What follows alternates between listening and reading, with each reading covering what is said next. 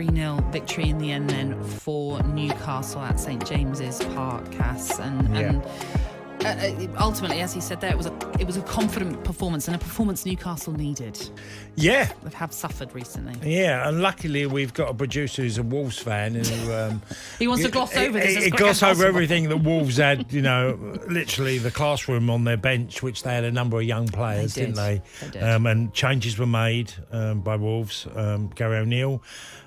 A much-needed result, and a little bit fortunate with some of the incidents that happened in the game, some of the goals, deflections or goalkeepers made a bit of an error. Yeah. But I feel like it's.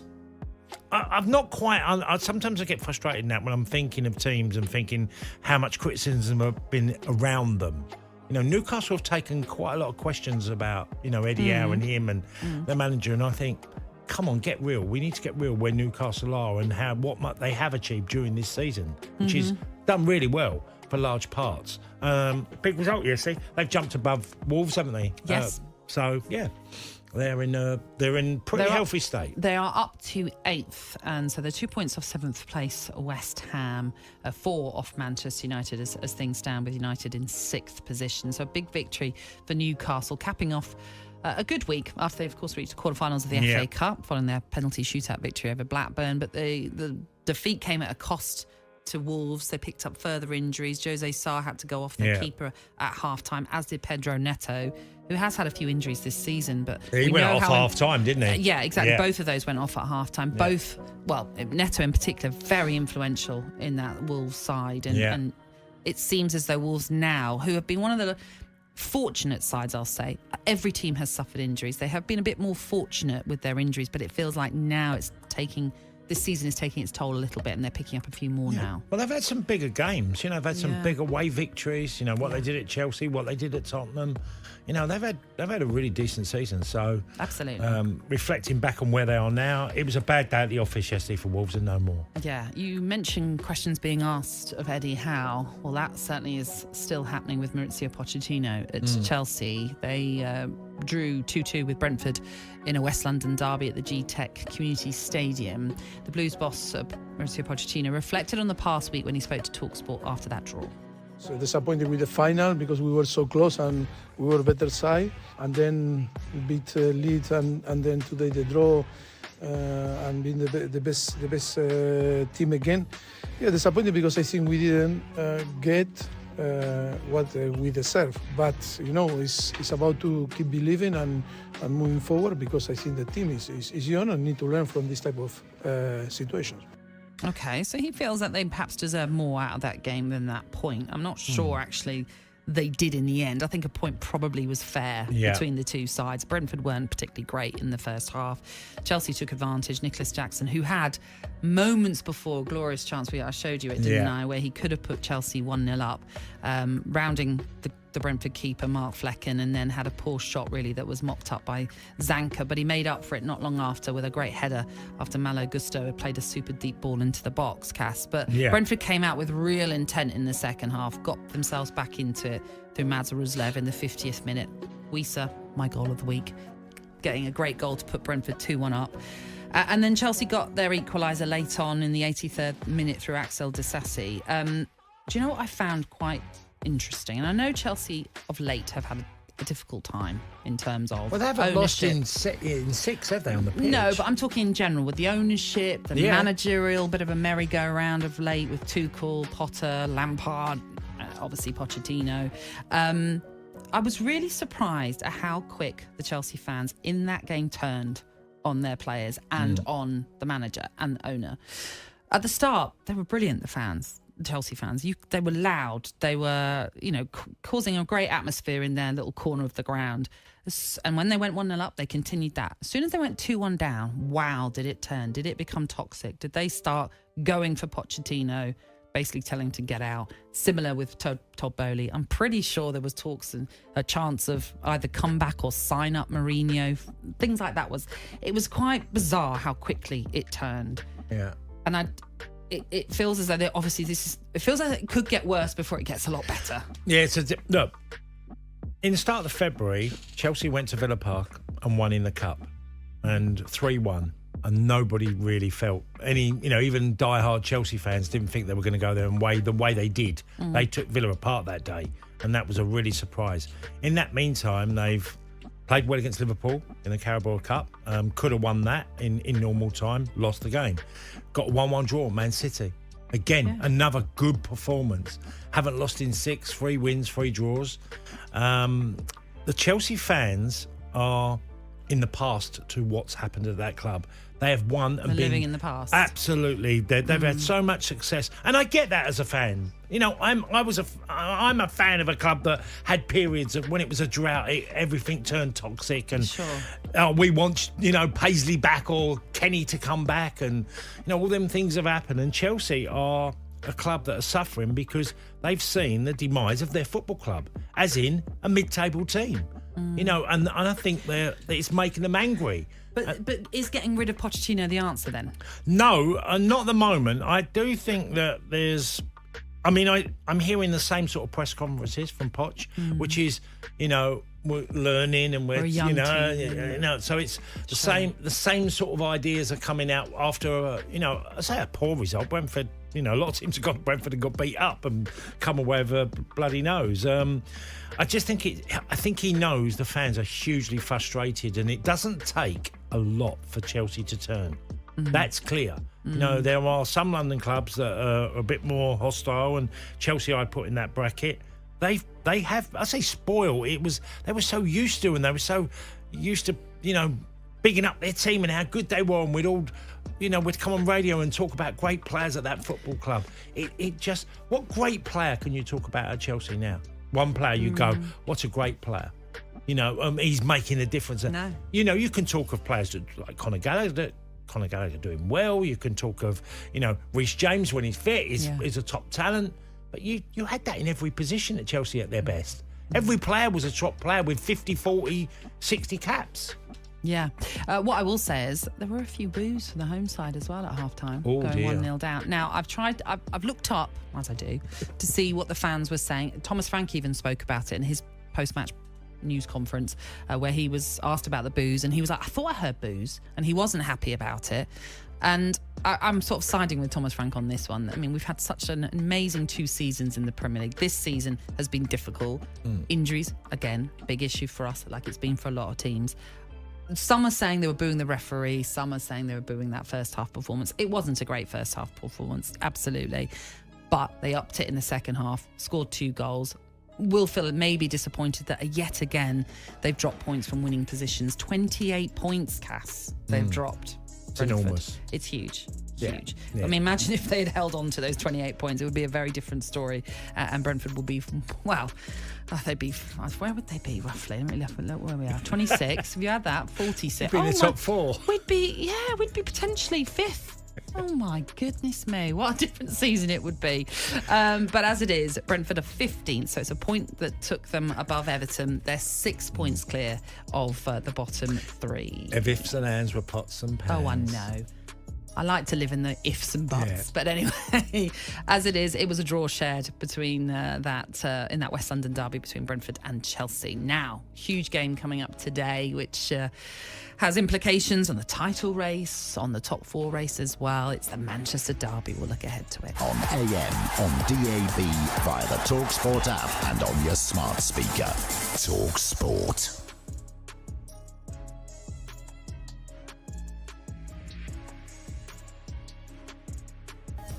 So there you have it. Game at Brentford finishes 2-2 as Chelsea get a late goal to save themselves the embarrassment of a defeat. What does it mean at the bottom half of the table? Well, Chelsea right now 11th, as you say, Brentford 15th. 6 points clear right now of the drop zone, which includes Luton, Burnley, and Sheffield United. Frank Leboeuf is back with us. This was just about standard for what we've seen all year from Chelsea, wasn't it, Frank? It was, Seb, and again, you have some hopes. You see some stuff that you say, okay, it's getting better. They're more consistent, and second half, they lose it, and you don't know why. And inconsistency, it was I think it's a conclusion of that game for both teams, I have to say, to be fair, because Brentford barely existed for most of the game, but sometimes reacted in the second half, reacted enough to disturb Chelsea and score goals. But we can see some good things from the two clubs, especially Chelsea. Jackson scored a very good header, very nice header, but he had like 5 minutes before a big chance and easy way to score a goal. We see Palmer as well, second half, very disappointed by the chance that he missed. But at the same time, sometimes you see silly mistakes, and there is a reason why Chelsea is 11th. And today was, in fact, the explanation of why they're 11th. They can go for good and sometimes for the worst. And is this why they are in the middle of the table? Jules, Pochettino after the match was talking about effort, which, to be fair, he's always seemingly talking about effort when things go bad at Chelsea. It sounds like, from what we saw on the TV in this game, the fans are starting to get fed up with it. Is that fair? I don't think they start, Sebi. I think he's been going on for a while. When things are not going well, they sing Abramovich's name, they sing Mourinho's name. And I don't know if it's a direct go at Pochettino and if it's a direct manifestation in a way of the fact that they're unhappy with him, that they don't like him or anything like that. I just think it's a way of showing that they're just not happy with everything at the club right now. What's on the pitch, what's off the pitch.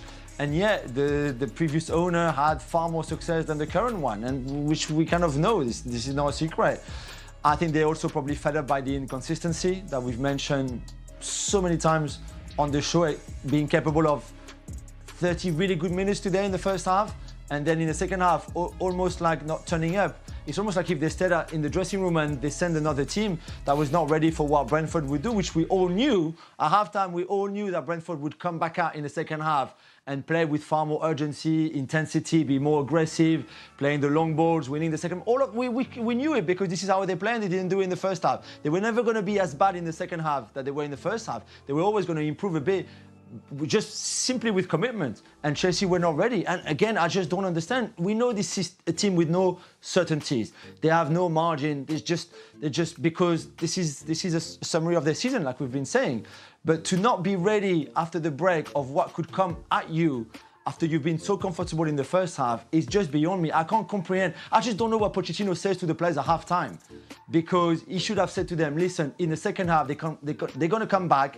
They're in their own stadium. They're going to come back and come at you and go and be hard. So you'd have to respond. Instead, Chelsea just fell apart. Jules uses the word inconsistency, right? I mean, that's what you hear all the time with Chelsea. When a team is inconsistent in this way, is it more on the players or is it more on the manager?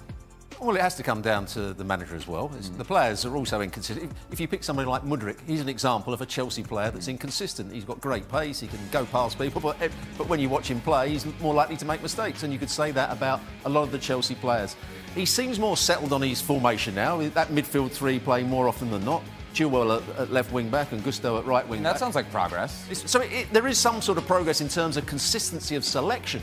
He obviously fancies Jackson rather than Nkunku, who's not fully fit at the moment, and Palmer's playing in one of those forward roles.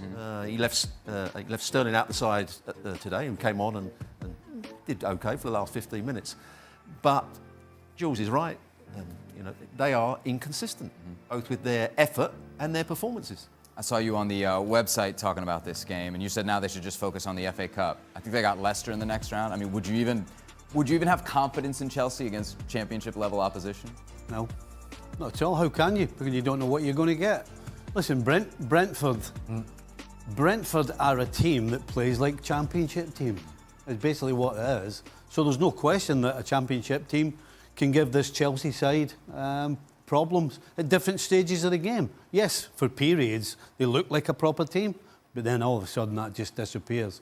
And for me, yes, you can blame the coach, but at the end of the day, it's down to the players on the field, and in particular, nobody on the field who can get round the team and make sure that doesn't happen. And he took off what I would say was his leader in Fernandes today. He took him off with 20 minutes to go. Frank, final thought on Chelsea to you? Well, for me, Pochettino should be the last to be blamed, because I think the board should be first blamed for the decisions that they made. Then the players, as Stevie said, they're on the field. And they knew, they're professional, they know the player they're going to play against, they know their reaction, they know the talent of a Wissa, of a Tony and some others they were playing today against, and they didn't react. And as Jules said, it was like they stayed in a dressing room. And I was a player, we've been players, Stevie and Robo, and we exactly know what can happen if you're not ready to fight when you come back after the second half. And it's what happened. And it's not good. It's not preparing yourself for a fight. And Pochettino could have said something. If you don't listen, if you're not ready, you won't do it. And that's why I think Pochettino got something difficult to manage. He tried to do better. I think we can see with Gusto on the right side. I think he's a player that I really like, and he does very well. We can see that the middle of the park is getting more consistent. But you have so many other things that I don't like, and mostly it's the mentality as well. You can be not good, but be prepared. Be a warrior. At least you can fight with some other players that you cannot deal normally. But don't just think that with your talent it's enough.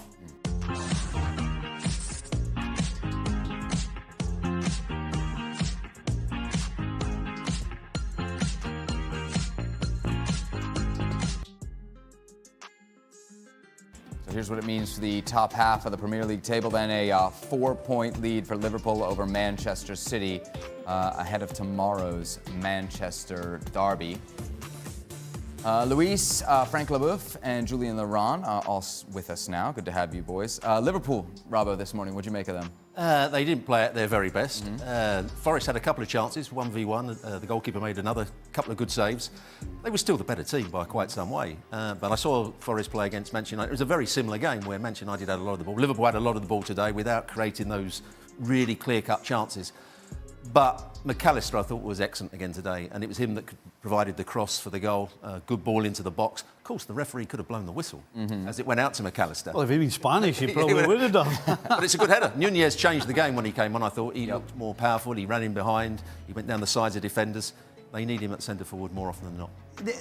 When you're able to bring on a Nunez and a Szoboszlai, it completely changes the game. We shouldn't be really surprised, right? Because they create different problems for any defence, never mind Nottingham Forest. And as Robbo said, as good as Liverpool were with the ball, and they passed it around, there's a reason why the strikers get paid a lot more than everybody else, because of what they do in the final third, and that's why we win the game. 70% possession in this game for Liverpool, just 2 shots on target. Luis, what'd you make of their performance? Yeah, exactly. The guys are totally right. 22 attempts, only 2 shots on target. In the last third, you could see the difference where is Salah, where is Jota, where is Nunez. These are players who can capitalize on a single chance. And when you have some other players who have to work out or they play in different positions, we see Harvey Elliott is more a midfielder than as a winger. Gakpo today struggled so much. We saw him a couple of times into the middle, rushing things up. I think they didn't have the composure that he's done in other times, and you could see that with the young players they play once again with Bobby Clark. I think he did a good job, but it still needs some players who can give that extra. And what you were talking about, Szoboszlai, he's a player who, when he's on the ball, they can give you an assist, can give you a pass, can strike the ball from long distance, and this make the opponent try to feel the danger and open up a little bit more. It's true, once again, Liverpool were a little bit lucky. I think Gallagher did a fantastic job when he was needed, but in the end, you could see that Liverpool was going to find a way. Dance arrived once again, the 18 years old, in the second half, creating a few distractions into the last third and a couple of good passes, but it was Darwin who made a fantastic header to get the 3 points. I think well deserved for Liverpool, because in the end they had the desire from the first minute to try to create something. Luis, what did you celebrate more, Liverpool's goal or the fact that Real Madrid had one chalked off late? Be honest. I'm going to be honest, and I'm going to tell you, with Liverpool, my wife was sleeping, so I couldn't shout much.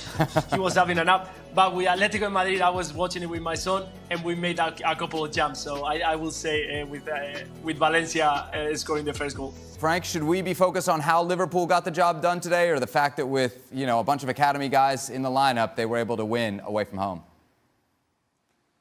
No, I think we have to go easy on Liverpool's performance today after so many games playing in such a short timing and with the amount of injured players that they have and the list that they have.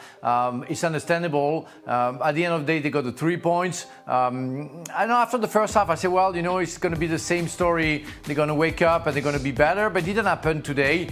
They struggled until the end. We're going to talk about the controversy about the injury of Konate and maybe the penalty against Gomez. But at the end of the day, they are lucky, and luck is part of the game. And when you add that lucky, it's a good sign to become a champion. That's some tricks that you need in your pocket. So yeah, they haven't been good, except the last. I would say the defense plus Bradley, the young Bradley.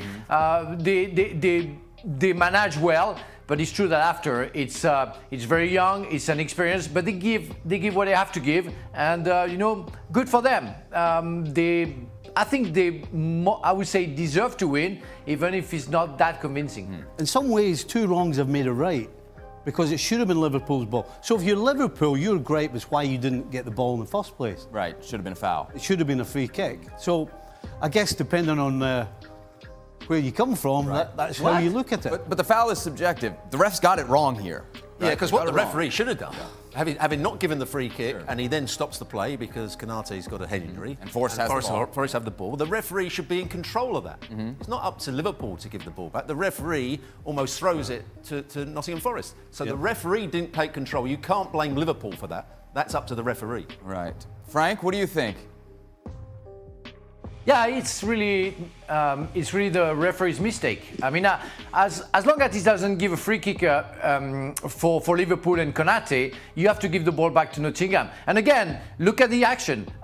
Tell me why they didn't check Gomez foul and gave a penalty to Nottingham Forest. I mean, I don't understand that action. I don't understand football anymore. I mean, that's crazy. We have Frankie. Well, yeah. Okay, go on. Yeah. If you're going to bring up that, then you need to bring up Danilo on Dan's. We sit here every time and talk about consistency, and there's no question Danilo has two arms round Dan, he's pushing him, Dan falls down, but he doesn't give it, and that's fair enough. So if you're not going to give that, then you absolutely cannot give the one on Joe Gomez. As I said, we sit here and we want consistency. He was 100% consistent on those two decisions. Frank? Oh yeah, I agree. Totally agree. But again, it's part of the referees to do their jobs, and you have people, I don't know, in the VAR booth. I don't know what they do. Really, I don't know what they do, because we all saw that, and we all saw that there were two penalties. And again, if we only go back to that action of Konate, I think it's not up to Liverpool to give the ball back. It's really the referee to decide whether Nottingham Forest has to get the ball back because they had it when the referee stopped the game, or Liverpool because of a free kick. But because he didn't give the free kick, give the ball back to Nottingham Forest. That's only fair. Jules, it happened less than 2 minutes before the Liverpool goal. Do Nottingham have a case for complaint here? Over the Joe Gomez foul, you mean? Or no, over the fact that the referee gave the ball to Kelleher when it was clearly Forrest's ball and they should have got it. Yeah, I mean, it's a mistake. We all agree on that. It's Portieni, who, by the way, is having a terrible season. He's a terrible referee this season. There's no doubt. Again, on that, we've said it many times on the show. Got that one wrong.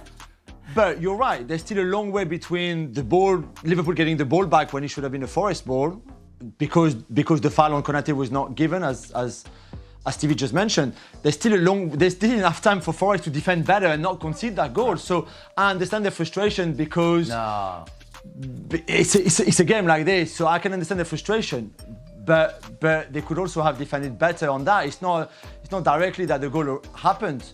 So I understand the frustration, but we should never see an owner on the pitch at full time. I'm sorry, Marinakis, this is his stadium, it's his club, I understand that, but you should never come down and look like you are putting pressure on referees, on people who are there as representing the Premier League. This is not a good look. It's not a good look for yourself, for your club, for the league, for anything. You should not come down onto the pitch because you're frustrated that your team lost in the last kick of the game after what was a referee's mistake. Luis is just laughing about this in Ibiza. Luis, what do you make of it? No, to be honest, I understand Jules and what he mentioned, but it's kind of Marinakis come from Olympiacos and I've been playing for Panathinaikos and I've seen that almost every weekend. So that's not something that I'm surprised. Of course, I was surprised that it happens in the Premier League, but it's something that they usually do right there. That the presidents, when they are angry with the referee, with a player, or with their own team, they go down to the dressing room, they go down to the pitch, and they make whatever they want to do. I would say because that's the way they think and they have their culture. But just to say something about that, it's true. But imagine if there is a throw-in that touched one of the players and the referee got the mistake, and 2 minutes after Liverpool makes the goal, they are gonna complain about the mistake of the referee not giving the throw-in to their team, to Nottingham Forest. This is a kind of mistake. It's true that there are 4 officials who can make and talk to the referee and say, listen, the ball is to Nottingham Forest because they had the ball. It's a mistake, but I think it goes through for 2-3 minutes until the goal arrives. So yeah, it's a mistake, but nothing more to say about that. Does the amount of time, Robbo, does that impact how you look at it? A little bit, yeah. It's not as if they got the ball and went straight up the other end and scored the goal, and then they would have been, or should have been, really upset. But it wasn't so long ago we were talking about more respect for referees, and they shouldn't have players all around the referee, coaches coming on the field, a chairman now coming down from the stands. I think it's got worse. Really? It's certainly got worse. There's been no respect for referees. They make mistakes, and we all have a go at them. But as a football, football clubs, players, officials, you can't do what we're seeing at the moment. It happens in a lot of games now. Yeah. Stevie, final thought? I don't think it's got worse. I'd certainly hope that the... Well, you usually go home as soon as the final whistle goes. I'm still there commentating. Yeah, I think absolutely 100% the chairman and the owner has to get some sort of fine or ban or whatever it is, because that cannot happen. It's one thing for coaching staff and players to complain, and I understand that you shouldn't be doing it.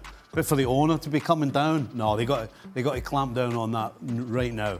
Quickly, Frank, go ahead.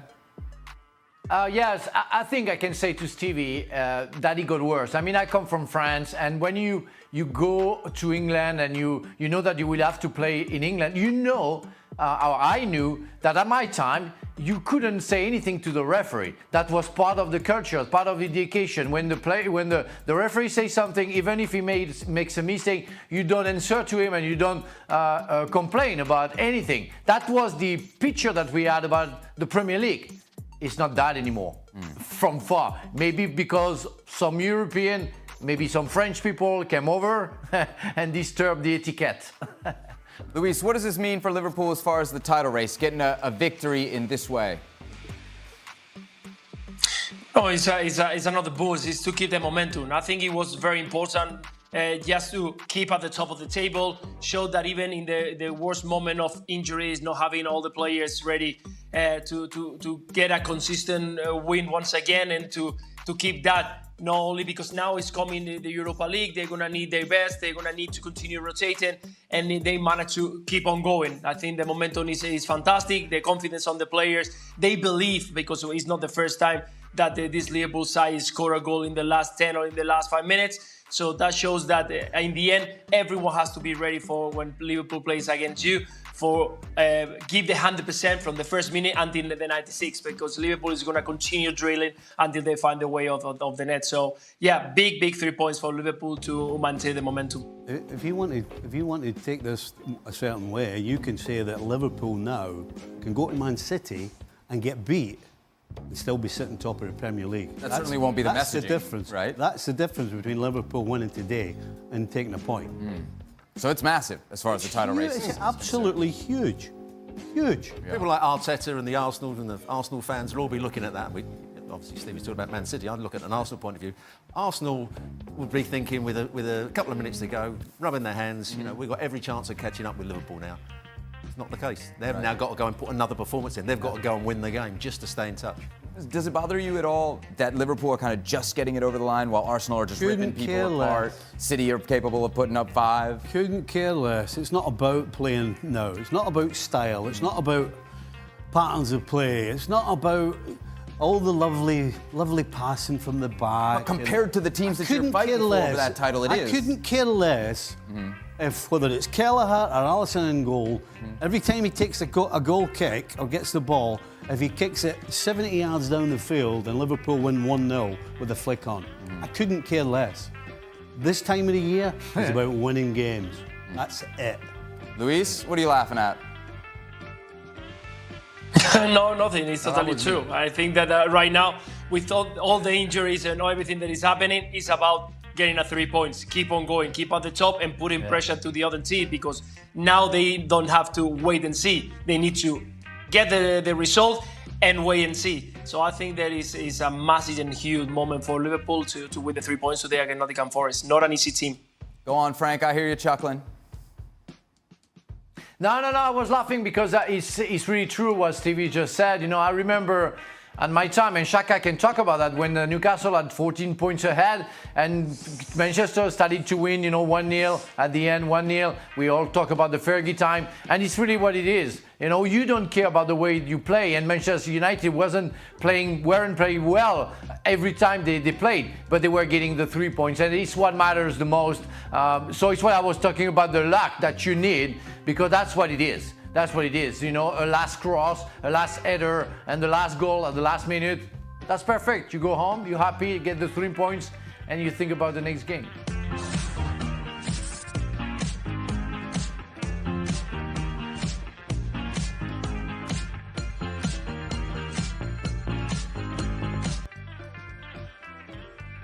Madrid dominant in possession, but that was about it as they split the points at Mestalla with Valencia. What does it mean at the top of the table? Well, a little bit of a missed opportunity for Real Madrid as they now sit just 7 points clear of Girona, who will be in action tomorrow away against Valencia. Barcelona also with a chance to maybe reel in Real Madrid. They'll be away against Athletic Club on Sunday.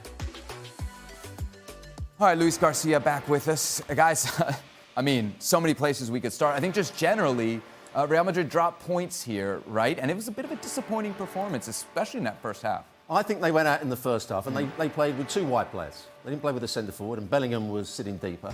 And Valencia were the old-fashioned 4-4-2. So their 2 centre-halves had nobody to mark. For the first 15, 20 minutes, Real Madrid could pass the ball easy round the back, and then you see the stats, they had loads of possession.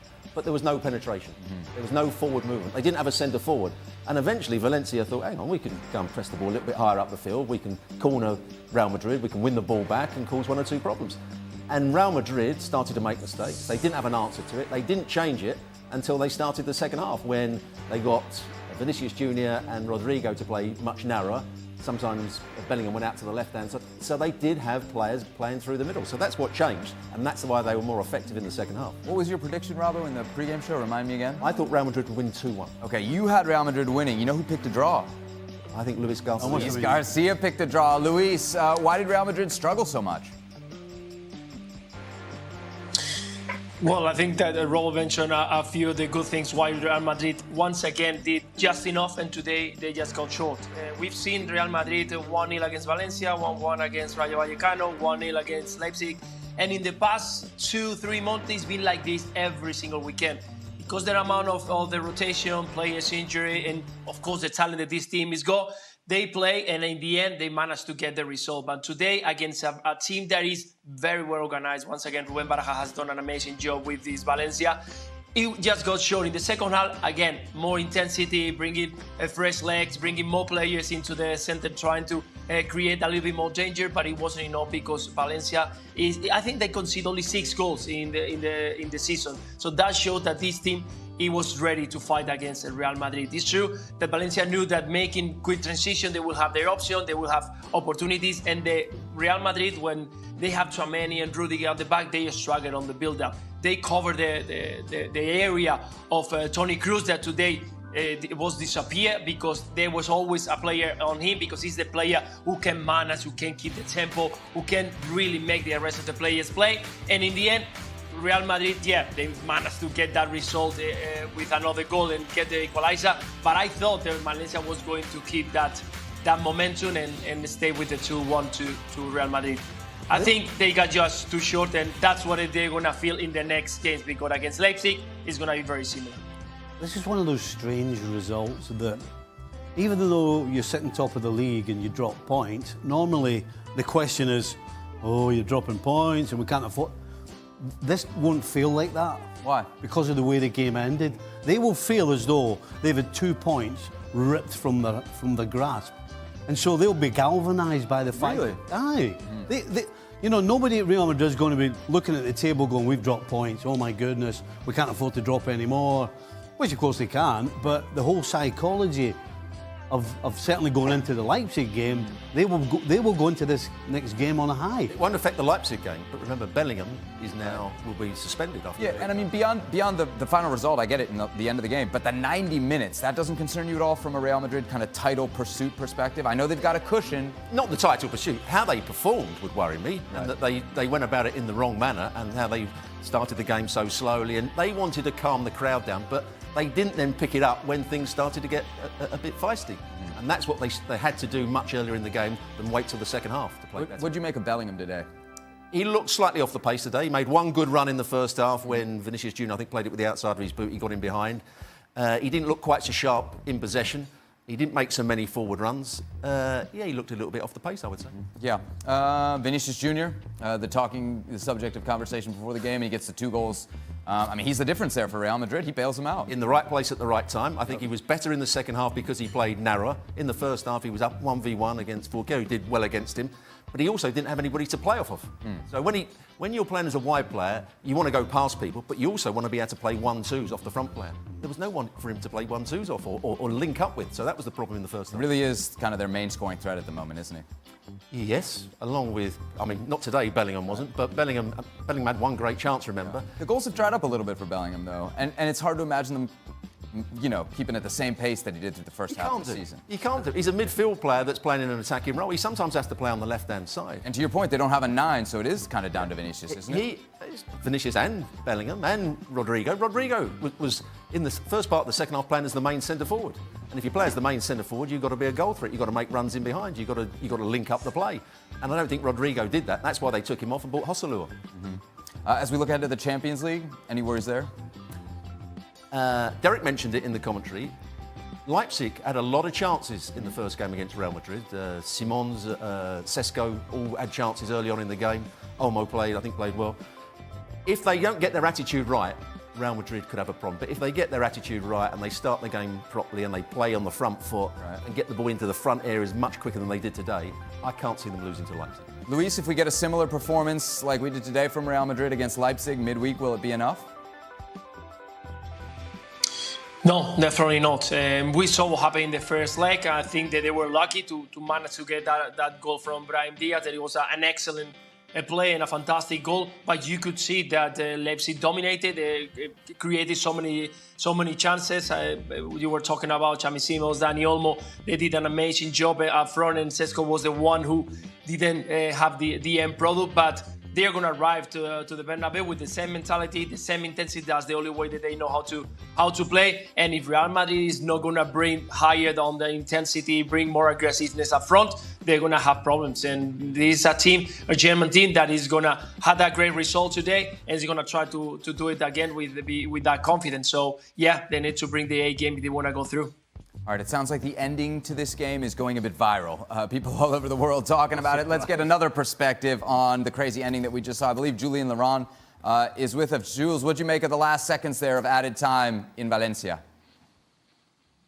I thought it was incredible. I mean, to be fair, between the Diakabi injury, that as distressing that was, and the finale of it, the goal that they scored a few seconds after the referee had blown the whistle was really incredible. I mean, I think we all watched it feeling that there would be a time where Real Madrid would score that winner like they've done so many times. And even when they don't play well, they usually find a way of coming back into games and then winning. But they just scored the 5 seconds too late, really. Apart from that, they would have won that game. It was incredible, really. But I like what Valencia showed. I like what Ruben Barajas is doing over there.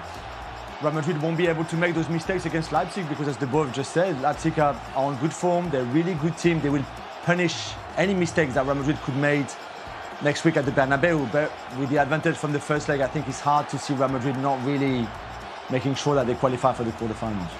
There's some worry, Robbo, about the vulnerability of Real Madrid defensively. We were talking about it before the game. Yes, a little bit, but I don't think when Tchouaméni... Valencia had what, like 25% possession? Yeah. And looked very dangerous with it when they had it. I wouldn't say they looked very dangerous. They had one or two. They obviously scored a couple of goals. Or 2 goals. But they were mistakes mainly by Real Madrid. That was the vulnerability. They didn't play enough with the ball, Real Madrid. My worry would be the left back. Tchouaméni, I think, has done an excellent job when he's played at centre half. He's a midfield player playing at centre half. Rudiger is a good player. Carvajal made a mistake today, but I think he's still a big player.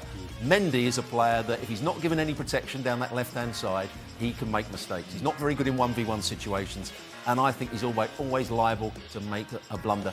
And the same with Fran Garcia. I don't think Fran Garcia is quite powerful enough defensively. Fernandes is an exceptional player. Especially the consistency they play every single game and every single competition. I admire a lot of that. And if the guy has the ball, something is going to happen. In free kicks, in set pieces, in connections with the players up front, with Garnacho, Rashford. All the strikers have them there. So, what can I say? So he's a really, really important player. Is it important then for you to sort of try and nullify him on Sunday? Yeah, of course. Always have been like that.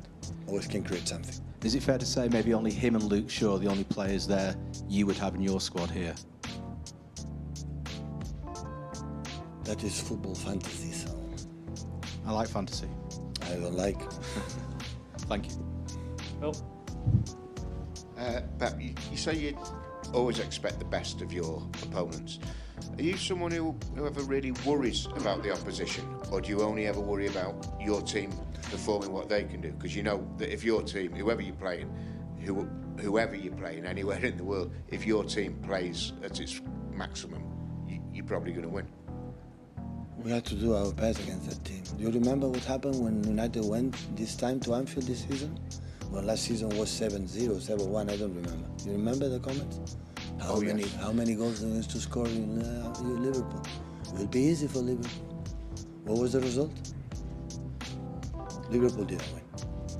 United is United. It's Man United. I know what happened. The past is the past. Tomorrow, 11 players with pride, with a manager that everybody, we cannot deny how good has done in the past in Amsterdam and here trying to do his best. And United is United. So in different situations, we were City in the position that United in different position. I know my players will behave in Old Trafford with pride, character, and do the best. It's going to happen on Sunday. I know that. So it will be a real tough game. You have to be humility and humble enough to respect the opponent and do our best to play the game we have to do to try to beat them and continue up there. It's not just for the fact to beat United. It's to continue up there and fight against. Liverpool is above us. Arsenal is there. Aston Villa is close of us. So to try to arrive week by week at the end to the chances to retain the title. This is the target, and tomorrow is another final for us. So, but if you are going to convince me that United is... I'm not this type of manager that think about that. I know how difficult it will be. I've been here more difficult than Old Trafford in our period here together. We lost more games here than Old Trafford. You have to perform really, really well to do it. Hi Pep, sorry to ask another question about Jim Ratcliffe, but you also, don't forget, this is a guy who's in his 70s, who's seen all of United's greatest teams. And the other week he said that the performance that your team produced against Real Madrid was the best football he's ever seen in his life. I can see you smiling there, but that must come as some compliment to a man who's been a Man United fan all his life and who is, now a rival of the club. It is. I just can say thank you so much. Sometimes it's more than a title, the compliments of a personality is like make this country, because it's not like Sir Jim Ratcliffe that comments. So it's a completely honor for all of us. So at the end, we can produce emotions and feelings for the players and our rivals, except, that helps to do our job. Thank you so much. I cannot say on behalf of all of us, but I'm sure tomorrow they'll try in one way or another way to try to inoculate the Man United players the best performance to try to beat us. So that's for sure. in a way, though, does a club need that honesty when they are looking to bridge the gap? They have to realise where they are, and that history doesn't matter in terms of building for a future. The best way to improve is to know exactly what really happened honestly. Otherwise, you have to defend the position through the media, to survive in that moment, that month, that year. To don't say that. The best way, you have to yourself with your people say, oh, what is the reality? What are we doing? What are we playing? What is the next chapter? What is that? And when you are bad, you are bad. We are not good, you are not good. It happened with us. Periods, we are not bad. You have to accept it. And after that is the best way to make. That's why I said in the previous conference, when they accept still we are a little bit, that is the best way to reduce and be closer and come back with the team you want to be or you were. But they know it. Because I don't know the reason why, because I'm not there, so I don't know. Just one more, if I could. You've obviously refreshed the team during your time at the club, but you've spoken about the executive team as well and the people behind the scenes. Does their improvement also continue? Because it feels like City are at the pinnacle. People are now trying to close the gap, but does that work still continue behind the scenes for the club to become even bigger and better? They have to. They have to. Many executive important players have gone in the past, in the recent past has gone, and new people is coming, and they have to. I demand myself the best, and they have to demand themselves the best. So in all departments in the club, always we can do better. Otherwise, you are sit and waiting and review what we have done. The other teams are working. And when you rest, they are working and working harder because they want to pull you out where you are. So it's normal. In football, in life, in sport, it's like that. It has to be like that. So, and always we can do better. Not just our players, managers, or staff, background staff, all the departments in the club, they have to feel because they want to do it. They want to pull you out. Pep, we've seen another of your good young players sign a new contract this week, and Rico Lewis, Phil Foden before him. You've sort of got this conveyor belt of players from the academy. United have obviously had a great tradition. They've had years and years of academy players in their team. I just wonder now, in this world of FFP being a lot more strict and clubs are looking at it, and we had a very quiet January transfer window, is there more sort of pressure and emphasis on clubs like you and United, even though you might have the money, to develop those youngsters like Bob? Absolutely. It's more sustainable for the clubs. And we had that feeling always, I don't know why, but the academy players that grew up from there, they have something special that always works. Don't tell me why. It always works. The players here, but look what happened with the players in Southampton have done, and Cole in Chelsea, and Tozin in Fulham, for example. So always they're stable, and the academy work really well, and all the process for 30, 40, 50, many years, and every day, and many years, working really, really well. And this is every time is a little bit of drop of something in your body that you understand the game, you understand many things, the culture, and whatever. When you're around in a young players, always works. I don't tell me why, but always works. Happen here, happen academy in Barcelona, in Madrid, and when I know when you can buy Munich and the clubs I've been, the young players always they have something. And now with this situation, if I shall play, you're right. It's a way to be sustainable, and it works. And do you see your Manchester kids on Derby Day? Do you see them just have a little bit more in their step? Do you see them a bit more into the game because they're City fans, or maybe United players are United fans? Do you think that's an impact? I think they know the reality. Have been many times in Etihad Stadium, see the environment, see the, smell what happened in the club, and they adapt quicker. Foreign players come or in other clubs, they need a little bit time to adapt. Here, it's like it's a home, They know the reaction of the fans, they feel comfortable, they know the way they have to play, and it's click quick. So it happened, it's right. And MPH United players or Liverpool players or Chelsea players, what happened? You have something that even I think they believe it belongs to me, it's mine, so it's my home. And if you protect, from the academy, from the first team, we give them confidence, they will John settled really good in the first team, in the seniors people. It's easy. It's easy. Hey Pep, just on the academy players, when you have a youngster coming up to train with the first team for the first time, how quickly do they pick up the concepts that you do in training? Easy. Quicker. There are little details in every game. The way we attack against Brentford is completely different than Luton. Why? Because Brentford is different than Luton. So these details, but in general concept, better. What surprised the most is how well educated they are. So it's not just about the skills, it's about how they behave, how respect, how they listen, how they behave. In the good moments they are stable, make a debut, they'll be compliments. Week after they are stable, they don't make gestures like, now I am a senior player from ManCity. It's completely the opposite. And that means a lot. And that comes from there, from the academy. The managers for 13, 14, you know, when they don't behave well, they don't play. You know, what they have to do, start to understand the club is the most important thing, not you, not your father, not your mother. I'm sorry, at home they are, but here, not here. Your agents, they are not important. Important is the club, is ManCity. They have to adapt the way they play, the way they behave with 30, 40, 50, 60, 70 years old. And after they are well educated. That's why it's so important, this type of work, and a lot of people. And at the end, Rico plays, or Phil Foden plays, or Cole in the past, or now Oscar, or all the senior players. It's not about me. I take the incredible work for many hours for all the people in the academy. It's a sport directed academy, scouting, recruitment, or of course every single player, every single team manager of every single under 13, 14, 15, they are playing every day with them. You know, that's why it's so nice, because it's a work for many, many years, for many, many players, many people, helping to develop this guy for the skills, otherwise we'll not be here with 30, 40, 50 years old. Even then, they are already selected in a special group of young players that they can play in ManCity, otherwise they cannot play here. They have to be good. It's just when the people smell they have some talent and skills, it's not just about that.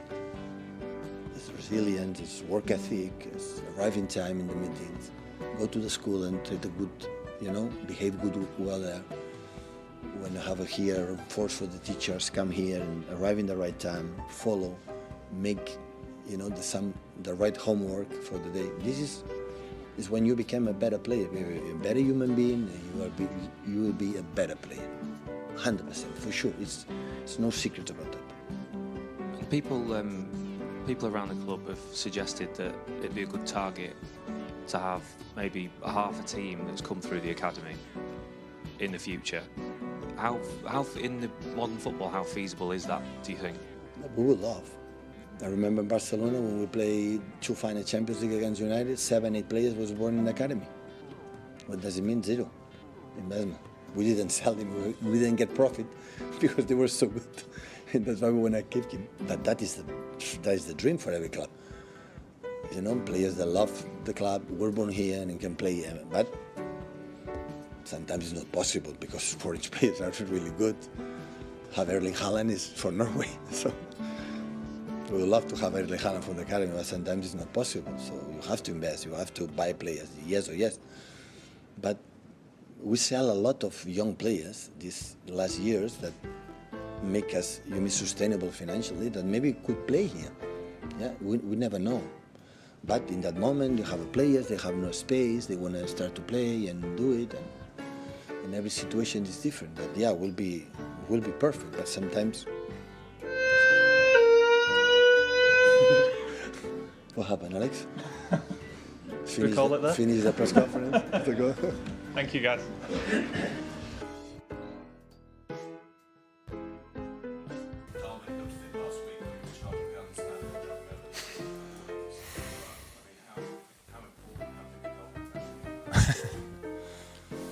Yeah, if you would see that, it is super important. A goal which gives you 3 points is always super decisive, and especially for him, super deserved. Before people start singing that song more often, it's the best way to calm it immediately down. But they can sing it with Darwin response like he did today. Before that, he had really good moments. Super. I think it was him after a set piece, if I'm right, a sensational save of the goalie was his chance as well. So he was really immediately in the game. in a difficult game for us, obviously. Game number 4 in 11 days is always difficult with our squad situation. It's super difficult. We didn't start particularly well. It was obvious, but we had no real rhythm. That was the problem a little bit. It's like not really fluent, these kind of things. You have to play quick against a defensive block. You have to play in the right spaces. We had too many players behind the ball. So normal football things. And created anyway then a few chances, not the biggest ones, but we had a few chances which showed us how we can do it. And then second half, the game gets more and more difficult. Opponent is fighting for the result. Bring on Taiwo is obviously a real handful and a proper target player for counter-attacks. Elanga and Hudson-Odoi around him, Gibbs right now with the space there. That's really tricky. We defended that exceptionally in the last moment with the 4 in the back and Queef and then Bataro from a specific moment on. So the game is open. That means you can win it. And obviously Maka had an idea after 98 minutes. A wonderful ball, a really wonderful piece of football. And Darwin is there and scores the goal. Really cool afternoon for us in the end.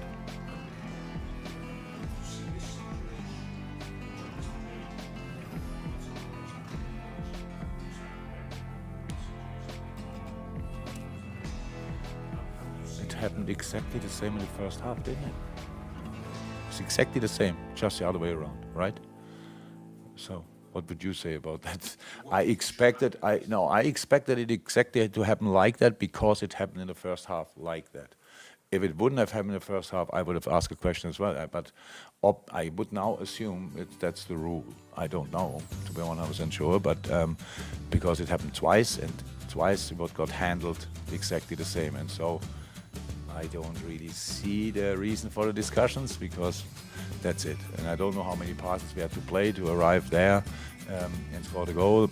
But I understand 100% the excitement and the anger and stuff like this of Nottingham. Of course, they fight for everything and understand that. But I think the particular situation, we had it twice the same, then I would say that's consistent.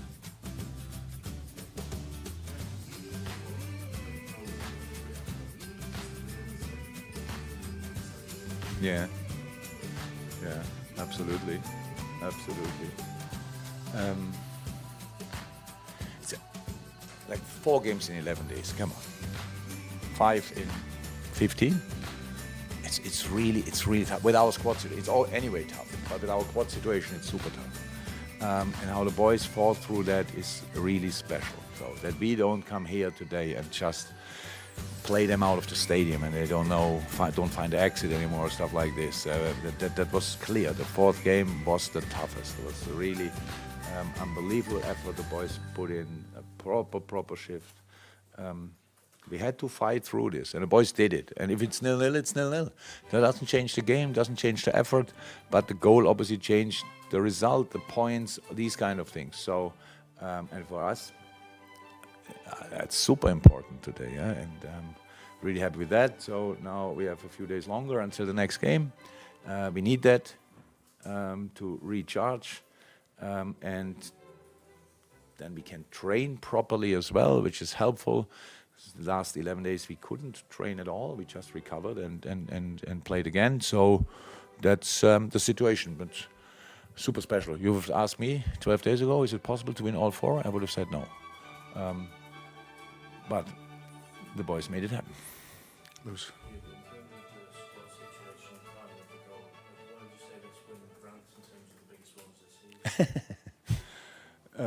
Yeah, the last one feels always the best. So yeah, it's up there with all the others.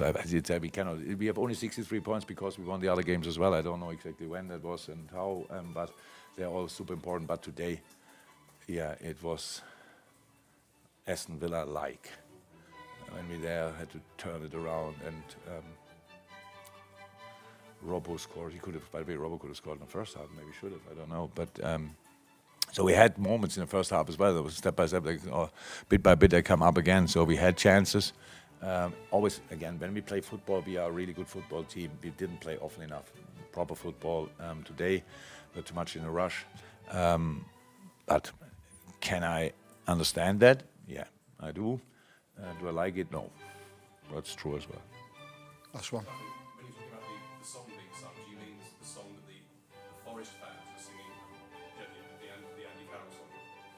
Do you think, does Darwin understand that? I understood it. But does Darwin understand it far enough? I don't know. I think, yeah, I think he understands it. So that's how I said, best answer. Thank you, everyone. Welcome.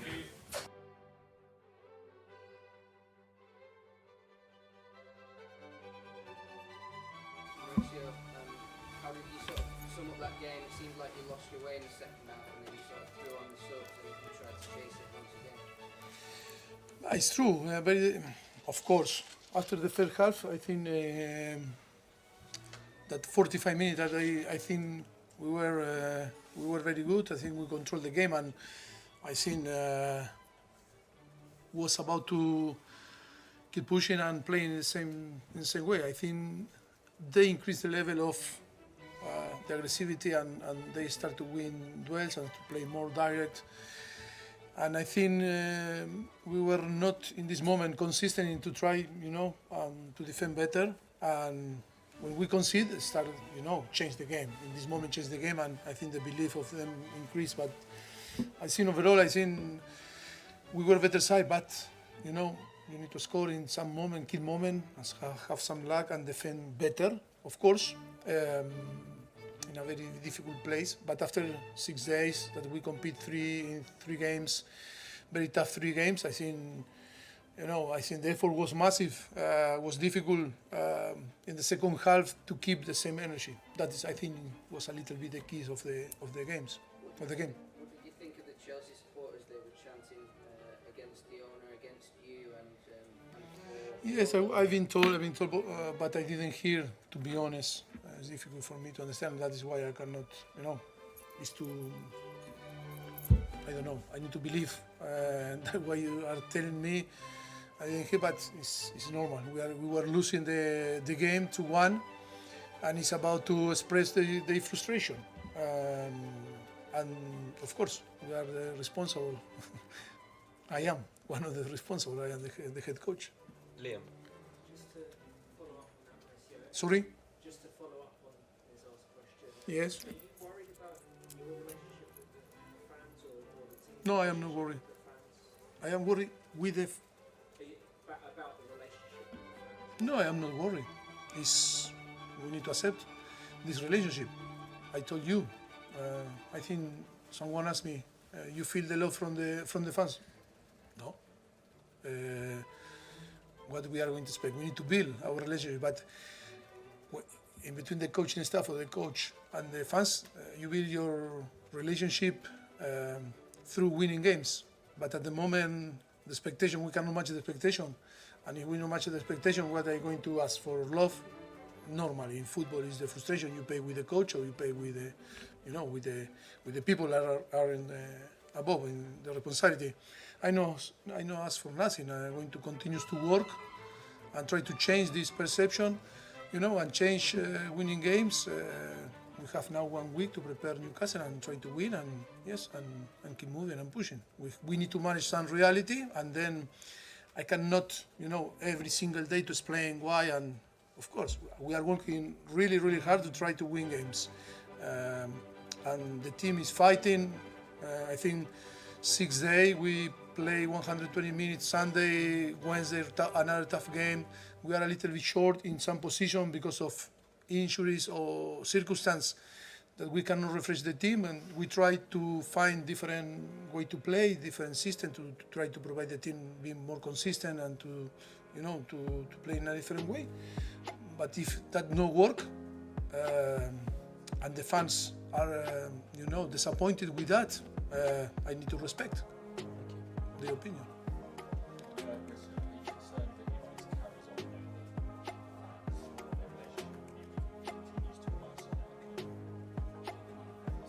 I think the relationship is good. If they did what they did, I think it's a frustration. We need to understand that fans are emotional and like this. I am fighting with all my, my sense to try to provide the team the best, tools to work and to improve and to play in the best way and of course score goals and win games. But if that is not possible, I really know. I am after today is my 52 birthday. I know very well this business, but I know never going to give up. I'm going to fight. I am ready to fight tomorrow again and after tomorrow and the next game. And look, I understand this business. Yes, we are going to keep going. Okay, we'll do 2 more in this section, then do the Mondays, Bobby, and then Ryan to finish. Thank you very much. I just want to talk about the formation you played today. You played 3 at the back. Was that more to try and go against what Brentford do, or is it something?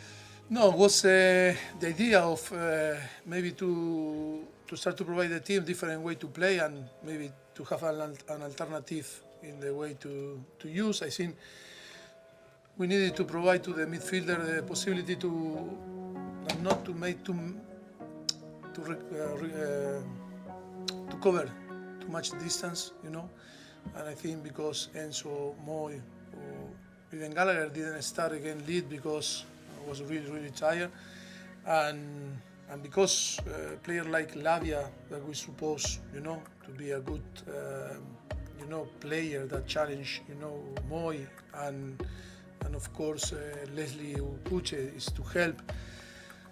They are injured, and of course we don't have this possibility, to refresh, the players and in a key area, and that is why I think is to help them to try, with another central back.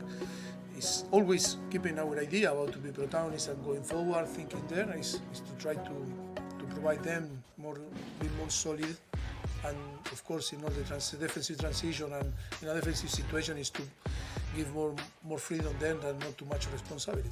Okay, last one in this section. Is there a danger where you are in the table to keep the players motivated? No, they are motivated. No, they are motivated, but look, in the last after Wolf, I think we only lose again the final, no? Only the final. And then we beat Aston Villa, we beat Palace, we beat Leeds. We draw today and we lose on the extra time. I think, yes, we cannot recover in 1 month all that we lose in the past. And I think it's now to keep pushing. I think the commitment of the player is massive. We were suffering because of also the fixture. And of course, now we have 2 days to recover, that they deserve to recover, and then to prepare the game for Monday against Newcastle. That is going to be tough, but we are going to be ready. No problem.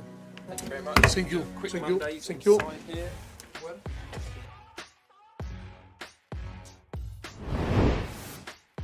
I'm going to say, Boydie, in terms of Thomas Frank, he had that challenging time when he arrived back in 2018, just the 1 win in 10. In terms of challenging periods since then, this is by far and away his most challenging, isn't it? Yeah, 100%. But as a manager, you're going to get that. It's how you respond and come out the other side of it.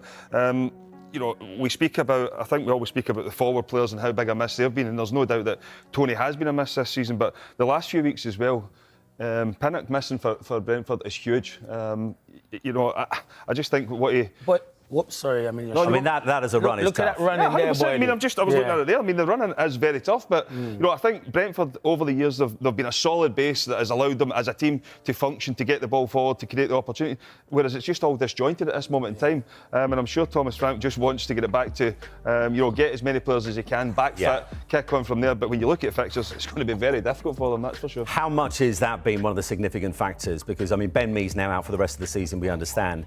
And you look at total number of injuries. It's difficult to find clubs who haven't been affected by multiple injuries. Newcastle leading the way, but when you look at total minutes missed this season because of injuries, Brentford sits second in the table. They have been majorly hampered this season, Susan. They have, and it's not just to players, squad players. It's I think sort of 7 players that could potentially have started, which is a lot. You know, they might have a decent squad, but do they have the depth to cope with that? I don't think they have. So that's bound to have an impact. You're losing leaders in the likes of Rico Henry defensively and going forward, and Buemo, who obviously was brilliant filling in for Ivan Toney. And yeah, he's been through times before where he's got them out of trouble. So he's certainly the man to do that. But it's just waiting for those injured players to try and come back fit, but pretty tough run of fixtures coming up. You know, sorry to interrupt those, but you know, if there's no, because he was going to come in, so I don't like to be rude, but you know, if there's no Ben Mee and there's no Pinnock and there's no Henry and there's no Hickey, then you do worry for them defensively, don't you, Dawes? Being a defender, you're missing those key players. What do you think, Dawes? Yeah, I mean, it's a concern. I'm a big fan of Thomas Frank and what Brentford do at that football club. The 5 points above Luton at this moment in time. I see that they played Burnley there, and it could come down to that game. I think they've got enough to stay in this league. They go to Wolves a couple of weeks ago. They'll get Luton as well. Yeah, so they've got games, but it could come to them. It's a 6-pointer, and I think that you look at the Wolves game, and they've only won 2 games in 12. That's a slight concern. But I think they've got enough to stay up. When you've got an Ivan Toney in your team, you will score goals. I do see that. But the problem for me, and the biggest miss in that team that's gone underrated and should have had an England cap, is Rico Henry.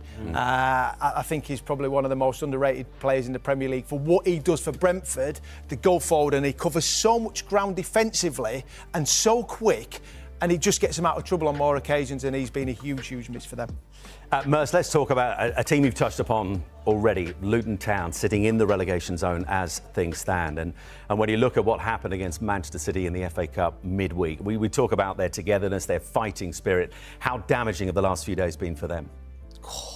A reality check. I think it has been the last 4 games. They've been beaten in the last 4 games. It could happen. You'd expect that to happen. They will get days like that.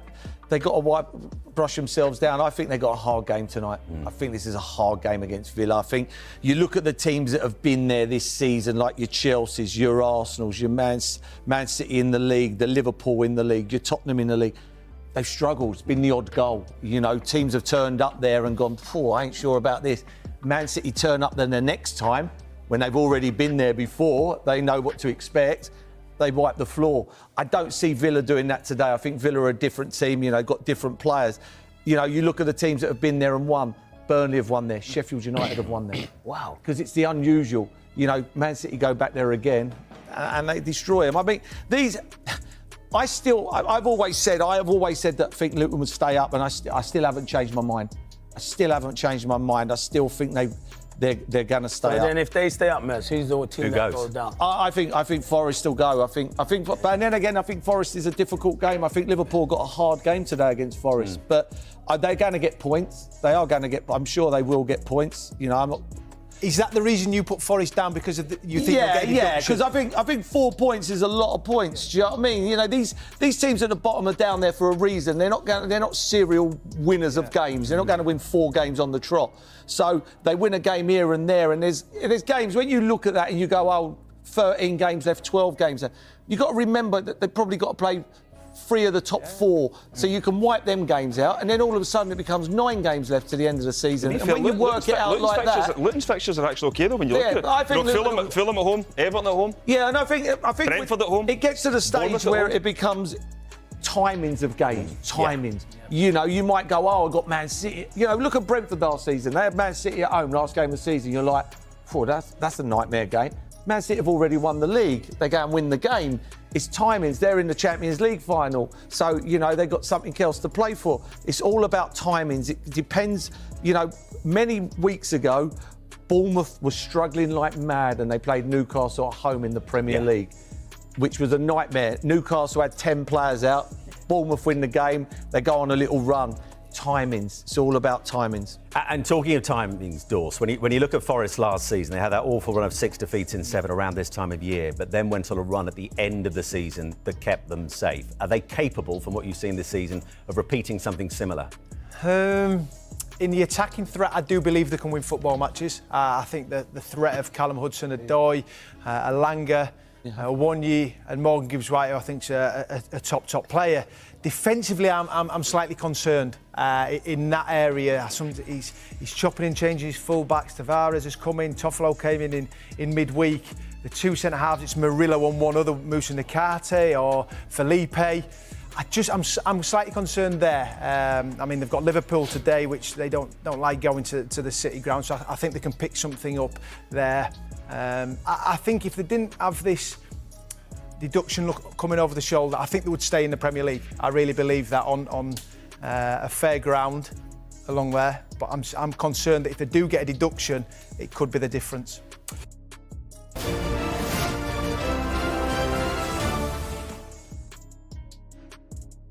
Saturday Social, brought to you by EA Sports FC with PlayStation 5. There were some massive performances this week alone. I mean, you'll want me to mention some of your Man City boys. When you're Haaland scoring 5 goals, De Bruyne getting 4 assists. That was in City's cup win over Luton. It got a lot of people talking, Carl, about who is the best player in the Premier League right now, because we're blessed with so many top players, haven't we? Yeah, we thought we've got our guests here. Let's throw that question over to them. So today, we're asking you to come up with your 10 best players in the Premier League this season. Both of you have got very different lists. You can see there's 10 spaces up for grabs just here. We need for you to agree on a definitive final 10. We've got 15 magnets on the table, so quite a few disagreements, I can imagine. It's going to get quite messy. Yeah, I think it could do. So let's start with who you both think is the 10th best player in the Premier League right now. You've written yours on a cue card so that you can remember them. Hold up the magnet and reveal who you've gone with as your 10th best player. It is tough, isn't it? Because how much do you take into consideration injuries and stuff like that, right? You have to, it's a balancing act, right? So for me, number 10, I've gone Cole Palmer. Okay. Who have you gone with, Harry? I've gone with Rodri. 10. Okay. That's wild. Not having Rodri, so Rodri's higher for you. Yeah, he is higher, yeah. So why have you gone Cole, Theo? He's just been Chelsea's best player this season. I thought he's been absolutely exceptional. You know, I thought it was a brave decision to leave Manchester City, but he wanted to go be a main man somewhere. And where Chelsea have been pretty poor this season, he's sort of been their glimmer of hope, and he's sort of been dragging them through the season. I feel like, you know, maybe in previous, well, especially last season, he would be nowhere near the top 10. But for what he's done at Chelsea, in the current situation, I think it's incredible. He deserves to be there. Is he in your list? Is he higher in your list? Yeah, he's higher on my list. Okay.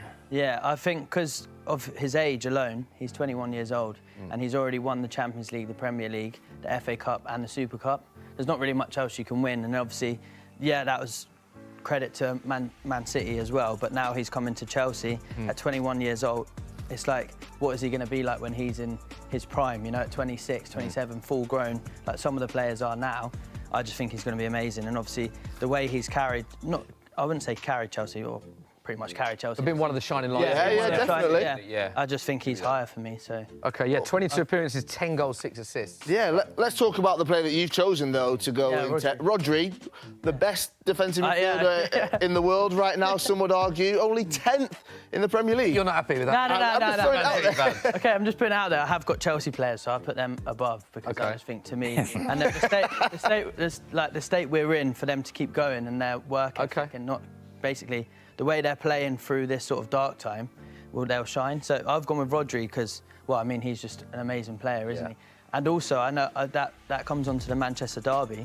If obviously Man City win today, he's going to break the record for the longest consecutive streak of not losing. Yeah, a lot of the games that Chelsea, Man City have lost, you're right, have been when Rodri's out. That's incredible. But do you actually, the games they've lost when he's not playing. You think he should be higher? Yeah, we need to. So bear in mind, you've got to agree here. What are we thinking? Rodri can't go 10th. Do you know what you can do? We don't have to do this in order. You can put them and move them back. So where do you both, if you want to agree, you think 10, you think higher? Is there a middle ground you agree on? I would say 6th. Who, Rodri? Yeah. So do you want to? Are you happy to go somewhere in the middle then, Harry? Yeah, I'd say 6th. Because we've got to put him somewhere. I do favour him more. And don't forget, at the end, we can move them. Yeah, let's agree. If you've both got Rodri, I'll put him 6th if we put Cole Palmer higher. How about that? Higher than Rodri? No, higher than 10. Oh, okay. At least. Oh, that's such a... I like that. You can say traitors. I don't know if you caught that on camera, but he just winked at me. I'm scared of this guy. I don't know what he's going to do next. Do you know what? I'll let you have this one. I'll put him 9th. But then also the person I've got 9th is a better footballer than Cole Palmer. But we can move them about. So let's do that and then put Rodri at 6. And don't forget, we can move them about as we go? Yes. Right, let's have a look at who you both had in ninth before we put Cole Palmer in there. Theo, I'll come to you on this one. It was a big move. You've gone across the table. Declan Rice, baby. Rice, baby. Second best holding midfielder in world football, Premier League. He gets immense for Arsenal. But it's not just his defensive work. The way he travels with the ball, like, I think he's one of the best travellers, like the best on-the-ball footballers in the Premier League. He's so powerful when he runs. You can clearly see when he's not playing for Arsenal, we miss him. Yeah. He's a revelation. He's so good. He's future captain for sure. He plays all the time. So there's one of 2 Arsenal players to play all 26 Premier League games this season, him and William Saliba. And of course, a lot of people, there's very few critics saying about he's chipping more goals. He's doing that as well this season. He's 4 goals, 5 assists, plays all the time. Just a brilliant. It's also him scoring important goals. Yeah, like last-minute winners. Exactly. So he's on your list. Have you got Declan Rice on yours? I've got mine on. Yeah, I've got Declan Rice on mine, but he's higher for me.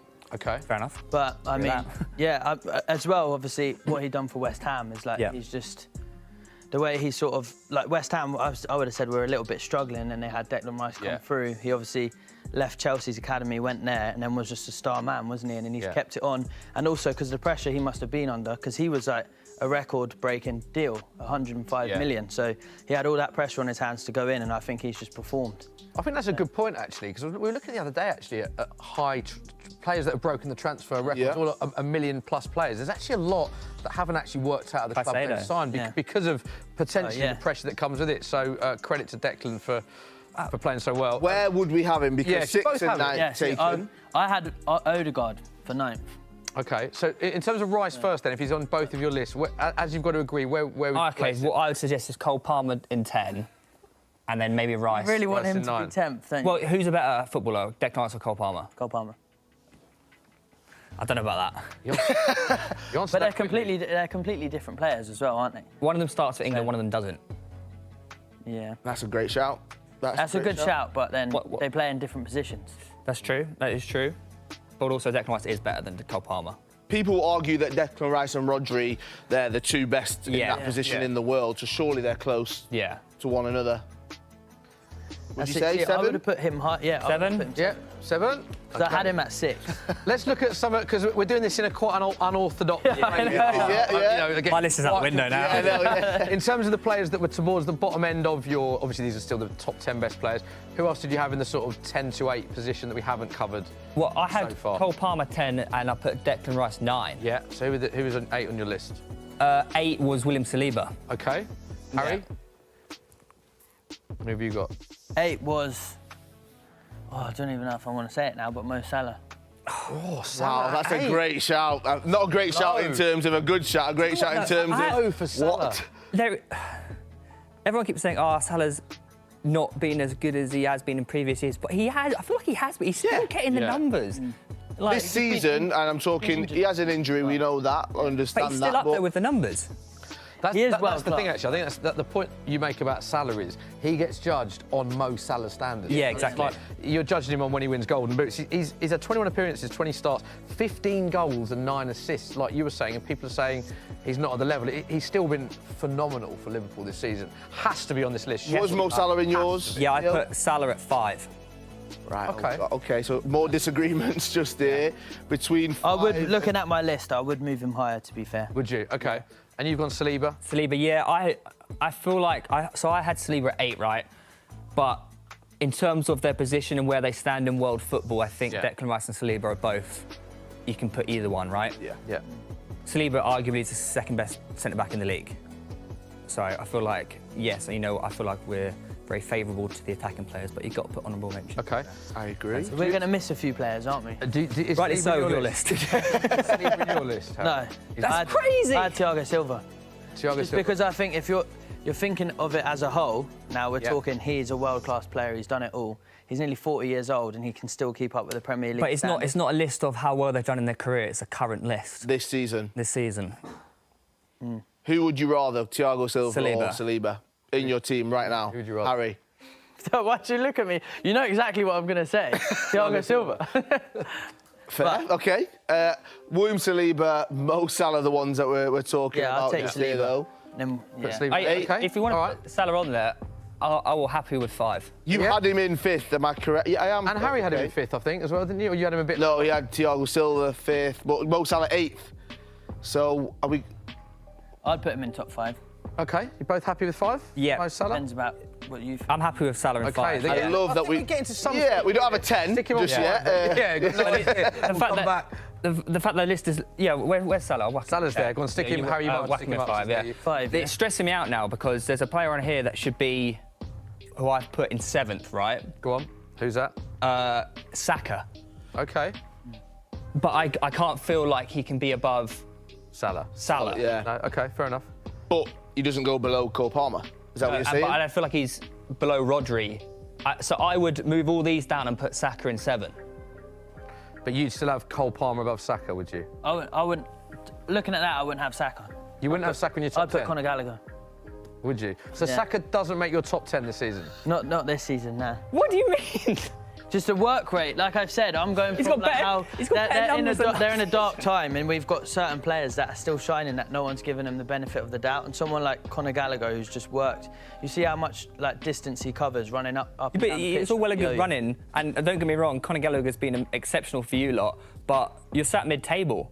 Is that not part of the argument, though? I'm going to try and help you here, Harry, OK? He's doing it in a Chelsea team that's not as good as the Arsenal squad, and he's shining through. Let's put Conor Matthias Gallagher. Cunha in then. Is he on there? No. I was going to say he should be. He should be. Saka is one of the best footballers in the league, in the world, especially in his position, right? I agree. He's a better footballer than Cole Palmer. Who would you rather have, Saka? Well, I'll put Saka, because then otherwise I'm looking biased, don't I? And you don't want to look biased. I don't want to look biased. Would you rather have Cole Palmer than Saka? I'd rather just have the whole Chelsea team. OK. There we go. Very honest. Would you Okay. agree? This like, seems in fair. there? Yeah. So what, we're moving Saliba down to 9. Declan Rice to 8. Are you moving Deck down as well? OK. And Saka at 7. I think it's tight. It is tight because Okay. you also got to look at these 3 players and say, in their positions, they're equally as good as each other, I'd say. What team do you Is this not your bias? Yeah, I was going to ask you. But that's right. look, I'm Arsenal, but if you look at my top 5, Really? I think that, but Really good. unbiased, that is correct. They are I'd agree and say 3 of the best players. There's a in the reason league. Arsenal challenged for the title last year and I was challenging for the title this year, and those 3 players are the reason. Right, well... One was at West Ham last year, but I know. But this year, yeah. I know what you're saying. Let's have a look at top 4 then. Top 4 then. Still got jobs, though, aren't they? how many? 8 magnets to... 8 magnets left. I think there's a few that are... Yeah, aren't they, though? I'm not replying to that. So you've got a couple of Chelsea boys you want to chuck in the mix here, Harry? Well, no, because I would have put them in. Already. So Conor Gallagher and Thiago Silva you want to give honorary mentions to, but they're not in your top 4. Yeah, nah, not my top 4. No. OK, That's fair enough. fair We've enough. lost 2 of those, that's fine. Who else have you got from your list, yeah? 4? What, my top 4? It's hard looking at that now. But obviously, the Man City players, like Kevin De Bruyne, for me, would be number 1. I just think he's unreal the way he can move the ball. And like, I think he's the best midfielder in the world right now, really. I don't think there's anyone that comes... I don't want to look Too biased, close. so I'm not going to say I just think, like, whenever you... Like, if you ever wanted to play on your team, it'd be Kevin De Bruyne. Like, he Big can game player as score, well, he isn't can he? play, he's a big game player. He turns up. Like, so, yeah. I agree and I disagree. I agree with he is the best footballer in the world, but this is a list based off current, right? And yeah, he's just come off the back of 4 assists in the Cup. But if you're looking at who has been the best footballer in the Premier League this season, I think there's a different Manchester City player who's number 1. OK. So let's go in the 4 and 3 positions then before we reveal who your top. So who are you agreeing on, would you say? I would put Haaland 4. Really? Yeah. OK. Top goal scorer in the league? Yeah. There's a reason why I put him 4. What's that? I've got 3 other players going 1, 2 and 3. Cryptic, isn't it? Yeah. They're keeping us on their toes. I can see the magnets, even I don't I know, yeah. I don't know. And I'm Haaland's biggest fan. I think he's a robot. I don't think he's human. Yeah. You want him... And also, he might be, it's similar how we discussed with Salah, right? He might be hurt from how good he was last season. Yes. We're comparing him to last That's season, a good right? point. Yeah. There's 4 names on there that I can see these magnets, and I'm thinking they could go in any order. I agree. Up on this board Yeah. right now. And you'll still upset everyone on the internet. So, Theo, who are you going for it for? Haaland. Haaland. Harry? I would have had to have put him 2nd. See, I agree with it. Yeah. Do you know what I mean? Like, Me at 3 then, do you? In the middle? I can do. We can read at the end. Let's get them up there and we'll see how it looks. Any other non-City players that you had in your top 4? Yeah. Yeah. So you had Son in your top 10, but was he at a different order? And you've also got Conor Gallagher and Thiago Silva who haven't made the cut. You've also got, who's that? I can't see. Odegaard, Van Dijk, some big names. Yeah, Van Dijk's got to go up there. So I originally put Haaland 4, Van Dijk 3rd. That's such a lie, I didn't do that. I put Haaland 4, Van Dijk 2nd. Okay. Yeah, I would put now, looking at that, Van Dijk 4th. Okay. Phil Foden and Kevin De Bruyne are up there. I don't want you right back. Let's talk about Van Dijk as well, because what a season he's having. And again, I think he's someone that, he had that amazing season where he was second in the Ballon d'Or. People often compare to that season, but he has been brilliant for Liverpool this season. And if you think of the Cup final, scored 2 goals. And you earlier said you thought the first one was harsh. Player of the match, he's a phenomenal for Liverpool, isn't he? How tall is he? Because I feel like, I don't know whether he does actually defend with aura, but it feels like he does. So when he's on the pitch, I look at him and say, you're double the size of every other human on that pitch. The way he just jumps for the ball, he attacks it, is so difficult. Imagine you're a striker and you're coming up against Virgil van Dijk. Yeah. You think this is not going to be a good day. And he's proving everyone wrong, where when he came back from his injury, he wasn't as good, and he might still not be as good as he was before. But the fact that he's not as good as he was before and still is the best centre-back in the league shows the levels of Van Dijk. I was at the game on Sunday. He's just so confident on the ball. It's that aura that you mentioned. It sounds weird, but he does have an aura about him. OK, so I think like we're getting somewhere. Yeah, 2 and 1. There's 2 players that we've mentioned the names already. Let's get them up there and we can debate what positions they go in. You would put Phil Foden above Kevin De Bruyne? Only in this specific list. No, if it's who's the best footballer in the world or who's the best footballer in the league, I'll put Kevin De Bruyne first. But because it's a list based off this season, I'll put Foden first. What is it about Phil this season that you think he's just shone through? He's playing in his favourite position when KDB was out. He seems to be he's scoring more goals.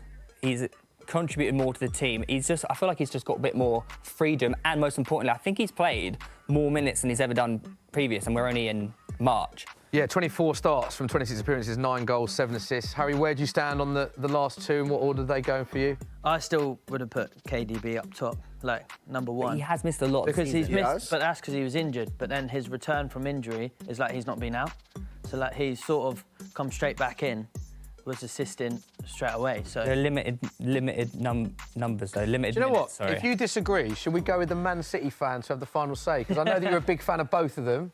I am. Oh, this is difficult. Who's been your best player this season? Oh, it's so hard because Kevin De Bruyne has come back and hit the ground running. I would say Phil Foden's in the form of his life right now, and he's filled that position when Kevin wasn't there. So I'd say Kevin second, Phil first. I probably actually would have said Haaland would have been a great shout for number 1 as well. But yeah, Kevin De Bruyne second, Phil Foden first. This is just on their performances this season. Kevin De Bruyne right now. He is the best footballer in the world. I think Kevin De Bruyne is the best footballer in the world. Yeah. One of the best of all time. But this season, Foden has been better because he's played more. He's a generational talent, and he's finally finding that form that everyone's questioned him for years. But also, Haaland is like 2 months younger than Foden, which is crazy. People forget how young Haaland is, right? Yeah. So there it is, a confirmation of the top 10. But you've achieved a lot as well. You just won the trade. Don't put yourself down, Harry. There is confirmation of their top 10. Theo and Harry agreeing on Phil Foden as the most informed, best player in the Premier League right now. Let us know what you think of that list. Couple of players that didn't quite make the cut. You've got Son there, you've got Odegaard, Conor Gallagher, Thiago Silva. No Alisson, no goalkeeper. Well, no Alisson, Jared Bowen as well, Ollie Watkins. I've got Alisson because he deserves to be in there, right? Yeah. But I feel like it's like illegal to put a goalkeeper in the top 10. OK. Well, we'll ask the viewers. Let us know what you think at home of that selection. No, that we'll be debating it going into the ad break as well. What's the biggest game in English football? Lord knows at the moment. I don't know. Do you want to hear what Noel back in Gallagher the day, it was Liverpool, Man United, wasn't it? Yeah, but listen, we're not back in the day now, man. We're in 2024. It used to be Chelsea, Liverpool was a good one. Chelsea, Arsenal was a good one. What's the biggest game in English football? Here, take a listen to this, right? Because Noel Gallagher was on Drive a little earlier on. He was having a chat with Andy Goldstein and Darren Bent, and they were having a discussion about this exact same thing that we've been speaking about, and he says that it's changed over the last 20 years. The biggest game in England now is Liverpool versus City. and the biggest game of the season. You think it's bigger than Man United, Liverpool? Oh, come on, you're pathetic. That game, that game up until Liverpool came back, it means nothing. It's a top 4 game. The biggest game in England over the last 5 years has been City-Liverpool. The biggest game of this season is going to be City-Liverpool at Anfield until City play Arsenal at the Etihad. They're the biggest games. It moves with the times. I hear no lies. That's the biggest game in English football right now, and it has been for the last 4 or 5 seasons. It's a new dynamic now because City's entered the chat really for biggest games now, isn't it? Mm-hmm. Because it also helps when you've got the dynamic of top managers, Pep versus Klopp. You know what I mean? You've got all that type of conversation. I think that's more the conversation now. It's not the club; it's the managers. Yeah, because the style Pep, of the teams, Klopp. Then before you had Mourinho, Alex Ferguson. You know, style of the team, and Man City's just cheat code now, isn't it? The way they play football, and that's why I actually but Liverpool can match them. Liverpool can go toe to toe with them, and that's why I love Klopp, because he's doing it with limited resources, not as much of resources as Man City do. You know, and you got to respect that, and that's a sign of an excellent, all-round talented manager. I'm not saying that Pep isn't, because Pep. I commend him for managing that dressing room to its every detail of that dressing room. They respect him, they love him, and they want to do well for him. And his attention to detail is unbelievable. And that's how he gets the best out of his players. But when I look at Klopp, I can't do nothing but respect him, and even the way he's feeding in young players and it's big for me. It's interesting speaking to new school Manchester City fans. Right? Because back in the day, and you speak to even now, you speak to the old school Manchester City fans, they'll still tell you that the derby with Manchester United is probably the biggest game of the season. That's the one that they want to win. It's the team that's kind of on the City doorstep. fans, yeah. Yeah, for Manchester City fans, that's the team that's what they want to win. Was that always like that? Was it always like that? I think for Manchester City fans, yeah. Okay. But for new school City fans, it's interesting speaking to them because they don't look at Manchester United as any type of threat. You chat to them and they're like, well, they're on the exact same wavelength as where Noel Gallagher was at 2 minutes ago, talking about the big game of the season is against Liverpool. That's the big game of the season. That's the game that we have to win. We've got to win that one because that's going to determine Man what United goes have Man City's taken over Man United's They swap positions. They basically swap positions. It's gone blue instead of red. They swap positions. So it's weird that it's happened like that in our lifetime, but. We're still nostalgic, and we still hold the memories that these young boys don't have the privilege of having. You know, so I remember those games. Those games were unbelievable. The Man United Liverpool games, crazy games as well. But we're not going to see that again. Not at that magnitude. Not yet. Listen, football's cyclical. It will come back. There's no doubt about it. But right now, the biggest game in English football is Manchester City versus Liverpool. Yeah. This weekend we've got the Manchester Derby. Right now, normally when I'm looking at the Manchester Derby, I always fancy Manchester United to cause some havoc. Yeah. Because it's a Manchester derby. They're going to turn up. They'll do something. They'll either nick a point or they could win away from home. They've proven it time and time again. I look at this one at the weekend and all I see is a cricket score. Genuinely. Serious? Yeah. I really want to will myself into thinking, yeah, it's going to be competitive. Yeah, it'll be sticky. Yeah, it'll be this. Yeah, it'll be that. I can't see it, mate. I really can't see it. United have got too many injuries in defence. They've got too many misfiring players. And Manchester City are just hitting the straps. Fella in midweek, bang 5 in. Yeah, I know. I do think that Man United will turn up for this game because pride's on the line. They can't walk. Those boys can't walk around Manchester with their head held high in those type of games. I think what happened last time. I think didn't Rashford get into trouble for going to his brother's birthday party or something like that after they lost? Or his birthday party, his birthday, or something like that. Yeah, and there was a big hoo-ha about that. So you think United will turn up on Sunday? So they can't. Yeah, Man United are gonna have to turn up on Sunday. They're going to have to. But can they? Have they got the capability? Well, do you know, it's the way they turn up. So they don't have to win the game. It's the way you lose the game, innit? Don't get thumped. It's basically what you're saying. There's a way to lose, man. and West Ham learnt the hard way against Arsenal the other day. So there's a way to lose, and if they can keep it lower than 4-0, they can leave the ground with their heads held high. Lower than 4. Wow. I'm just joking. I'm winding you up, Man United fans. But no, I'm just saying. What's the most amount of goals that you've ever scored in a game, by the way? Not necessarily pro, just any time. Have you had like a mad school game where you got 10? Probably, yeah. Probably. Well, I can't remember. What do you think of Haaland banging 5 in, mate? In a pro game? I know it's FA Cup, right? But come on. I tweeted after he done that. I said this guy was made in a lab somewhere, like a science lab somewhere. He's like an experiment. Yeah. And like Frankenstein. Yeah. They put him together. Or what's that other guy from Rocky? Drago. Drago. That's who he is. Like, he's not real. It's just he's played another game to us because, like, how is he so quick, powerful, and can finish with both feet and use his head and strong? Yeah. It's just unbelievable. I know he's playing against Luton. I know he was playing against Luton. Yeah, but Luton don't normally get thumped. They don't normally get thumped. It's either 1 or 2 goals either way, yeah? Yeah, but I saw the struggle, man. I saw the Mengi, I saw the struggle in his eyes, bro.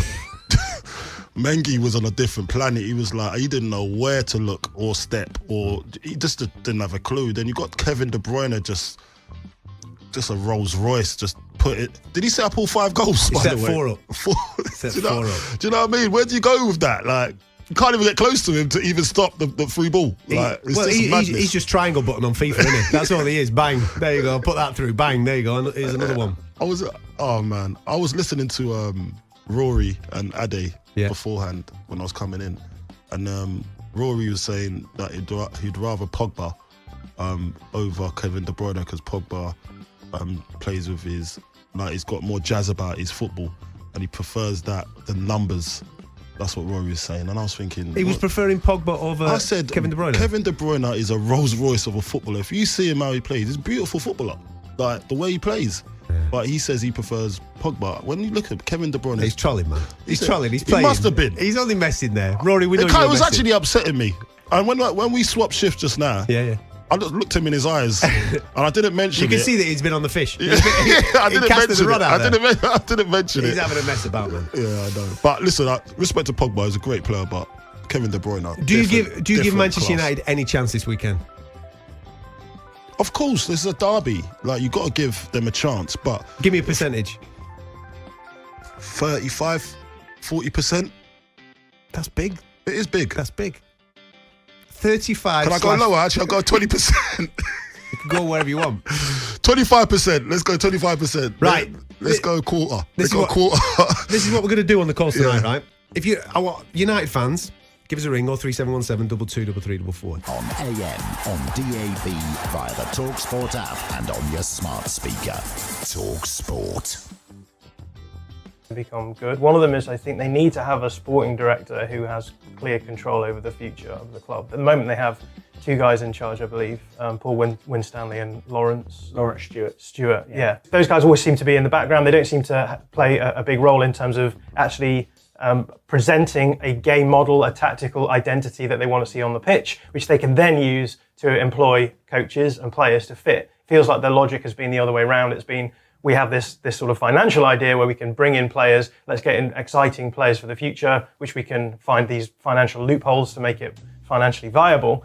But when it comes to the on-pitch stuff, then you don't really have that overarching idea of a project or a tactical identity that is in place. And I think until Chelsea reach the point where they're able to do that and say, no, this is what we want our team to look like on the field. It doesn't matter what you're doing off the field because it will never work out. I think that's a really good point, actually, in that Chelsea is still in the process of developing a football philosophy. The first thing that they implemented was a financial philosophy, which was turning the squad into an investment portfolio. That's what it is. They've got all these young players, mostly under the age of 23, on hyper-long contracts. They don't expect them all to be good or succeed, but it's a numbers game. More will go up in value than down over time, and we'll see. It will take a long time for us to be able to judge that really from the outside. What we know right now is that the early stages of it are extremely painful on a football level. But now they need to start building that football philosophy, and they need to make a decision on whether Pochettino is part of that. Because that's the key decision they face now. And beyond that, I think it's probably going to be more of an extension of what we saw in January. Maybe not no transfers, but scaled back transfers, surgical recruitment in terms of what do we need in certain positions, what sort of profile of player do we need to flesh out this group, and finding out what you have with the group that you've got. You've got all these players. That's kind of exciting, to be honest. Yeah, I think a lot of teams will just, will just bring in a transfer in order to fix any old problem. But if they stick to their guns of, we spent heavy early on, just stick with it now. Maybe the coach changes, but like the players will have to adapt, I suppose. I think there is an exciting core in that squad. It just hasn't emerged yet. But you look at guys like Levi Colwill, Conor Gallagher if they don't sell him. Yeah. But Enzo and Caicedo are clearly earmarked to be part of that. They just need to figure out how that works. So the components are there. It just hasn't really coalesced into anything that is ready to succeed on a weekly basis in the Premier League yet. When will they be good? If they stick with Pochettino, then it could be in 2-3 years. You'd have to go through that process the same way that Arsenal, Liverpool, Newcastle are going through it with their managers. If he'd won the League Cup, that would have been pretty good. That would have bought him a bit of time. Bought Arteta time when he won the FA Cup. Yeah. And they weren't very fun to watch for a long time, Arsenal. Well, Chelsea's still in the FA Cup, of course. Yeah, they could win that. They could. Yeah. I mean, stranger things have happened. So, yes. Well, when will they be good? 3 years. 3 years. That's the answer. Is that true? Is that right? If you like this video, please consider subscribing to the channel. The Athletic is home to some of the world's best sports journalists, including David Ornstein, Amy Lawrence and Rafa Honigstein. With the latest transfer news and insights on every Premier League story that matters, theathletic.com puts you inside football, and you can try it free now for 30 days. See the link in the description. Turn our attention to the Premier League now in the top half of the table. Manchester City second, Manchester United sixth, ahead of the Manchester derby on Sunday. How do the odds makers see this one? No surprise here. Manchester City installed as, how would we describe this? Overwhelming favorites? Yeah. Overwhelming favorites. Were you asking me or just asking yourself? I don't know. You look like the math major here on this set. All right, just felt like you weren't so sure. All right, for more on this, we welcome into the show Frank LeBoeuf, Rob Dawson as well, Don Hutchison still with us. Before we get everybody's thoughts, let's get everybody's prediction. Okay, all right, we here had we go. Some homework here for the Manchester derby. And I think I'm the only one, Ale, that's out on a limb here, okay? Man City, Ale says 2-0. 4-0 says Frank. 4-0 says Don. 4-1 says Rob Dawson. I'm saying 2-2, and the only logic I'm using here is that every time there's a unanimous choice on the show, you always got to go in the other direction. You always got to go in the other direction. I just don't believe in it. I just don't believe in it. Oh, that's your analysis? That's my analysis. That's it? Yep. When everybody's going one way, Seb zags. Well. Don, what do you think? No hope here for Man United. Explains a lot. Listen, Seb, I said a couple of weeks ago, you asked me the question, what percentage would I give Chelsea getting something out of the City game? And I went 0 and they drew 1-1. So I've learnt my lesson. I'll give Man United a 5% chance this time. I thought they'd turned the corner. I was on commentary last week for the Fulham game. They went 4 wins on the spin and I thought, right, they've turned it. They've found a bit of form. Last week against Fulham, right back to square one. They were pedestrian. They were slow.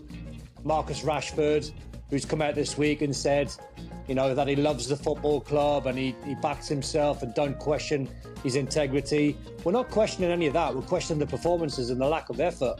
That's what we're questioning. And there was a lack of effort in the Fulham game from him. There was a lack of effort and determination from the captain, Bruno Fernandes. So going into a Man City game when De Bruyne has just had 4 assists and Erling Haaland scored 5, hardly any chance of United getting something out of the game. And definitely not Manchester United right now. So with all the concern that we have about Marcus Rashford, and I think going to talk about Bruno Fernandes as well, diving for nothing like we all know he likes to do, and the strengths and the mindset of the team, which is at the level below everything comparing to what that club can offer. I don't see any match between Manchester City and Manchester United. So again, if Manchester City decides to smash Manchester United, it's going to happen. Rob, you've got it a little closer. You've got Manchester winning this game slightly, just by 4-1. Just Okay. 4-1. He has given Manchester United a goal. If it does go down 4-0 or 5-0, where does that leave Erik ten Hag with all these changes, kind of swirling above him? Yeah, if that was to happen and it was a really bad defeat at the Etihad on Sunday, it really would be another nail in his coffin as Man United manager. There's already an awful lot of speculation in Manchester about whether he's the right guy to carry on as manager. The two things really that cost managers their jobs are poor results and new owners coming in. And at the moment, Erik ten Hag is dealing with both of those things. There is a theory in Manchester at the moment that ten Hag is on trial a little bit with Sir Jim Radcliffe and Ineos, that they're kind of waiting to see how results pan out between now and the end of the season. And then at the end of the season, or just before the end of the season, would make a decision about whether Erik ten Hag is the man to carry on and be manager next season. But if they were to go to the Etihad Stadium and lose, 4-0, 4-1, 5-0, 6-0, something of that nature, all those questions would resurface very, very quickly, and there would be a clamour among some Man United fans to make a change of manager right now. It's not guaranteed that Erik ten Hag is going to be the manager of Man United next season. A lot will depend probably on whether he can get Man United back in the Champions League, back in the top 4 places. But a heavy defeat to Man City against your Manchester rivals really would be a very, very dark day for Erik. Doubts about Erik ten Hag's future. Rob, what about Marcus Rashford? We've all seen the article in the Players' Tribune talking about his commitment to Manchester United. I wonder, what's the response been to what we've seen from Marcus Rashford, or heard from? Let me read you the quote first. Quote, "When I make a mistake, I'll be the first one to put my hand up and say that I need to do better. But if you ever question my commitment to Man United, that's when I have to speak up." Again, this from the Players' Tribune. In light of a few controversies, more than a few controversies over the last couple of weeks, Rob, where does this leave him? Yeah, I mean, obviously Marcus is well within his rights to say what he feels, and if he feels he's getting harshly treated by the media or by fans on social media, he can say that. But you can't kid football fans who watch the games every week. And Don is right. He mentioned before that there have been occasions this season where it's looked like Marcus Rashford hasn't been putting in the required effort. There was a game at Newcastle in December where he was incredibly poor and got taken off in the second half. There was even an incident in the second half against Forest on Wednesday, a game that Man United won, where the United fans behind the goal perceived Marcus Rashford to be putting in a lack of effort, and they got onto him and they started to sort of shout and scream at him. There have been a number of incidents this season where the fans have looked at Marcus Rashford and said, "You're not putting in the required effort." And Man United fans, they don't expect Marcus Rashford to score every week. And obviously it's been a poor season, goal-scoring rise for Marcus. He's only scored 5 goals compared to 30 he got last season. But the minimum that they demand from their players is effort. And there have been occasions this season where he just hasn't been putting in that effort. And the essay that Marcus Rashford has penned and the quotes that you just read out of there, they haven't gone down particularly well among Man United fans because they don't care about the talking. What they want is to see that effort on the field. And they want to see it particularly in a Manchester derby on Sunday. And if he was to go out on Sunday and play in the same way as he has been doing, again, it wouldn't go down well. These Man United fans are sick of talking. They're sick of hearing Marcus Rashford talk. They want to see evidence of all this commitment that he talks about. They want to see evidence of that on the pitch. I wonder who advises these players and tells them, what would be a good idea? It's for you to write a letter. A letter. Huh? Where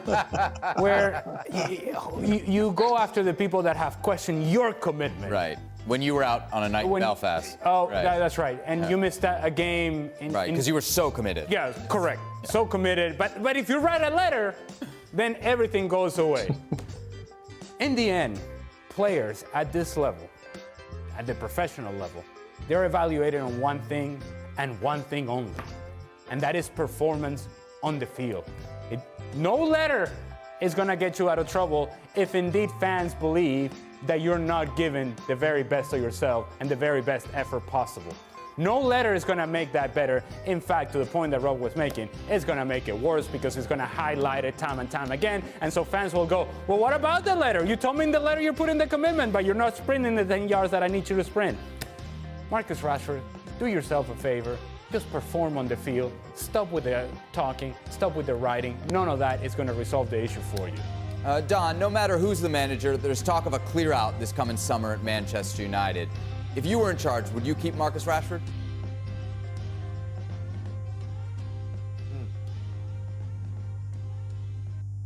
Don? Oh. Where's his commitment? Where's Don's commitment? Does he need to write a letter? He doesn't want to answer. Rob, what do you think? Is there a chance Manchester United could move him? Yeah, there is certainly a chance, I would say. And probably for the first time, lots of Man United fans are thinking maybe this is the time to move Marcus Rashford on. You know, for a long time, they saw him as the face of Man United, as a guy that's born in Manchester, has come up through the academy. That's the type of player that they want to see in the first team.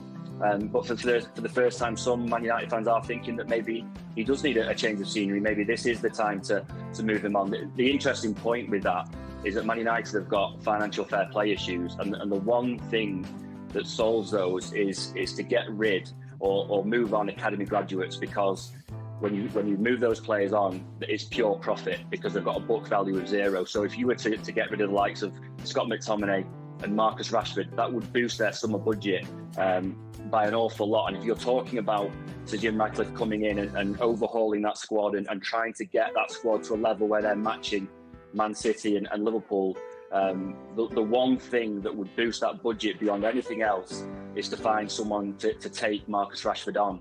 There's already been talk in Manchester a little bit about Paris Saint-Germain. He's been linked with PSG in the past. Obviously, PSG are going to be looking for players to replace Kylian Mbappe. It's a little bit cooler from the PSG side. They're talking about players like Osimhen and Rafael Leao at AC Milan. But certainly there is that link there. The family has links with PSG. They've met PSG representatives before. That's maybe one to keep an eye on ahead of the summer. How dare you question Don's commitment, Ale? How dare you question Don's? He's going to write a letter. I thought he was writing a letter. He is back now. Don, finish your thought there. Would you keep Marcus Rashford at Manchester United if you were in charge? Do you know, I don't think I would. And it's not because he's not a good player. I just think probably the player needs a change.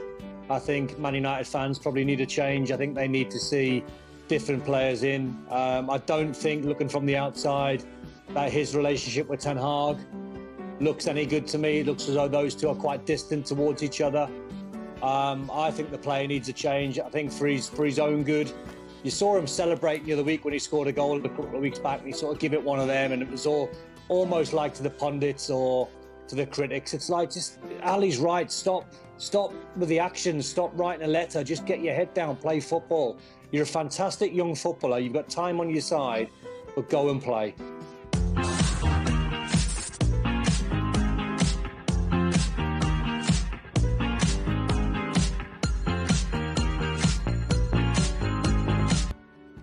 In a game that, by the way, was not a victory. It finished scoreless between the two sides. Nevertheless, PSG... He seems to be very affected by it. Still 12 points clear okay. All right. in the table. Speaking of French World Cup champions, Frank Leboeuf still with us. Frank, what'd you make of this game and really the scenes with Mbappe as he was subbed off there?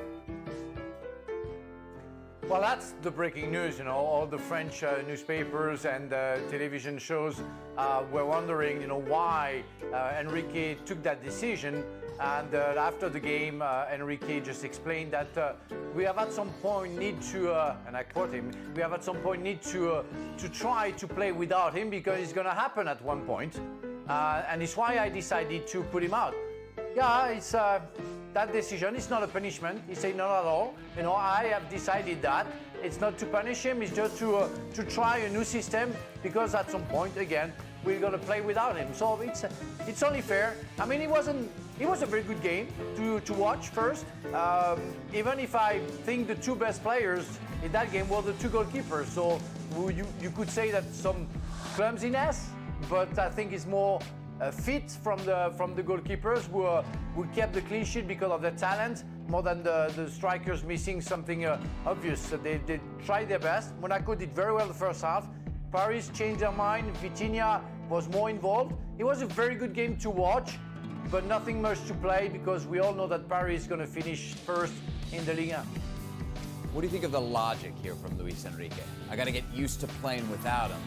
so I'm not going to use him the whole 90 minutes. Honestly, I suppose it's an explanation that you can give if you're Luis Enrique, and if you look into it, it would seem to make sense. But the truth is that if you're Luis Enrique and you're PSG, if Kylian Mbappe indeed does leave and go to Real Madrid, you're going to bring in another player. So when do you get used to playing with that guy? Because it's a new player. So that story then breaks down. That reasoning breaks down because, quite frankly, this front three won't be the same front three that will play next season. They will not. They bring somebody else. And so I think this is more of a power play by Luis Enrique.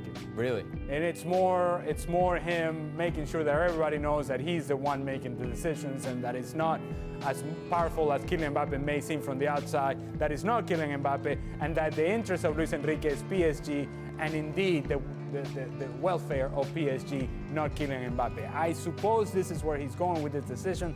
I don't think it makes a whole lot of sense because guess what? You're still in competitions, and while Ligue 1 seems to be won, what about Champions League? Right. Don't you want this team to be flying going into Champions League with the best rhythm possible, with your best player playing at the highest level possible? I'm just saying, I would do it differently if I were him. Frank, what about Mbappe's teammates? How do you think they'll respond to what they saw today? Go on. Well, I think the players and the teammates, they don't really care. They know what's going on, and they know at some point that stars can leave a club, and that you have to handle that and to cope with the situation. The only thing we say, there is no other way for Enrique to explain why he put him out. Even if it's, let's say, a punishment, he cannot say it because don't forget that last summer. Mbappe already wrote a letter and said, I'm going to leave. And he had the right to do so. So you're not going to punish him now. You already did last summer. You realized that you needed him to be back because the results weren't there. And then, they have a Champions League game. Marquinhos is already almost injured, so they don't know if he's going to play or not. They want to make sure they're going to have Mbappe at 100% to win against Real Sociedad away from home. So they need Mbappe. They desperately need Mbappe, so they don't want him to get injured. So that can be the reason also can be the reason why he substituted him. So they don't play him. That's from a logic standpoint, it's like you want to get accustomed to it. Yeah, if you're going to save them for Champions League and you're looking to see what your team is going to look like without Kylian Mbappe, here's a magical way. This is a mysterious way. Don't play him. Don't put him on the field at all. He won't be a risk if he's not on the field. Ali, I just want to remind you that maybe that can be also be a nice gesture from Luis Enrique that before leaving his country, Mbappe can play the last game in Monaco where he used to grow as a football player. And so maybe it can be also a tribute, let's say.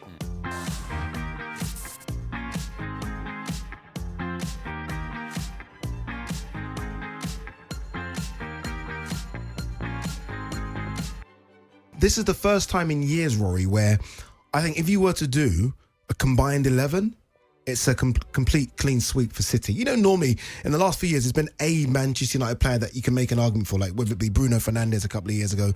Luke Shaw's been fantastic at times. There's always been someone that you can chuck in. Paul Pogba, who we're going to get to a bit later on in the show. I can't think of any United player that will now get into this City 11. Let's welcome in two guests who might see it quite differently. Flex from the United View and Steve McInerney, who runs Esteemed Company, his YouTube channel. Gents, Flex, I'm going to come to you. Am I wrong there? Am I wrong? I mean, is there a Manchester United footballer right now that can get into the City 11? No, because Lisandro Martinez is injured, so no. Come on, behave. No, it's no. That's where we are. Is there a Manchester United player right now that would get into Aston Villa? That's just where we're at in terms of. Doesn't mean we can't win football matches, but yeah, when you ask that direct comparison, player for player, especially with the momentum and where these players currently are and where they have been for a long time, you're making it very, very difficult to do it. Yeah, I always do though out of tribalism because I just can't do combined 11s and just sort of lean back. But for the purposes of being truthful and honest right now, no, you can't. You can't, Ade. Could you argue? I'm just thinking about this. This is a great game. Could you argue Luke Shaw left back just because Manchester City have it's a slightly tricky position? Steve, he barely played football this season. I'm doing my best here, Addy. I'm trying to help Flex out. Steve, is there anything in that? Luke Shaw, would he get in a combined 11? Would he get in Manchester United side? Would you like to sign him? Who's that? Ake, Nathan Ake there right now. Yeah, treble winning Nathan Ake. I mean, the thing is, it's one of those where, like, if I was being generous, if he was fit, Luke Shaw's cracking play. He'd probably be the one that I would take. And then maybe you'd look at some others for the squad as potential, like Mainu or Garnacho or whatever. But no, I mean, honestly, Saturday on a Friday night hearing all this stuff, it's just glorious. It's absolutely glorious to hear the truth. The truth is so one-sided these days. And I would argue it's been this way for a few years, by the way, the combined 11 thing. But I agree that there's probably been more shouts previously. But now I was looking at the results before we came on the call, and it's just been an absolute battering for a long time. No, it has been, Flex. And look, this is United team. Yeah, we beat him last year at home. Yeah, that Rashford goal. That was last season's. That was last season's Luis Diaz moment, wasn't it? It's like 1 in 9. That is at the moment. But when you look at what's going on at United right now, Flex. Normally with these games, because it is a derby, they say form goes out the window. So obviously, look, you're going to approach it with some sort of confidence, right? Because you should be able to step up in this game. But when you look at what's happened with United, Bruno Fernandes, I think, completely off form. Marcus Rashford, Anthony won't get a game, I don't think. No, he'll start. Anthony will start. Yeah? Yeah, Anthony will start. There's no Rasmus Højlund at the moment. And Rashford has to play through the middle. He's not going to play Ahmad on the right. Unless he maybe shifts Bruno out to the right and changes the midfield. I think Anthony will actually probably start. Started against Forest as well. But no, look, I've billed this as Sacrificial Sunday. To be honest, I have.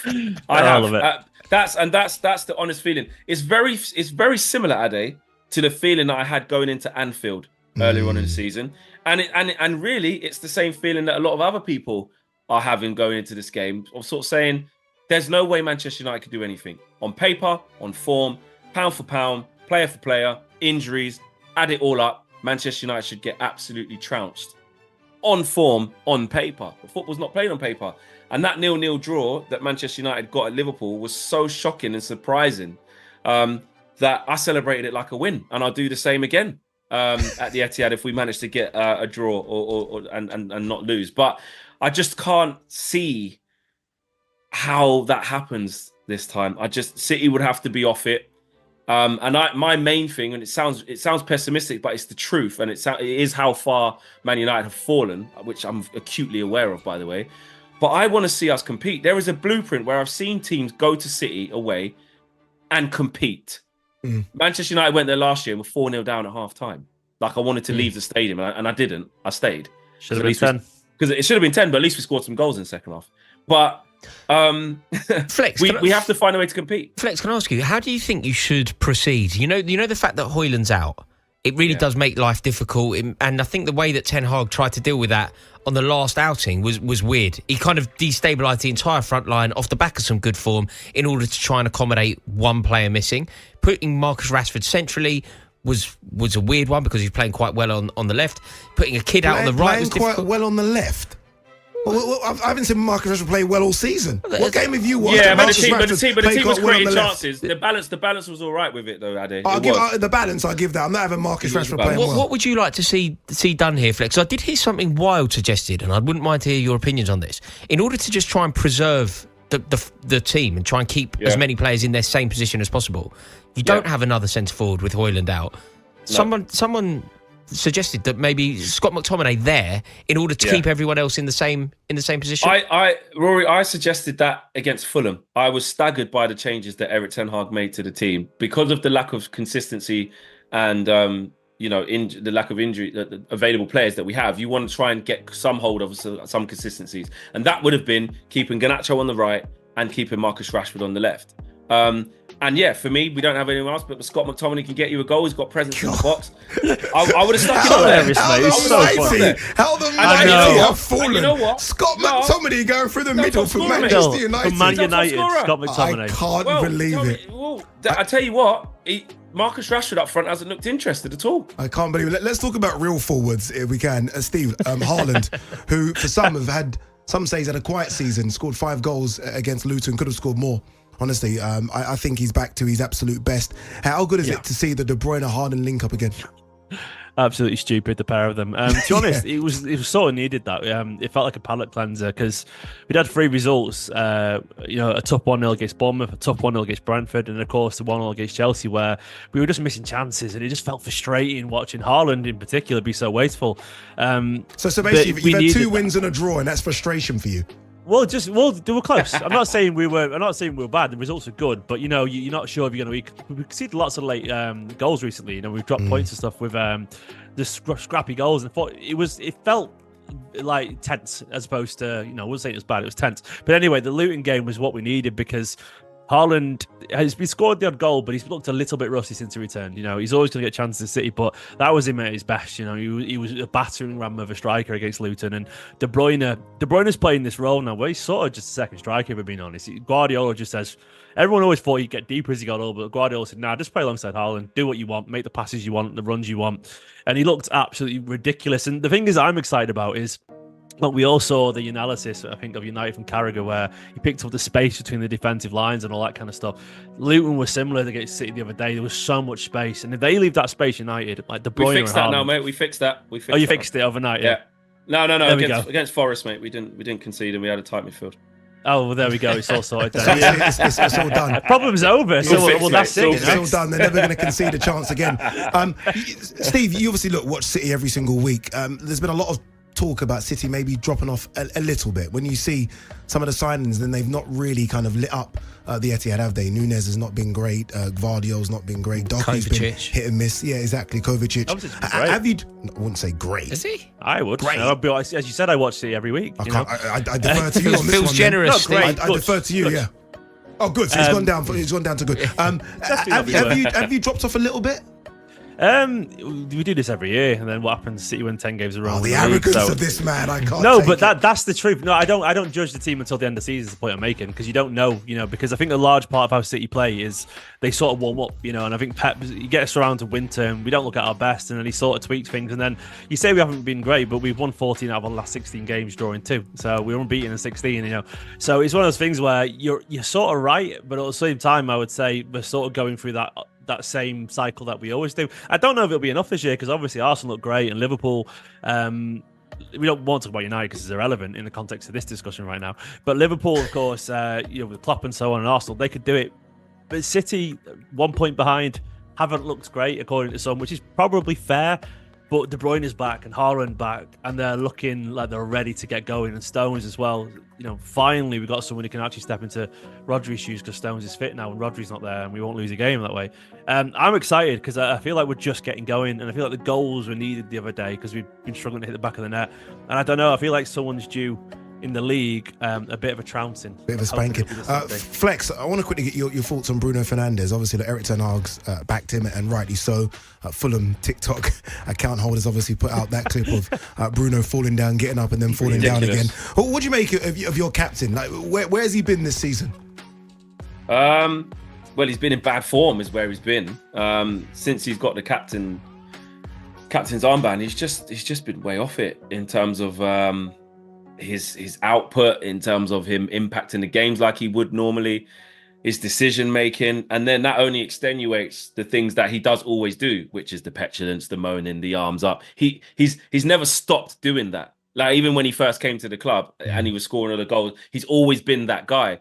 But as the saying goes, it's like if you're performing well, you can kind of do what you want. People kind of turn a blind eye, but when you're not, these things get extenuated to the front, and it doesn't make for good viewing, if I'm honest. When the team's down and they're struggling and they're looking for somebody to drag them through, and you see Bruno act the way he acts, that's not going to be good. Who is the captain? And it might sound like a silly question, because obviously Bruno's got the armband, but sometimes they say the captain's not the person that's got the armband on the pitch. Like, who is the leader in that United squad? It's slim pickings in Man United. That's the whole reason Bruno has the captaincy, in my opinion. It couldn't be Harry Maguire, because we saw why. But after that, who'd you give it to? Luke Shaw can't stay fit and not consistent enough. Same with Varane. Martinez only kind of just got there. Casemiro, no. Scott McTominay, no. Rashford, no. Garnacho, Højlund are all young. Like, who'd you give it to? Dalot, all right. There's no standout candidates. And Bruno's got it because of that. But listen, Bruno does do a lot of other things that it makes him a candidate for it, because when he's at it and he's good, I'm not going to play down his impact on this team because it's massive. Like, since he signed, he's been our best player. But this season in particular, since he's had the captaincy, he's just been bad, and the whole team hasn't been good as well. So when the whole team's been bad and you look to the captain and he's bad, there's just nowhere else to turn. All right, gents, very quickly, come and be honest here. No fence sitting. I'm sure you two don't sit on the fence anyway. Predictions. Steve, you first. 4-0 Man City. Hey, cheeky, I hate it. Haaland hat-trick. Flex. Come on, Flex. What's the prediction? 0-0. Go on. 1-0, Marcus Rashford rise. Flex, I said be honest, Flex. I said be honest. 1-0, Marcus Rashford rise. On AM, on DAB, via the TalkSport app and on your smart speaker. TalkSport. A game full of bangers ends 2-2 as Bayern Munich and Freiburg split points in the southwest of Germany. Let's hear from Thomas Tuchel, the disappointed manager, after the match. How would you sum up the game today? Terrible half an hour from us.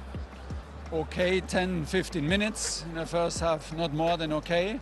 Second half, a good half with big chances, good spirit, much better discipline, much better quality in our match overall, and we could have won deserved, but we did not defend the throw-in, the set piece, how it is needed to escape with a win. So we have to live with 1 point. Overall, we can say it was not enough in the first half to fully deserve the victory.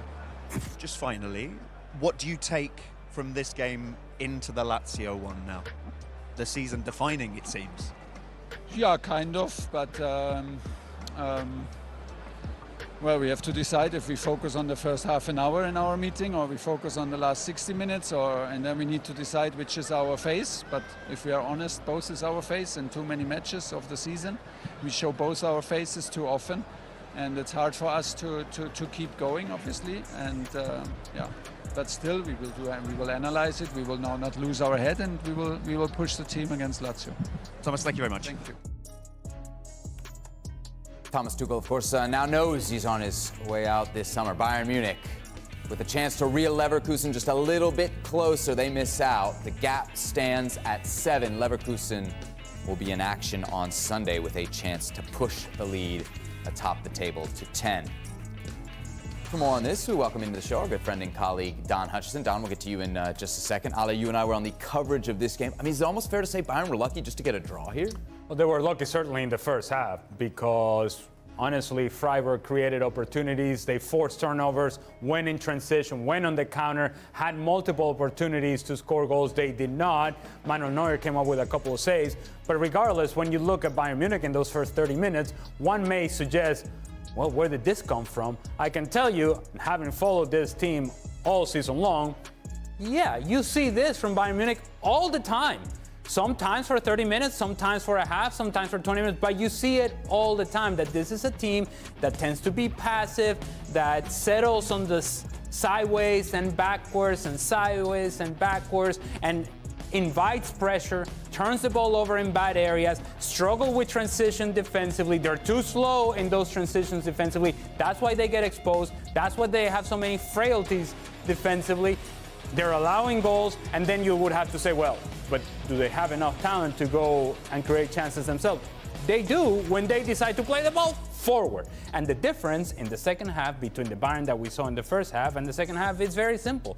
You see Bayern Munich actually playing the ball forward, allowing Jamal Musiala to get on the turn. When he gets on the turn, then he creates all sorts of problems for other teams because now he's going to attract attention. And if he attracts attention, then that opens up the space for a little diagonal movement from Harry Kane. And he becomes far more effective and efficient because he's attacking the goal, which is exactly what you want Harry Kane to be doing. He had a couple of chances today, did not put him away. They allow Freiburg to hang around long enough for Freiburg to take advantage of a set piece. No surprise to anybody that Bayern Munich doesn't take care of the details at the end of the game. They don't see it out. They haven't done that over the course of the season. Wasted opportunity. They drop 2 points, and they allow Bayer Leverkusen yet another opportunity to extend the lead. Game finishes 2-2. Don, you had an eye on this match. You also heard the comments there from Thomas Tuchel post-match. What do you make of the performance from Bayern, and what do you make of what the manager had to say? No, performance wasn't good enough. I mean, 7 games without a clean sheet. Bayern just don't do clean sheets. I think Ali's nailed it. The way you watch them, they look fragile. There's no patterns of play. They rely on moments in the game. Harry Kane had a couple of chances where different day, different story. He took them away, but they were never really comfortable in the game. My biggest takeaway from the whole game wasn't really what happened on the pitch. It was a good game of football to watch, 4 really good goals. I felt really uncomfortable watching the scenes at 2-1. His substitutions weren't great, by the way, when he took Muller off and took Musiala off when they're winning 2-1 for defensive solutions. So trying to hang on to a game, that's not the Bayern way. I understand it because they're fragile, but not great. But my biggest takeaway from the game was watching Thomas Tuchel laughing and joking with Thomas Muller at 2-1 when the game is in the balance with about 10-15 minutes to go. Then even worse at the end of the game when the game finished 2-2. I think it might have been the Freiburg staff. I couldn't be sort of for sure, but it looked like Freiburg staff. Thomas Tuchel was hugging them. He was laughing. He was joking. That's a manager that's just drawn a 2-2 game and is not going to win the title this year for the first time in about 11 years. It's ridiculous. So I just wonder, if I found that an uncomfortable watch, I wonder what the hierarchy think, and I wonder if it's time to relieve him of his duties, because this can't carry on. Ale, what do you think? I mean, is there a case to be made to get rid of Tuchel now? You still got second leg of the Champions League against Lazio. There's still something there for Bayern. There is something there for Bayern, but there is nothing there for Thomas Tuchel. And we mentioned in the coverage of this game that it has to be very odd for a player to walk into a locker room knowing full well that the manager who's about to walk into that locker room is a dead man walking. He's no longer making decisions that affect your future, that impact your present and affect your future. And if that's not the guy, then it becomes very difficult to have a connection with the manager, a connection that carries you through difficult moments in a game. Thomas Tuchel, quite frankly, given what we have seen from him in the post-game interviews with Archie Rintot, and going back to last weekend as well, in which he was essentially saying, look, this is no longer my problem, so I don't worry so much. If you have a manager that is saying that, and you have players that come into the locker room knowing full well that this is not going to be the manager for the future, when a game is on the balance, that's when this sort of things show up. When a game is right there to be won or to be lost, that's when this sort of things show up. Because when you need that little extra, when you need that push, is this team giving you that extra push? I don't quite see it. And I haven't seen it, to be fair, I haven't seen it over the course of the season at all from Bayern Munich. So much less now than when you know that the teacher is not going to be the teacher. Dead man walking is not a manager, it's not an effective manager. It just simply doesn't work that way.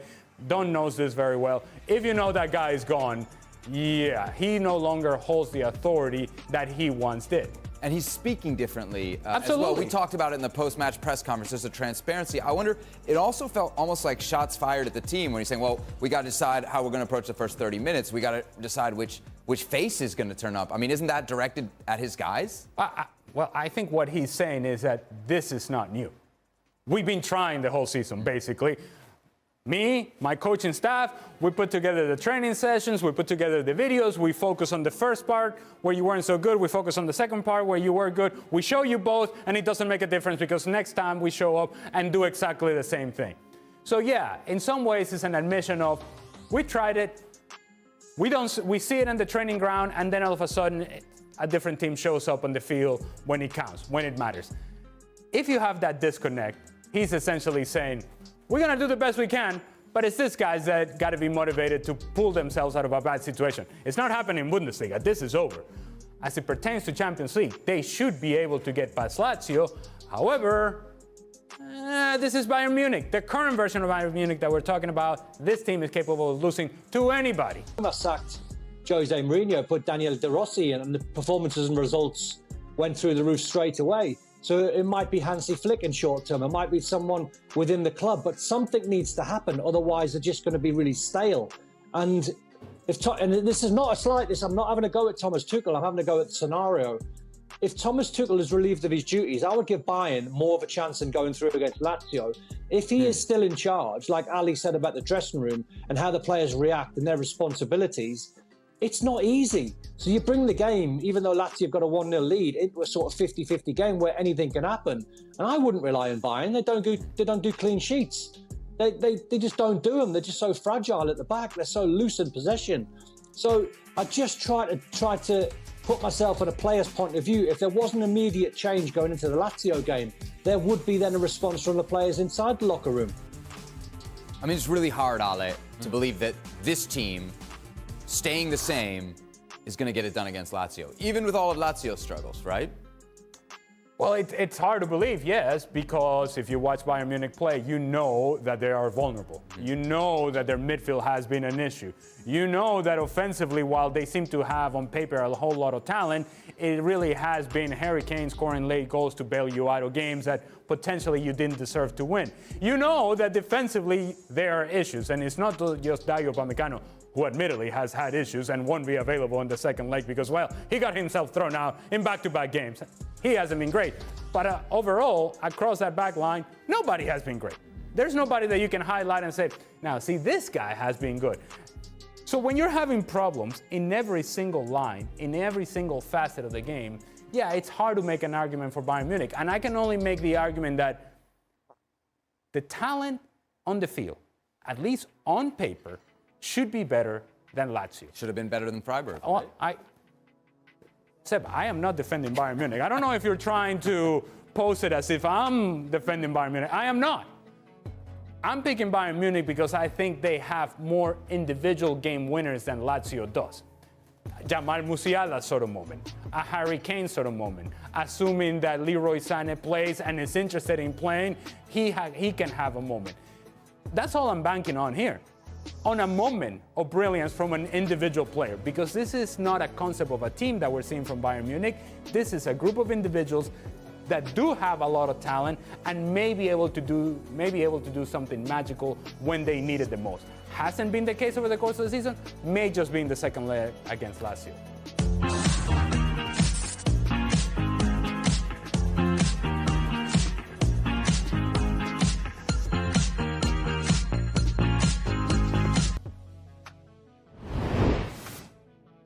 Let's start with the Sun, that exclusive about Manchester United and Graham Potter from Neil Custis. What can we read into this, if anything, Charlie, in your paper? Yeah, well, my colleague in Manchester, Neil, he wrote in December that the club had Graham Potter as their top choice should they part company with Erik ten Hag. And as we know, Dan Ashworth is the incoming sporting director at United. He's on gardening leave at the moment with Newcastle. Obviously close with Potter from their time at Brighton. When Potter took over at Chelsea, he actually described Dan Ashworth as first class. So there's clearly a strong link there. And no doubt they've just had a chat about football. And I think it's fair to assume that Manchester United would have been on the agenda. So I think it's a really interesting story. Ten Hag's still sort of hanging on, and I still think that he'll be gone in the summer. As we've said, I think Graham Potter, there's a few strong candidates there, but Potter's clearly up there. What do you make, Martin, of Graham Potter's candidacy to be the next Manchester United manager if Ten Hag does go? Well, it's interesting in terms of Potter's time at Chelsea. It will be seen as a failure. What was it, 11 defeats in 31 games? And with all due respect to Chelsea, managing Manchester United is, one of the most challenging jobs in football that you can get. Will he be ready for it? He's been quite wise in that he's taken himself away after what was probably a bruising time at Stamford Bridge. And he may well fit into the kind of Brailsford model. He has relationships, as Charlie said there, with Dan Ashworth already, who, we're still not quite sure when he's going to move into position at Old Trafford. The compensation package with Newcastle is still to be agreed, but you suspect that if the fees to be 10 to 50 million pounds, that would be one of Manchester United's better signings, or certainly investments.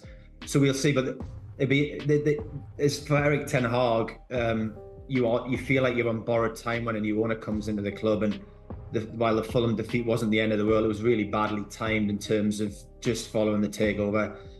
I would suggest a lot of Manchester United fans are still not quite sure about Erik ten Hag, and he's been at the club for a period of time now. So he does appear to be in a very difficult position. But this is going to be a very interesting summer in terms of managerial movements. Nagelsmann will be free after his short-term contract with Germany runs out.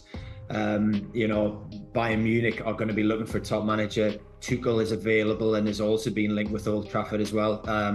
So you're going to see a lot of movement, and that first appointment, obviously, I think Manchester United have been quite sensible in what they've tried to do in terms of restructuring, how they run their football at club and the recruitment. But the big decision is going to be who comes in as manager. And Potter's reputation was sky high when he was with Ashworth at Brighton, but it has been damaged, and the reaction, if it is to be Graham Potter from Manchester United fans, would be very interesting. Yeah, concerning Potter's reputation here, Neil writes, Charlie, on your back page, ex-Chelsea boss Potter is the favourite of Sir Jim Ratcliffe and his assistant Sir Dave Brailsford to become an Old Trafford boss if the new Red Devils part with Ten Hag. Does that suggest that they frame what Potter's time at Chelsea in not in a positive light, but maybe they see a clear context for why it didn't work? I think so. I mean, as Martin said, the record, the stats aren't great, but look, I think we all know that Chelsea's been a bit of a madhouse now, hasn't it? It is at the moment. It was under Frank Lampard, and I think Potter had a pretty thankless task. So I think Dan Ashworth knows better than anyone what Graham Potter is capable of. His views on football, they're aligned in terms of transfers, which is obviously hugely important because that's been an absolute disaster, hasn't it, under Ten Hag at Manchester United, certainly in terms of the amount of money spent. And United, under Dan Ashworth, I'm sure will be a lot more sensible in the transfer market. They'll get the right type of player, the right fit, and not pay probably quite as ludicrous sums of money as well. So I think potentially that could be a combination of those two that could really work.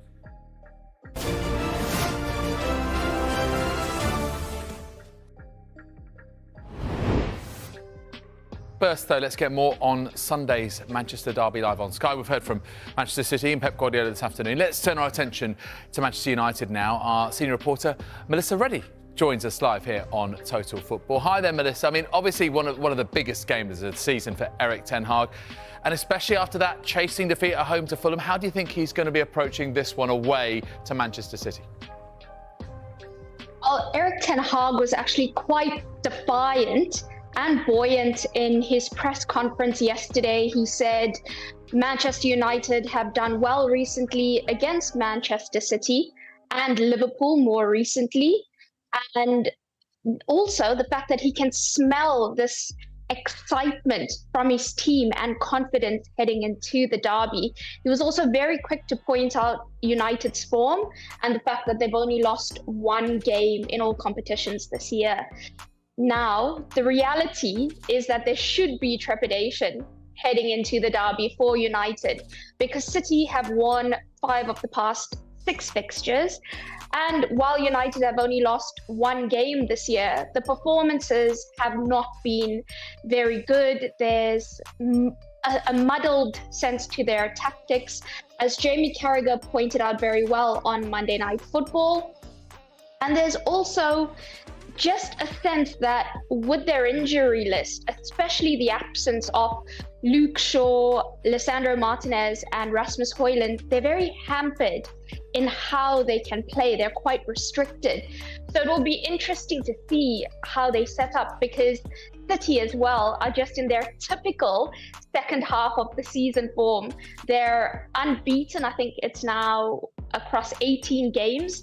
And it's just the City that we know when they're in their full stride, they are so hard to stop. Do you know what Manchester United could really do with is an informed Marcus Rashford, Melissa? Not the case this season, and we know that there have been off-field stories as well. Rashford gave a revealing interview talking about frustrations that he has with how he feels that he's being portrayed. Does he have a point? What do you think of what he said in that interview? I think Manchester United would have preferred if Marcus Rashford made his statement on the pitch. Like you say, they need big performances from him, and the best way to silence any critics and to showcase your commitment to the club is to actually show it out there on the pitch. Now, I can sympathize with him feeling like he's a character, like he's not being spoken about as an actual human being. And listen, there are so many trolls out there, but just parking the keyboard warriors aside, I think it's a bad faith argument to suggest that the criticism he's received from the media and from Manchester United fans and from former players or anyone who wants to see the club do well, that it stems from the charity work that he did during the pandemic, because actually, I think that's given him a lot of leeway. I think that's afforded him a lot of credit with people. There are many across the industry in terms of media and also among the supporters who have been reluctant to criticize Rashford's football performances because of the work he's done in terms of free school meals and such. But the other thing is, no one's also questioned the sacrifices he's had to make to become a professional footballer or his entire pathway here. People are talking about his application on the pitch and some of the mistakes he's made off it this season. And, you know, we know what has been reported, the incidences in Belfast, the time he went out after the previous derby defeat for a birthday celebration. Those are the things that we know that are out there. There's also the parking on double lines, the crashing of the car. But around the Jadon Sancho situation, there was a lot of talk from people close to Sancho that other players at United were not following the rules, were not turning up for training in a good state, weren't performing well.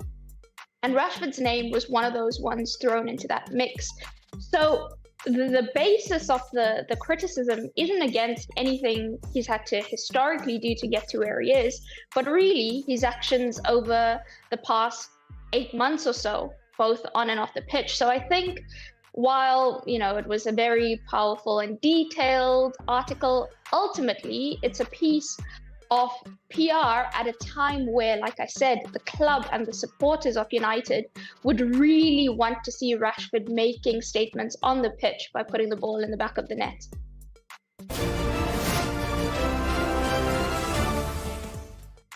The Manchester derby. Ooh, big game. I know some will probably be cheekily saying, but is it big game for whom? Probably big game for Manchester United in terms of if they and Erik ten Hag want a massive reality check or an even further reality check than they've been having this season and see really where they are, because we're going to talk about Manchester United's way back now in terms of challenging for titles and the Premier League title again, especially now that we know that the Ineos investment has gone through, that it's, I suppose, the start of a new era in terms of how they will be doing business at Manchester United. But either way, this is going to be a big measuring stick for them, do you think?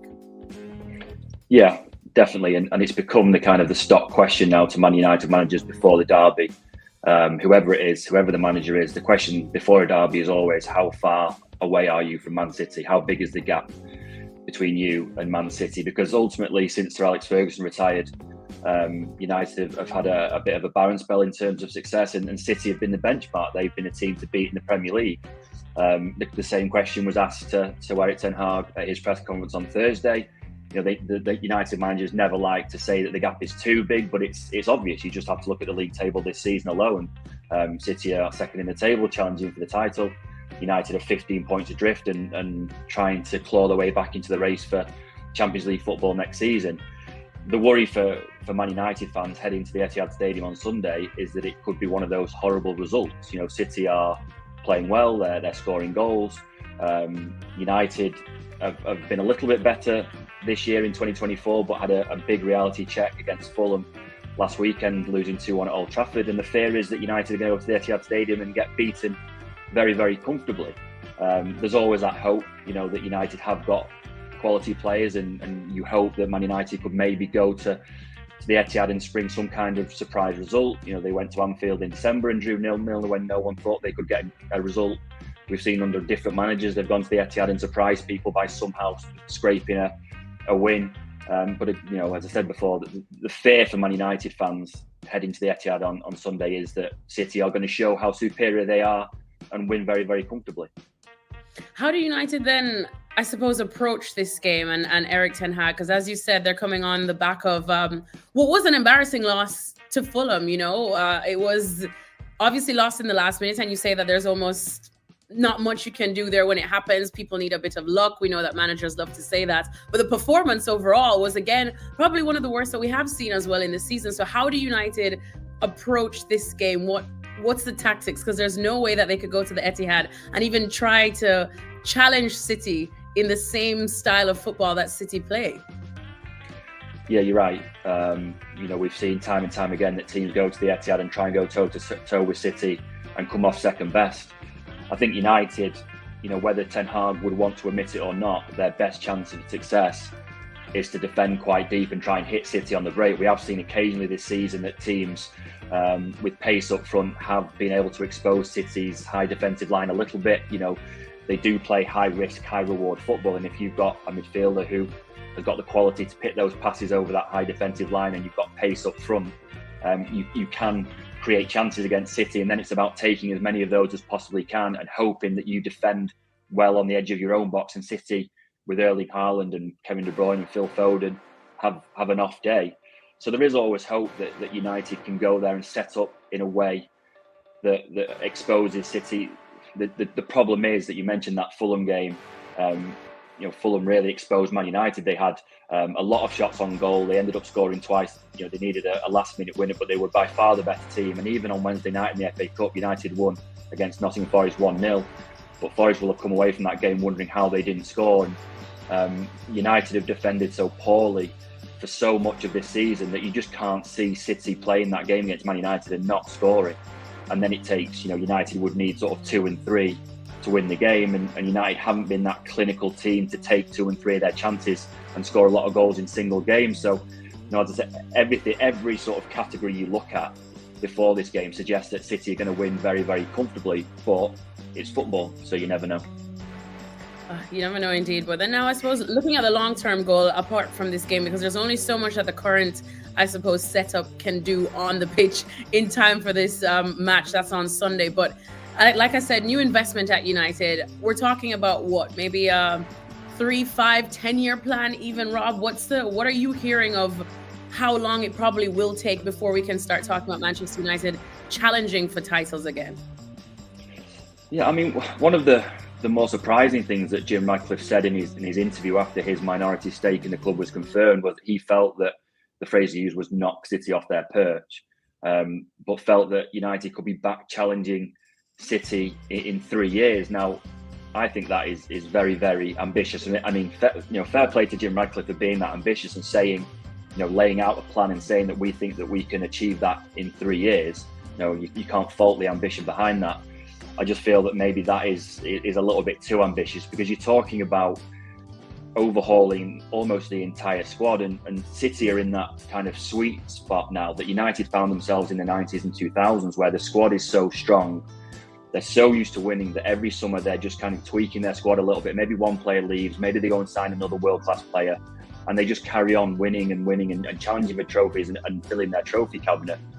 United at the moment seem an awful long way off that. And, for all the grand plans that Jim Ratcliffe has got, about revamping the structure behind the scenes, about redoing Old Trafford, really his biggest test is going to be how to overhaul the squad to the point where they can challenge City.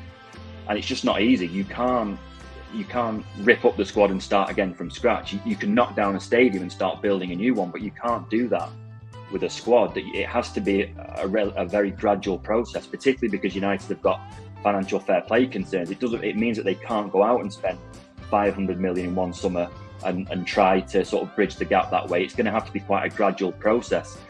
And the worry is that if you look at the two squads on paper right now, United just look miles behind the Cities. They haven't got an Erling Haaland, they haven't got a Kevin De Bruyne, they haven't got a Ruben Dias. So it's going to take an awful long time to get them back on the same level. In fairness to Jim Ratcliffe, he said that it's not going to be, a short-term thing. That the hope is that they can do it in 3 years, but probably in reality it's going to be closer to sort of 5 and maybe even 10 years. He's promised that he's going to stick around long enough to see that through. And really, it needs United to start having very, very good transfer windows very, very quickly. Starting with the summer, it means that you can't afford to get any of these signings wrong. And in the past, United have got signings wrong, and there are players in the squad who United fans would say that have been poor signings. I would point to the likes of Anthony from Ajax for 86 million. It just hasn't worked out. United can't afford any more missteps. The hope is that they get these top professionals off the field, the likes of Dan Ashworth at Newcastle, Omar Barada, who's coming in from ManCity, and they begin to sort out the recruitment problems that United have had.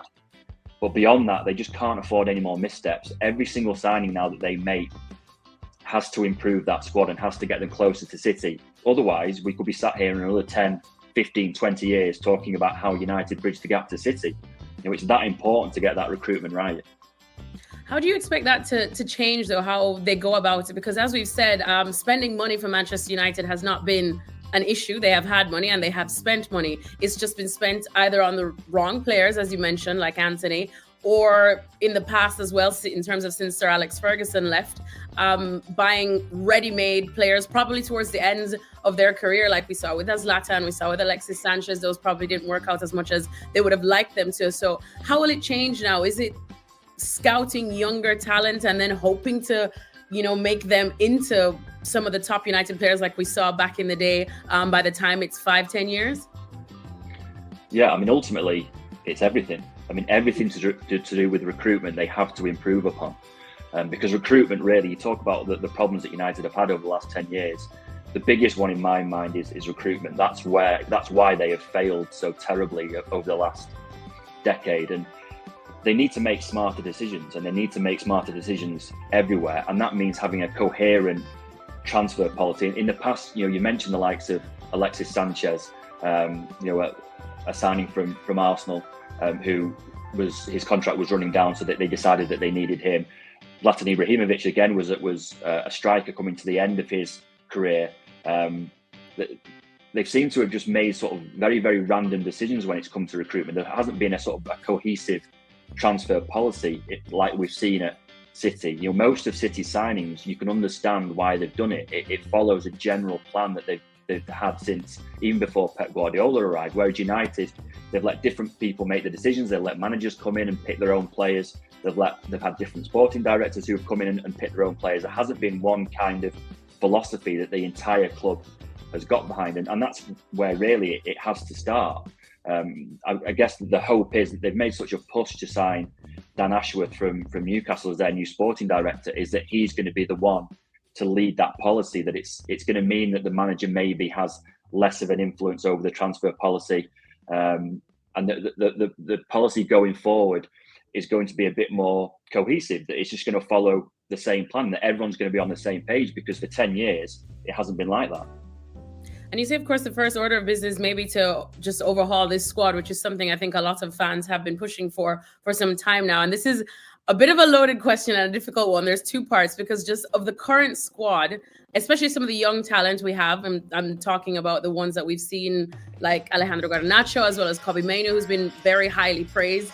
How many of them do you actually see playing a massive part in this United plan going forward, and probably still there at the club in terms of 5-10 years? And where does this leave a certain Marcus Rashford? You probably would have seen, I think everybody now, his recent article where he said that, people are wrong to question his criticism, his commitment rather, for Manchester United. He is somebody that you and I both know personally, and he does embody Manchester United through and through.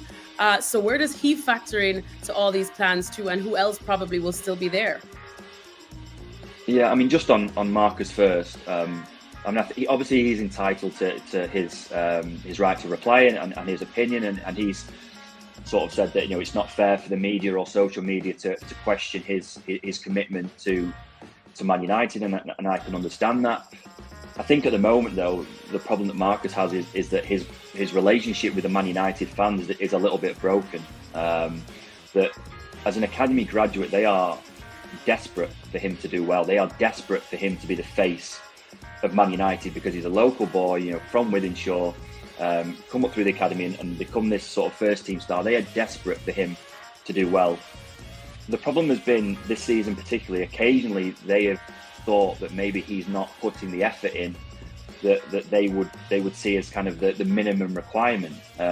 It's obviously been a difficult season for Marcus in terms of goal scoring. He's only got 5 goals. You know, you would expect that his numbers to be higher than that. But Man United fans don't expect strikers to score every week. They understand that you know, form come and goes. But what they don't like is when they think that a player, whoever it is, whether it's Marcus or someone else, when they believe that he's not putting all of his effort into it. And there have been spells of this season, not sort of entire games, but spells this season where United fans have criticised his effort and you know, is he running enough? Is he trying as hard as he could do? So really, as valid as Marcus Rashford is to coming out and sort of saying that, you know, you can't question my commitment to Man United, the best way to solve that and solve his relationship with Man United fans is to prove it on the pitch.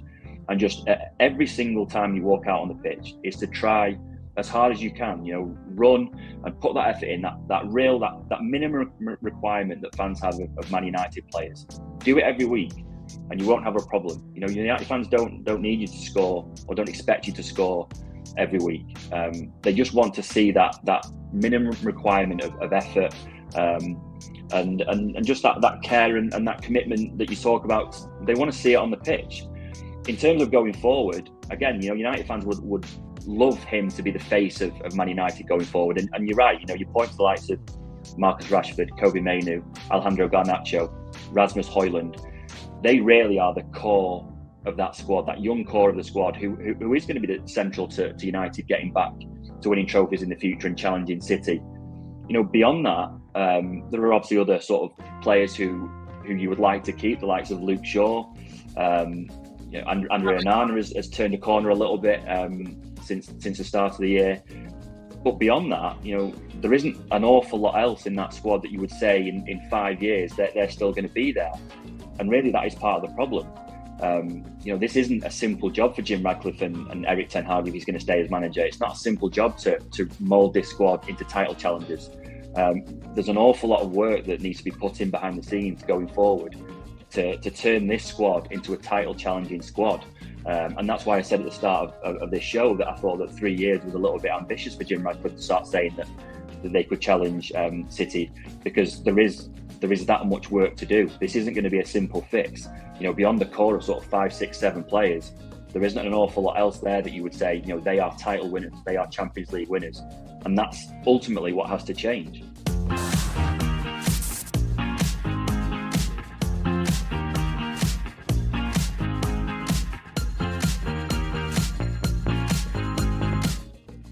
Hello everybody, welcome back to ESPN's Football Forecast. It's the Manchester derby this weekend, Man City against Manchester United, 2 teams in very different situations, which has been the case for quite some time actually. Debate. You have said very recently, 20 seconds ago in fact, that this is a funny little team Man United have got here. They are. What do you mean by that as we begin to preview this big game? They flip-flop between being some wonderful side, if the situation is right, to being an atrocious side who can't get the ball off Fulham. That's a funny little team to me. That's the definition of a funny little team. You don't know what to expect. I think they're having a weird old season. That's what I would go with. I don't think they've been... I was thinking about this. When was the last time Man United were awesome? Like in a game. I'm not saying a season. Like last year they had a good run, but this year I can't remember many games where they've been, wow, Man United. Like, they beat Everton 3-0, but even that game I thought Everton kind of went toe-to-toe with them, and it was just, you know, Garnacho scores an outrageous goal. They have had problems though, haven't they, Kweku, in terms of the injury crisis, which is probably going to hurt them in this game as well, would you say? Yeah. The thing is, every team can point to injuries, and we've seen it a lot this season, so I don't want to hear it as an excuse. You're not having it? I'm a Chelsea fan, and I haven't used it. I haven't used it once as an excuse this season. I don't think Manchester United should either. But it's quite a list, isn't it? Come on, Luke Shaw out till May, Martinez early April, Martial end of March, Malacia still out, although he's been out the whole season, but it's another left back, which is a big problem, which we'll talk about. Højlund, Mount, Wan-Bissaka, Harry Maguire, but he could, you know. Harry Maguire, of course, playing the Fulham game. Which one's the biggest miss out of those guys? For you? Rasmus Højlund, because they'd found something good in the front three. Garnacho, who's not quite nuanced enough to play on the left. So on the right, he's decent as a winger because he can cross the ball in, provide service, even though he doesn't provide enough service for Højlund, in my opinion. And Rashford is way more comfortable on the left. You saw Rashford play down the middle against Nottingham Forest in the FA Cup, wasn't good enough. You saw Rashford play down the middle against Fulham, wasn't good enough. And you see by his body language, he doesn't want to play there. Rasmus Højlund has found some good goal-scoring form. He's scored in 6 consecutive games.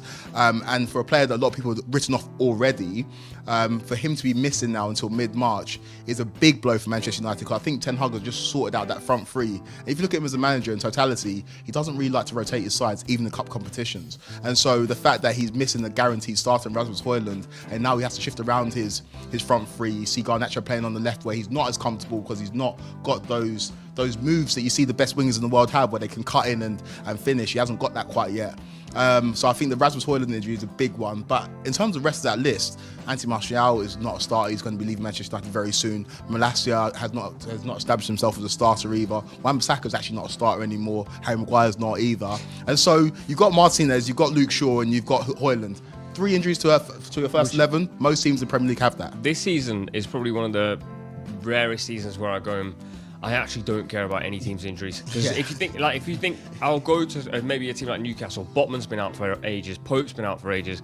Liverpool currently don't have Alisson, Trent or Salah, which on a normal day you'd say are 3 of their most important players. Brighton have missed Solly March all season, Mitoma at different times. Every team has injury problems, but Manchester United seem to be the only team that go, if we lose Lissandro, it's over. We just cannot do anything. That for me screams an identity issue, which I think you just said then. We've not once watched them and gone, what a good side. Every time you watch them, you go, oh, how have they won that? Or someone scored a worldie, or Casemiro scored a header in the 96th minute. These things are non-sustainable in football. Yeah, it's moments with Man United. It has been for some time.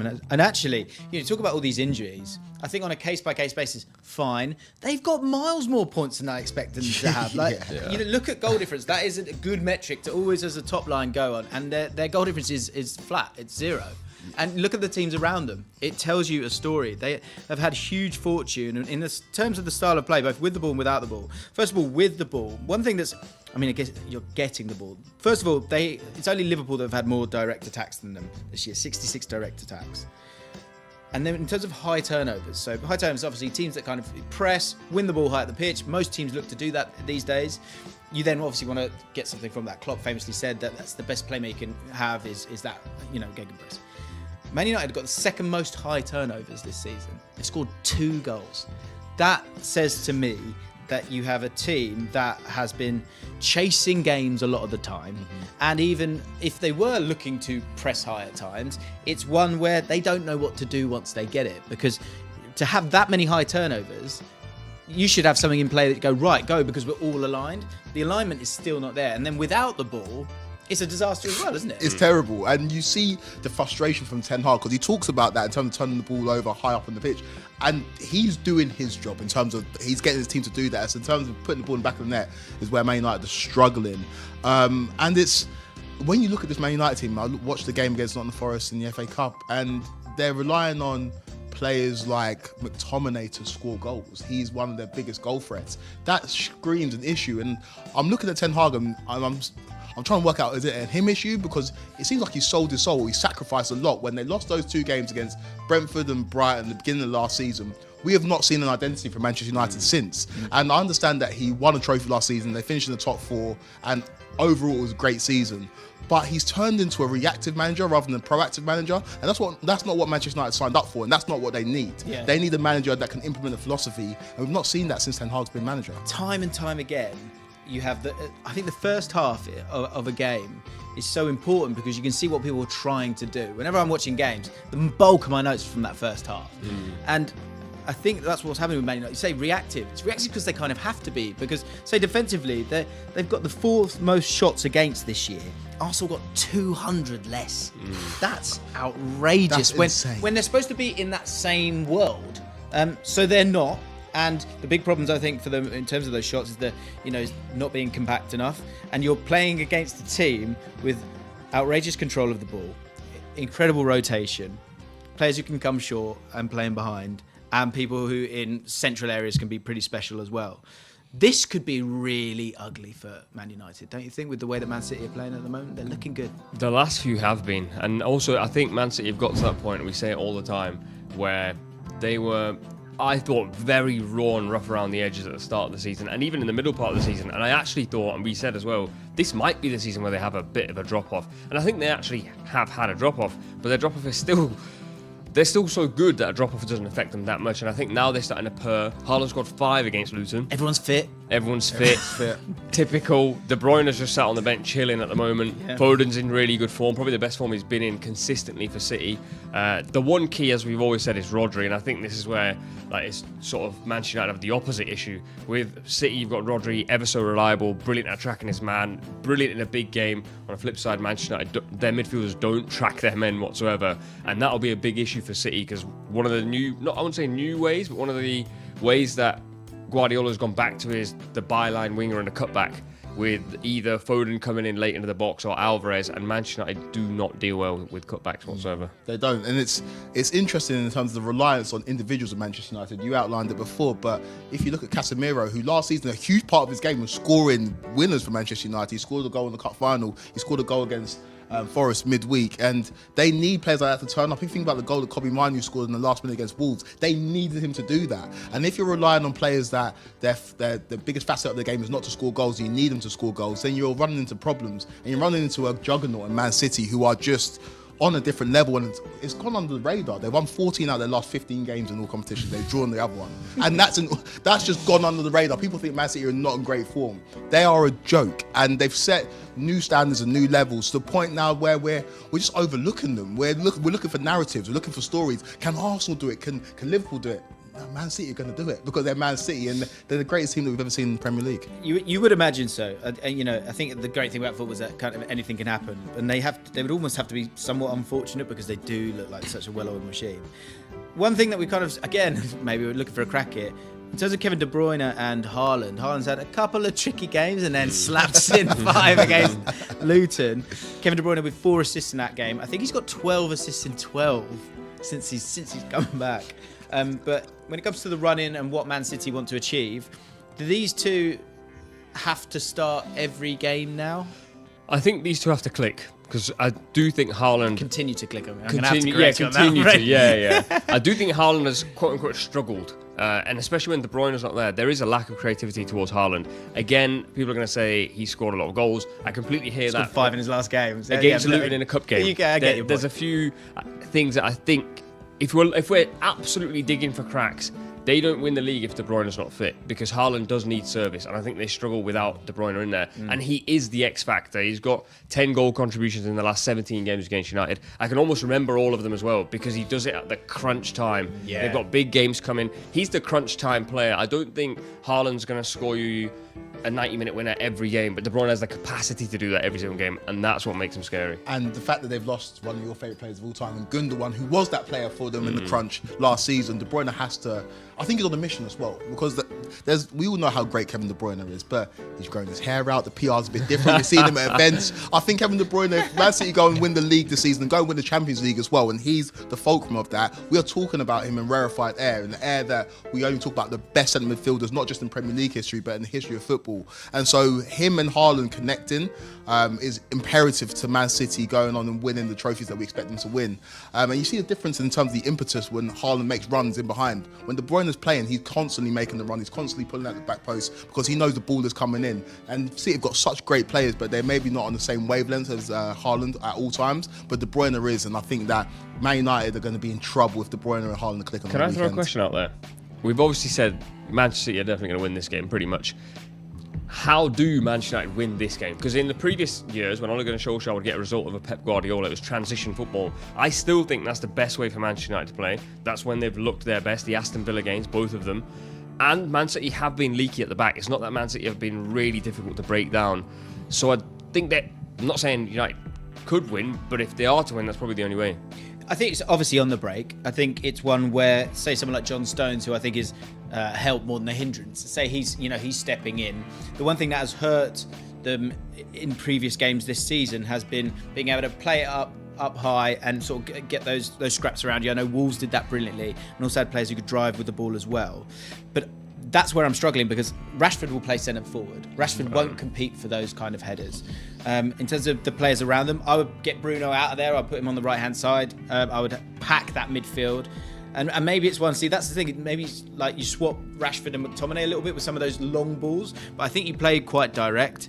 And I think you hang in there, to be honest. But I think you're looking for moments. And I've got to be honest. But that one is thing what that they I look keep. for. And that is what they look for in any game. Anyway. In all of these games, whenever we do preview them, same when we've been chatting about Liverpool, it's always been sort of Rashford just sort of moping about up front.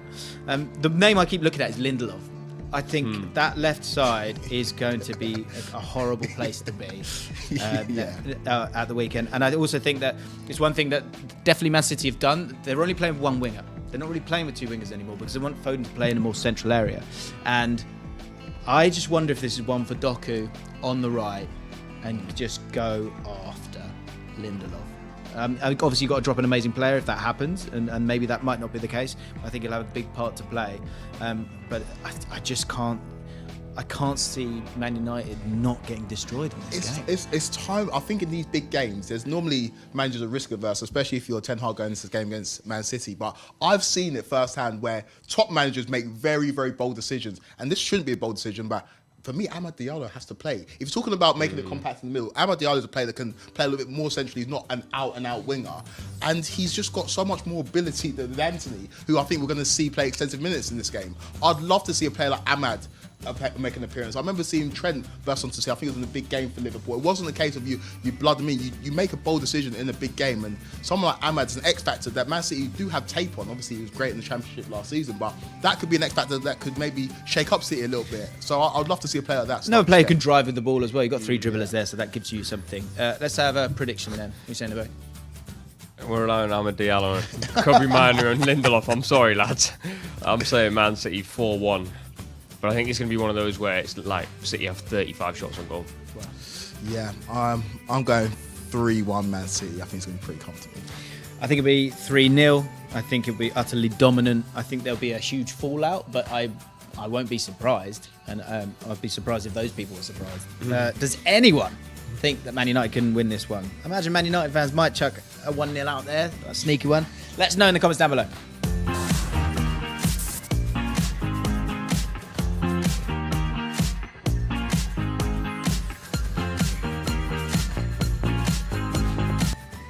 Been a odd few days for Chelsea. Obviously a bruising defeat in the Carabao Cup final, and then okay victory, I guess. Still in the FA Cup. Kweku, Chelsea fan. Yeah.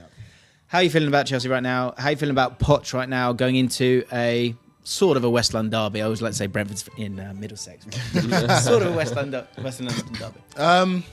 I don't know how to explain my feelings towards Chelsea right now. It's just it's abject. When you watch Chelsea play, you know what's going to happen. You know that we're going to create chances, but you don't really see the patterns in terms of how we create chances, but you know we're not going to finish them. And the game against Leeds in midweek was probably the first time I've seen Chelsea score 3 good goals in a game. It's like the first time in a long time I've seen that. And so I'm very much waiting to see what Pochettino can deliver. I'm not Poch out. There's a lot of Chelsea fans that are calling for his head. There needs to be a dose of reality here. Chelsea finished 12th last season. We're 11th this season. We're a mid-table team.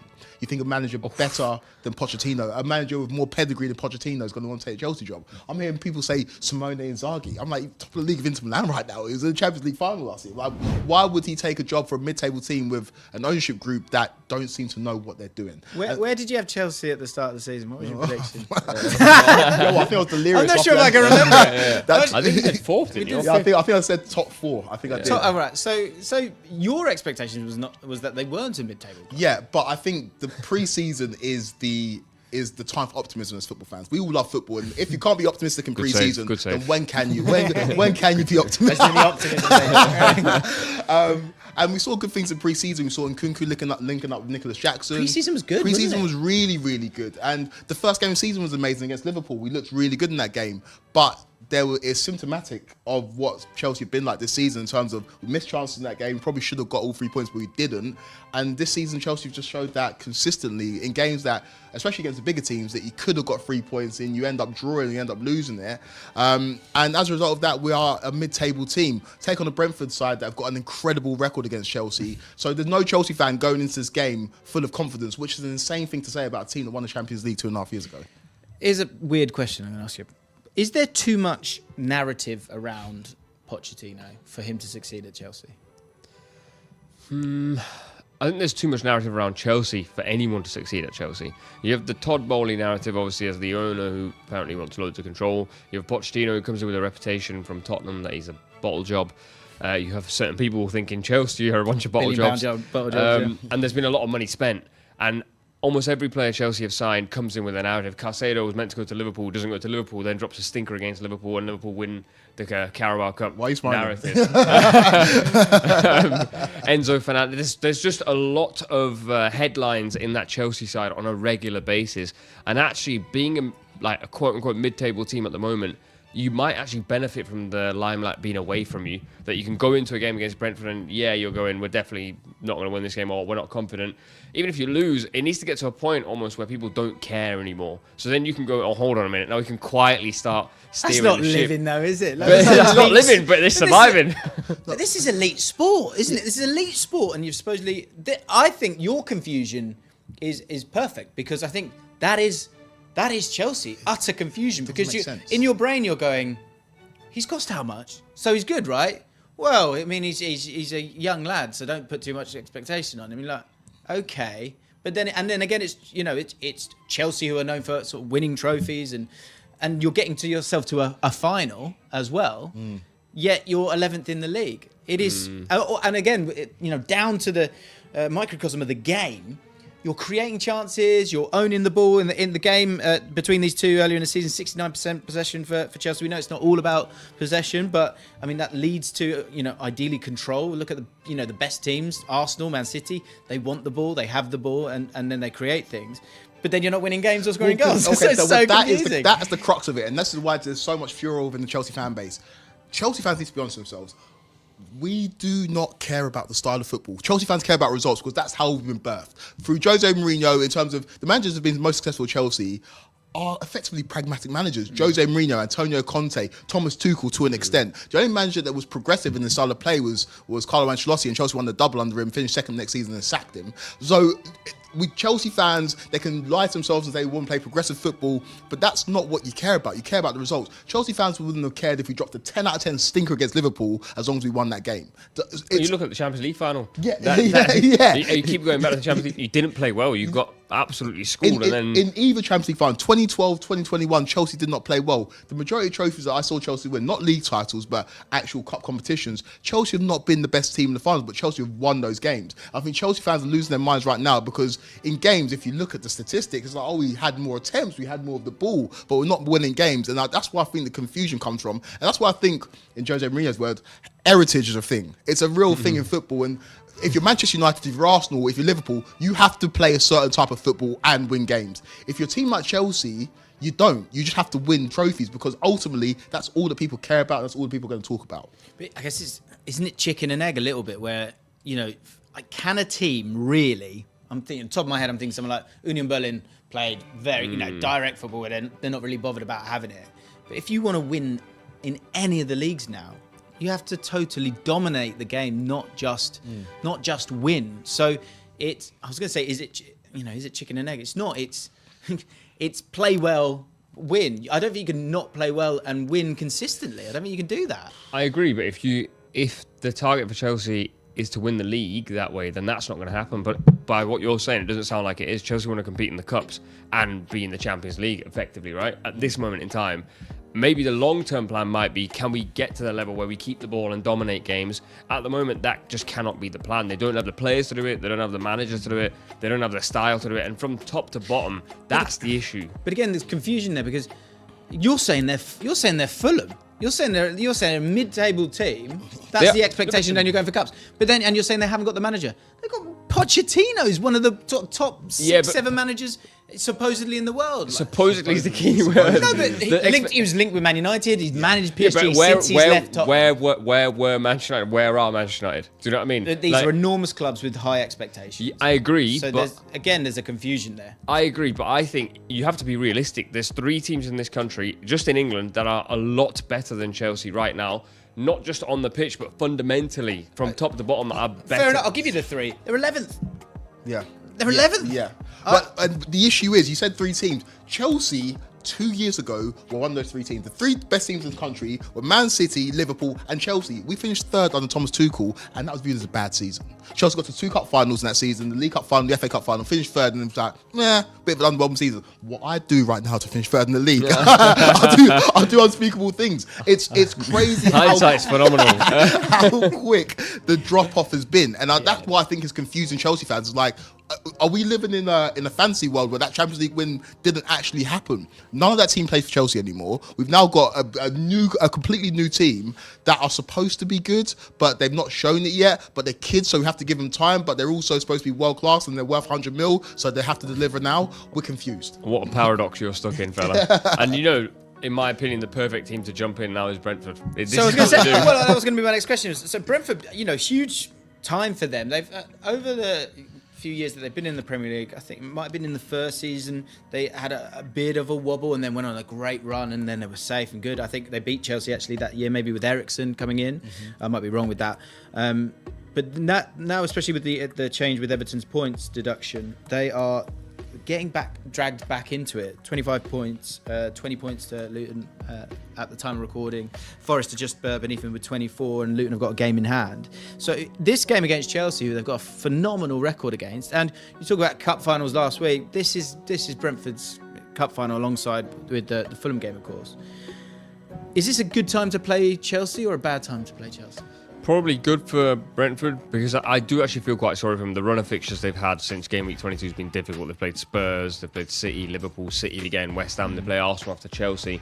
So they have to look at these fixtures and go, where can we pick up the points? Does Brighton up after that? Their overall run-in is yeah, okay so after that. From this point onwards, their run-in's nice, and the best place to start is, again, Chelsea. I think this happened last season. They were in a bit of bad form, and then they basically just hit Chelsea on the counter twice and put the game to bed. So it probably is the right time to jump in and, as they say in WWE, cash in the money in the bank at exactly the right time. Because Chelsea are down and they're defeated, and the atmosphere around the club is just constantly getting more and more rotten. And it'll be rocking, of course, at Brentford's stadium. Do you think they are relegation candidates?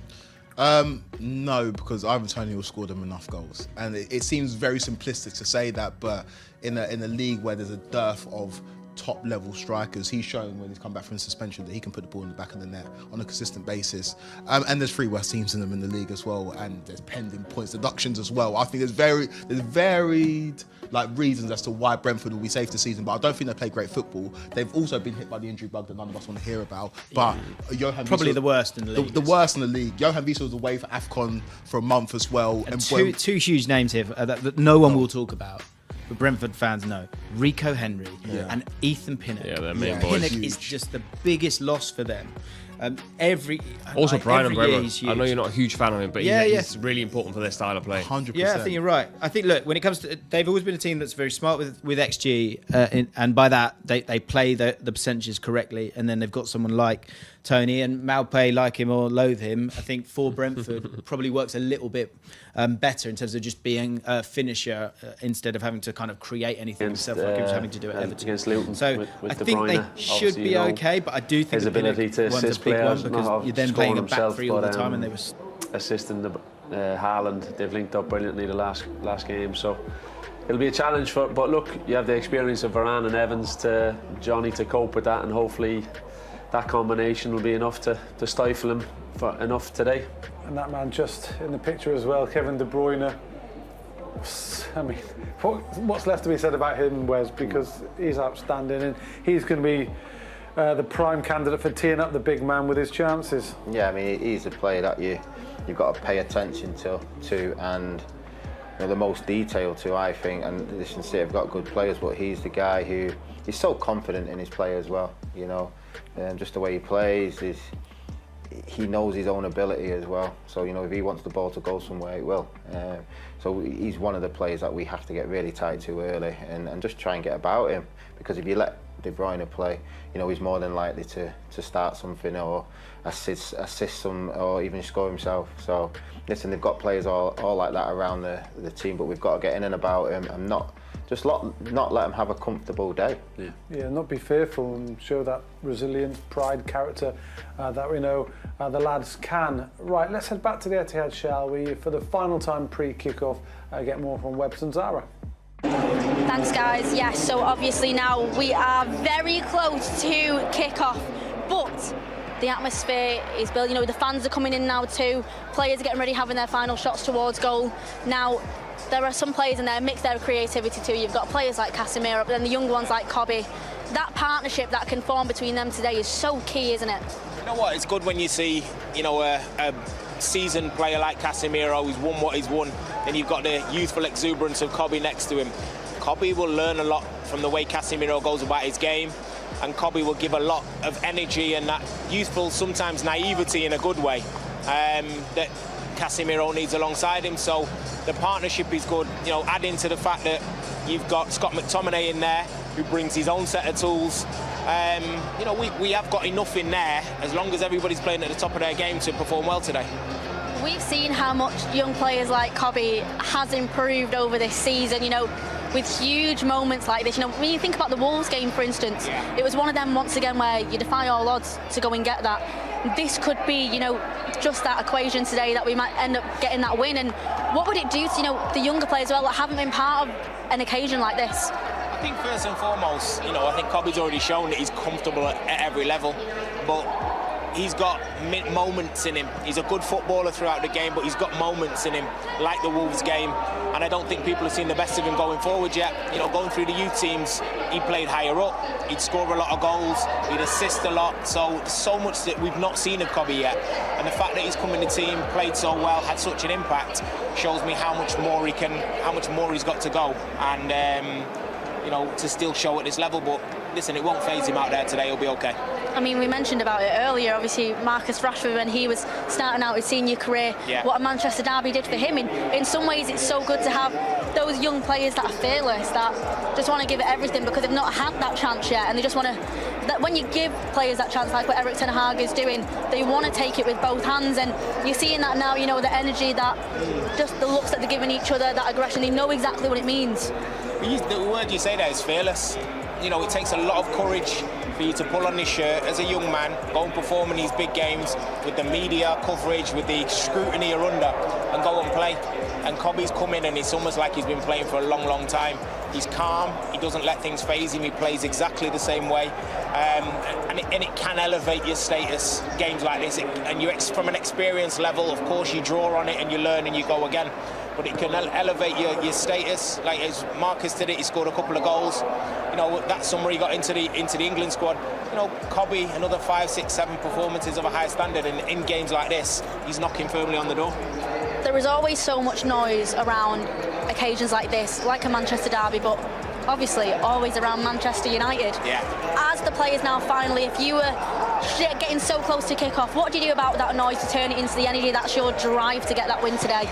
I think, you know, as you watch the boys warming up here now, they're just getting into their zone. It's almost like you tune out from what's going on around you and you tune into the job at hand, you know, getting a feel on the ball and doing knowing what your jobs are for the game. So, you know, it's something they're well versed in, and I'm sure they'll be ready for the game when it kicks off. Yeah, well, fingers crossed it will be. But yeah, that is about it for us pitch side now. Back to you. Yeah, thanks guys. So we're getting ever closer to the kick-off. Let's get some final thoughts from the guys. Wes, make a case for us to win today. What do we have to do? How would the game have to pan out? What events might have to happen for us to get the win? Yeah, battle. You know, get in the faces. Don't shy off anything. You know, be confident. We have to approach it that way. Shazy, same with you. What's your case for us winning? Yeah, look, it's just that experience of just seeing there in the tunnel, nice and calm and relaxed, the focus from lots of experienced players on the United team. And if they combine that with the attacking flair of obviously Marcus and Garnacho to hurt Man City when they get the chances. But it's going to have to be blood and thunder as well to match to cope with City's attack. And if they can do that, look, they will cause Man City problems, but it's just making sure they take those chances when they get them. Yeah, here we go. Teams are in the tunnel now, getting ever closer to the big kick-off. It's the Manchester derby at the Etihad. Commentary coming your way very shortly, but first, here's this.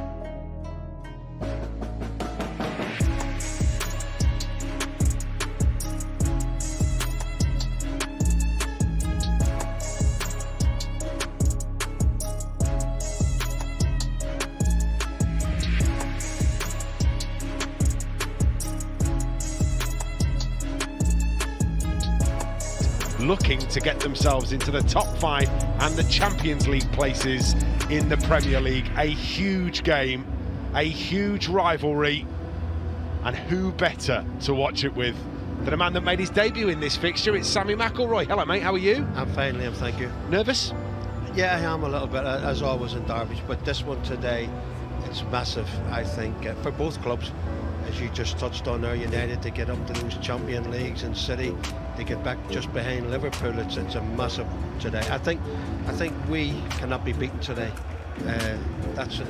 Hopefully, I know my heart is probably ruling my head, but hopefully we do not lose today. Yeah. I have a funny feeling that this will be very similar to the game away at Anfield earlier this season, where Manchester United just make it really, really difficult for Manchester City and hope that they can nick something, as they had the opportunity to do at Anfield, to come away with all 3 points. We will find out. Teams are in the tunnel and they are heading out onto the Etihad surface with the stadium in fine voice over in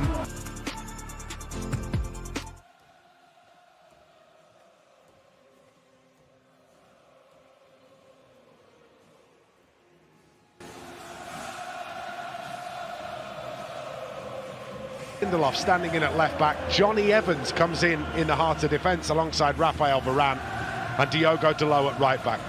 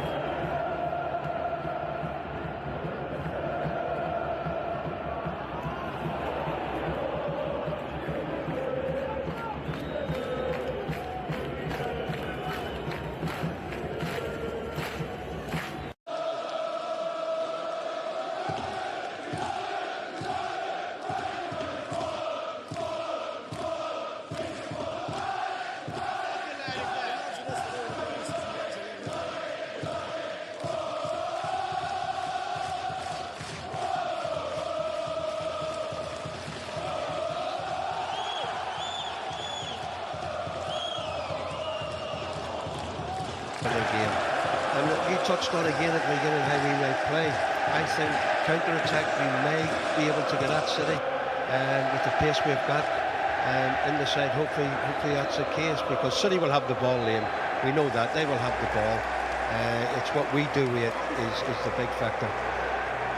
Rodri high-fiving around players in his side. Unbelievable statistic around Rodri. He's unbeaten in each of his last 58 appearances for Manchester City in all competitions. That run stretches back to a 1-0 defeat at Spurs back on the 5th of February 2023.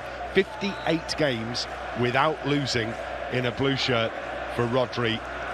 He is instrumental to the way that they play. Manchester United have won the toss and they have turned Manchester City around. The gamesmanship to start things off. Manchester United.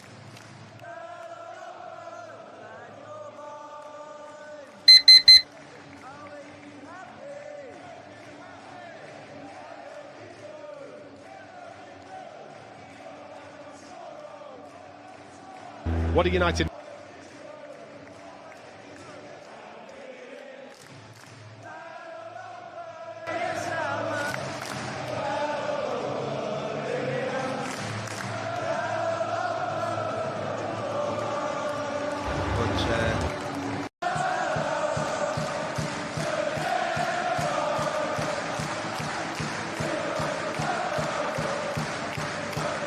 It's the 24th different back four partnership that Manchester United have played this season. Exactly.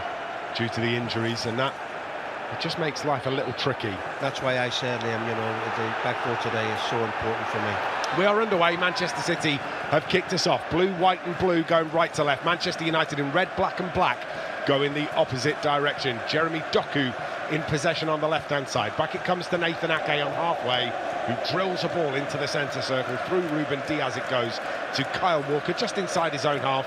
Lays this ball back. Manchester United start the press with Marcus Rashford, but Manchester City calmly play through that, find Erling Haaland. Slide tackle goes in from Casemiro, but City have regained possession and they're up to the edge of the penalty area. Doku on the corner of the box, looks for a chop back. Cross goes Diogo Dalot to take on his countryman Bernardo Silva, but it is Dalot that's got the last touch on that. Behind it goes for an early Manchester City corner. First start for City, possession, and then in the final third they get a corner kick. Just a loss of possession in midfield and unable to regain the ball. City move it so quickly. This is pulled to the edge of the penalty area from the corner. De Bruyne drills it across. Foden alone on the D, gets the shot in, big deflection on the way through. It's going to go behind for another corner, but Phil Foden in acres of space on the edge of the penalty area. His left-footed shot balloons wide after taking a big deflection off the advancing Casemiro. That's one off the training field, no doubt about that. Very patient from the corner. Yeah, it was on target. I think Onana was in a good position to deal with that, but it's another corner for City. Which now taken by De Bruyne, headed away by Bruno Fernandes. Fernandes looking for a ball upfield towards Alejandro Garnacho, brought down by Bernardo Silva, back into the centre circle now, and Kyle Walker, who clips a right-footed pass from right to left, flicked on by Bruno Fernandes to keep it away from Kevin De Bruyne, concedes the throw-in, which De Bruyne looks to take quickly. Does take that throw-in, finds Doku trying to get round Bruno Fernandes, but that spinning move doesn't quite throw off the Portuguese. Back it comes to the Dutchman Nathan Ake. Out wide to the right-hand side, and Kyle Walker and Phil Foden teaming up down the right-hand side. Manchester United defending the edge of their own 18-yard box at the moment. John Stones, who is essentially an extra midfielder for Manchester City when they are in possession. Back it comes to Ake on halfway. Now out to Doku, left-hand side. Doku cuts in field, finds De Bruyne in that half space. De Bruyne lifts this into the penalty area where it's headed away by Lindelof, but only as far as Jeremy Doku. Doku finds De Bruyne. De Bruyne picks out John Stones. John Stones edge of the D, sends it to the left, and Bernardo Silva. Bernardo Silva back in field to Kevin De Bruyne. De Bruyne has time to feed this through to John Stones. John Stones inside the penalty area. Casemiro makes the tackle. Referee with a decision to make, says no penalty. He is going to wait and see what VAR say. Manchester City retain possession. Rodri into the penalty area. All the way across it goes to Doku. Doku pulls it back to Stones. Stones to Ake. Ake back out to the left-hand side, and Jeremy Doku. Manchester City dominant in the early stages of this game. Tackle comes in from Rafael Varane, but Bernardo Silva escapes and gets the cross into the penalty area. Haaland gets the header. It deflects off his forehead and goes behind, and now we will find out what VAR say about that tackle inside the penalty area. Sammy McIlroy. What a start for Manchester City. They've come right out of... No, I don't think it is, Liam. I think he does actually kick. He's going for a kick and he kicks the back of Casemiro, so definitely not a penalty kick. No way. Casemiro's got the ball as well. Absolutely. But it has been an unbelievable start from City from the first whistle. Manchester United have got a lot of defending to do. But that's definitely not a penalty. Just getting a little penned in, Manchester United, by that relentless Manchester City. Erik Ten Hag looking on as Manchester United play the ball. Out it comes to Kobbie Mainoo. Mainoo, though, beaten to it. Comes back to Victor Lindelof. Lindelof under pressure from Bernardo Silva. Does get the left-footed clearance up towards midfield. Won back by Kyle Walker and then fired back into his own half by Kevin De Bruyne. It's going to need to be dealt with by Ruben Diaz. Does get it back to Ederson. Ederson being closed down by Bruno Fernandes. Marcus Rashford can't get close enough to Rodri, who turns the ball out to the far side. And Manchester City now attacking down their right as they go right to left in the first half. Feels like we've been playing for half an hour, only 4.5 minutes on the clock. Only 4.5 minutes, and City have showed every facet of their game. They move it about quickly, but when they lose it, they press so quickly and get it back again. We've just got to stay in and weather this little bit of a storm at the moment, no doubt about that. Foden on the attack, clips one into the penalty area, finds Doku on the far side, coming in from the left, into the box he comes, gets a cross, comes shot away with his left foot, but it was always heading wide and it was always well covered by Andre Onana, who watches it wide of his post and out for a Manchester United goal kick. Yeah, Doku takes on. There he is. I think it's a cross lane and it hits the side of the net. Goal kick to Manchester United, a little bit of a breather now. It's a wild miss kick from the Belgian, Jeremy Doku. Summer signing for Manchester City. Came out of nowhere, really. Oh, that's been given away by Andre Onana with a poor clearing kick, but one back by Casemiro, then launched clear by Dalot. Nodded down to McTominay. McTominay is going to release Alejandro Garnacho. Garnacho might be in behind Manchester City here, into the penalty area. Does get the cross away. Ederson's going to claim it before Marcus Rashford can get ahead to it. But that is how Manchester United can get at Manchester City. An early ball breaks the lines, and Garnacho, flying down the right-hand side, just couldn't get himself in a central position to take on the shot himself. Meanwhile, Manchester City coming the other way. Sorry, Sammy. No problem. Just wait for this to peter out or go out of play, and you can have your say on that breakaway from Manchester United. It's back in midfield. You can do exactly that now. Well, that's what I was thinking about, that counter-attack, especially with the pace we got there with Garnacho. You know, City can have all this play, but if we win it and counter-attack them, that's, for me, our best way today of winning this game. Scott McTominay doing really well to hold that ball up. Just brought it down and then managed to feed Alejandro Garnacho. United pressing City, but City escaped down the right-hand side. De Bruyne up against Johnny Evans, and Evans stands his ground and then calmly plays it into Casemiro. Out it goes to Mainoo, and then Evans clips one forward to Victor Lindelof, who tries to chest it down to Mainoo, who wasn't anticipating that from the Swede. And Manchester City now have the ball back, played back to halfway, brought out of defence by Ruben Diaz. Diaz on the arc of the centre circle, the point of the centre circle inside the United half, finds Haaland. Haaland edge of the penalty area, gets it out left-footed to Foden. Foden attacking the box up against Lindelof. Foden goes round the outside, looks to get the cross in. Lindelof jockeying, manages to push him backwards, but only as far as Kevin De Bruyne. And now Phil Foden back in possession. Has De Bruyne on the overlap. De Bruyne with the cross, headed up and away by Johnny Evans, and then Andre Onana claiming off the head of Rafael Varane. Johnny's done well in these last few moments, or he's defended very, very sternly, which he's going to be having to do the whole game, I should imagine. But it's good to see that, especially with Johnny's experience. He's been in many a derby before, and he knows exactly what's going on. Ball forward is going to find Bruno Fernandes on the edge of the penalty area. Needs some support, gets it in McTominay, waits for Rashford to arrive, and he's right-footed effort is rifled home. It is sensational from Marcus Rashford. Take a bow. That is as good as you get from Manchester United's Marcus Rashford. Unbelievable from United's number 10. Unbelievable. Absolutely first really attack. Well, second attack if we're going to be precise, but what a strike there from Marcus Rashford in off the crossbar and push United 1-0 up. Unbelievable. You could say it's against the run of play in these early stages, but it's goals that matter. And Marcus Rashford, who's come in for a little bit of stick from the media, from the support and everything, but that's a one way of telling them to get on with it by scoring a goal like that. Yeah, some way to answer your critics. Marcus Rashford Offside, potentially no. Being played on by Nathan Ake, I think. Yeah. Bruno Fernandes brings this ball down on the edge of the penalty area, does so well to hold it up, then waits for the run. Rashford arrives, just launches it first time into the postage stamp, top left-hand corner.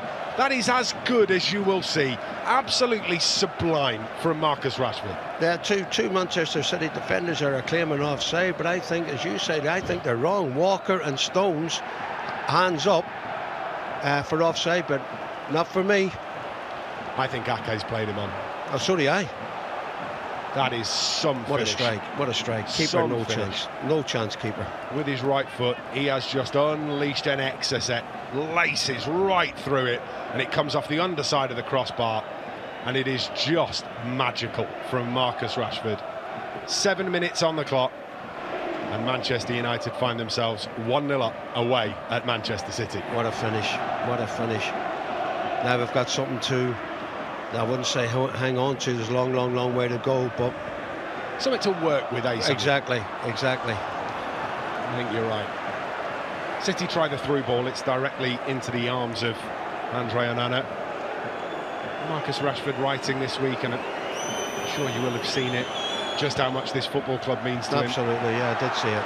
Given away by Manchester United, but Haaland is in an offside position, so can't touch that. It allows Manchester United a little bit of time to bring the ball away. Rashford receives from Mainu, played into midfield. Casemiro gives it to McTominay. McTominay finds Diogo Dalot in some space, and Manchester United have beaten the Manchester City press. Bruno Fernandes to Alejandro Garnacho. Back it comes to Fernandes, who delivers this back to former French international Raphael Varane. Casemiro and Varane, the two ex-Real Madrid colleagues, sharing the ball at the heart of defence.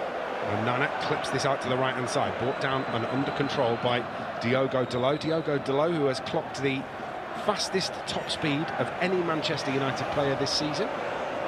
Surprise you? Actually, it does actually, Liam, but to be fair, I think his form's been excellent since he's come back into the side. Really has. Marcus Rashford trying to get on the end of a crossfield ball. Carl Walker, I thought Carl Walker had touched that, but he clearly didn't. And then Bruno Fernandes just really pressures Ruben Diaz, and Ruben Diaz Cruyff turns behind and gives away the corner. That's what we got to do as well, Liam, you know, put these City defenders under pressure, press them high as well, and that's what Fernandes did there, and we get a corner kick. Left wing corner, Manchester United. Johnny Evans striding into the penalty area. Going to cause some chaos, so too Raphael Varane. What can Manchester United deliver from here? Pushing and shoving inside the box. Here comes the delivery. It's punched away, but not convincingly by Ederson. Garnacho's going to try and get on the end of it, fighting against Bernardo Silva, who does bring the ball down, and then calmly lifts it down the left wing to Jeremy Doku. Doku trying to escape the attentions of Casemiro, can't escape the attentions of Diogo Dalot, who steps in. Guardiola pats Doku on the back of the head to say well done for working so hard down this left-hand side. A demonstrative bit of coaching. I think he's trying to get the crowd at it as well, Liam. They will be absolutely shell-shocked at the minute, Manchester City supporters, with that goal from Rashford. 12 minutes on the clock. Manchester United lead Manchester City at the Etihad Stadium by a 1-0. That absolutely sublime effort from Marcus Rashford. Meanwhile, City coming down the right-hand side, try and get the cross in. It deflects off the toe of Marcus Rashford, who gets the block in on Phil Foden, but puts it behind for a corner. So now it's a set piece in the opposite direction. Nathan Ake, John Stones, Erling Haaland all lurking inside the penalty area. Wings the cross in, does Phil Foden, and Bruno Fernandes launches himself at the ball. And as he does so, he looks up at Scott McTominay and says, you need to give me the shout. If you're waiting to clear that one left-footed behind me, I need you to tell me. Didn't hear the shout. Here comes the secondary corner, headed away again by Bruno Fernandes, who has been ubiquitous at these early set pieces, been involved in absolutely everything United have done. Bruno Fernandes, talismanic for Manchester United. Meanwhile, De Bruyne gets away from Casemiro. De Bruyne edge of the penalty area, looks to get it through to Erling Haaland, but instead it takes a deflection off Scott McTominay, who's going to receive this back from Diogo Dalot. Now Manchester United looking to move the ball forward. Rashford scoops one through towards Mainu, just overplays it, Marcus Rashford, and Mainu can't get there, and it's hammered all the way back out of play by John Stones next to Manchester United's right-hand corner flag. A little bit rattled there, Stones. I've never seen him do that before, just lunge in there. He had plenty of time. I know it's an awkward situation here for United to get out, but Stones was a little bit rattled there when he was going for that ball and kicked it into touch. Diogo Dalot blocking out the attentions of the Manchester City fans around him as he takes this throw in next to the corner flag. McTominay looks to lift this clear, but actually only finds De Bruyne. Headed down, only comes as far as Bernardo Silva. Worked through towards Phil Foden. Foden in the penalty area, big save. Andre Onana gets a right leg to it, turns it behind for a corner. Johnny Evans is having to go at the referee there for Foden's high boot, and I totally agree with him. There, he did actually pull out. I don't know what Johnny's actually complained about. I thought at first it was a high boot from Foden, but he did pull out in the last moment. Here comes the right wing corner from Manchester City. Deep one this time is collected by Andre Onana. Ahead of everybody, does brilliantly well. A decent save as well there from Foden by Onana. Cap is in it. It's a save that he would, by his own admission, should make, say that he should be making, but he's made absolutely no doubt of it. Put a big right boot on it and launched it behind. Meanwhile, Manchester United back in possession. Mainu heads it upfield. Rashford trying to get there. Casemiro can't get there ahead of Haaland, and City have got this in the centre circle, and now they're moving forward, and you can hear the Etihad rise with expectation as Bernardo Silva comes out to the left-hand side to find Jeremy Doku. Across comes Diogo Dalot. Alejandro Garnacho just shadowing the man too. Back out to the left again by Manchester City after Nathan Ake gets this back. Rodri takes over. Back he goes to the left-hand side, and Doku has got the overlapping run of Bernardo Silva, who gets the cross into Kevin De Bruyne. De Bruyne's effort is scythed wide of the mark, and the Belgian uncharacteristically can't bring that one under control. A lot of United bodies round there. De Bruyne there, they made him rush his shot, and he shot wide. But it's good to see United's press at the minute as well. They're good. Taking another look here at the Manchester United goal, it was Andre Onana who found Bruno Fernandes edge of the penalty area, and Fernandes who found Marcus Rashford, who's just rifled it home. It is as good a strike as you will see. Johnny Evans, just a lapse of concentration from him, and across it goes. This is Phil Foden. Foden clatters it against Johnny Evans, who blocks the shot away, and it comes all the way out to halfway, where it's collected by Ruben Dias. Diaz finds Kyle Walker. Kyle Walker crossfield ball finds Doku on the edge of the penalty area inside the United half. Doku rolls it into the centre. Bernardo Silva turns, gets his shot away. Loose inside the box. Phil Foden can't do anything with it. Casemiro helps to get it clear, and then Alejandro Garnacho nods it back to Diogo Dalot. Oh, Manchester United are away again. Marcus Rashford is through one-on-one, but he just can't bring it under control. It was such a great opportunity. City making the error. The ball forward to Rashford, absolutely perfect, but Rashford couldn't bring it under control. Meanwhile, United have won it back again. McTominay out to the right-hand side to find Garnacho. Garnacho finds Casemiro, clips the ball out to the left-hand side, and Bruno Fernandes now has the overlapping run of Victor Lindelof. Mainu back to Bruno Fernandes. Fernandes just calms everything down and gives the ball back to Andre Onana, but that was a gilt-edged opportunity for Manchester United. Fernandes nods this down. Mainu looking to win the second ball, can't do so, and it's going to be cleared away again. One back by Manchester United. Casemiro reading it better than anybody else. Out it goes, left-hand side. Bruno Fernandes looking to get a ball through the middle, and he almost squeezed it through to Scott McTominay, instead behind for a corner.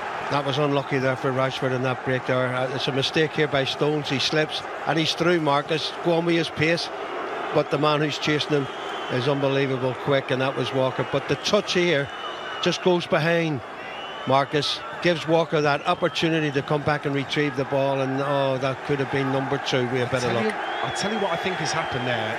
Marcus Rashford has expected the ball to bounce slightly higher than it did. Here comes the delivery from the corner towards Casemiro at the back post, headed on by Nathan Ake, and is going to be cleared away by Bernardo Silva. And City going long there, looking for the ball upfield. Very uncharacteristic from this Manchester City side to be that direct this early in the game. Casemiro finds McTominay. McTominay dispossessed by Rodri. Now De Bruyne looking for a ball through. It's fantastic to Phil Foden. Foden up to the edge of the penalty area. One-on-one with Andre Onana. What a stop from Andre Onana. Made himself big, spread himself, and prevented Phil Foden from squeezing the ball through. It's out for a corner, taken quickly.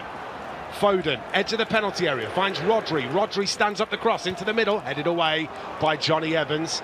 Mainu beats Foden to that one.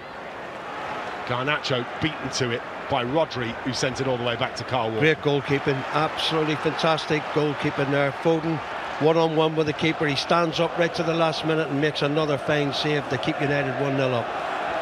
As I was saying about Marcus, I think as that ball's come through, he's expecting it to bounce higher than it does. And because it doesn't come to him quite as quickly or quite as high, his header to nod it under control actually jags off to the right-hand side. That's right. And he can't bring it under control.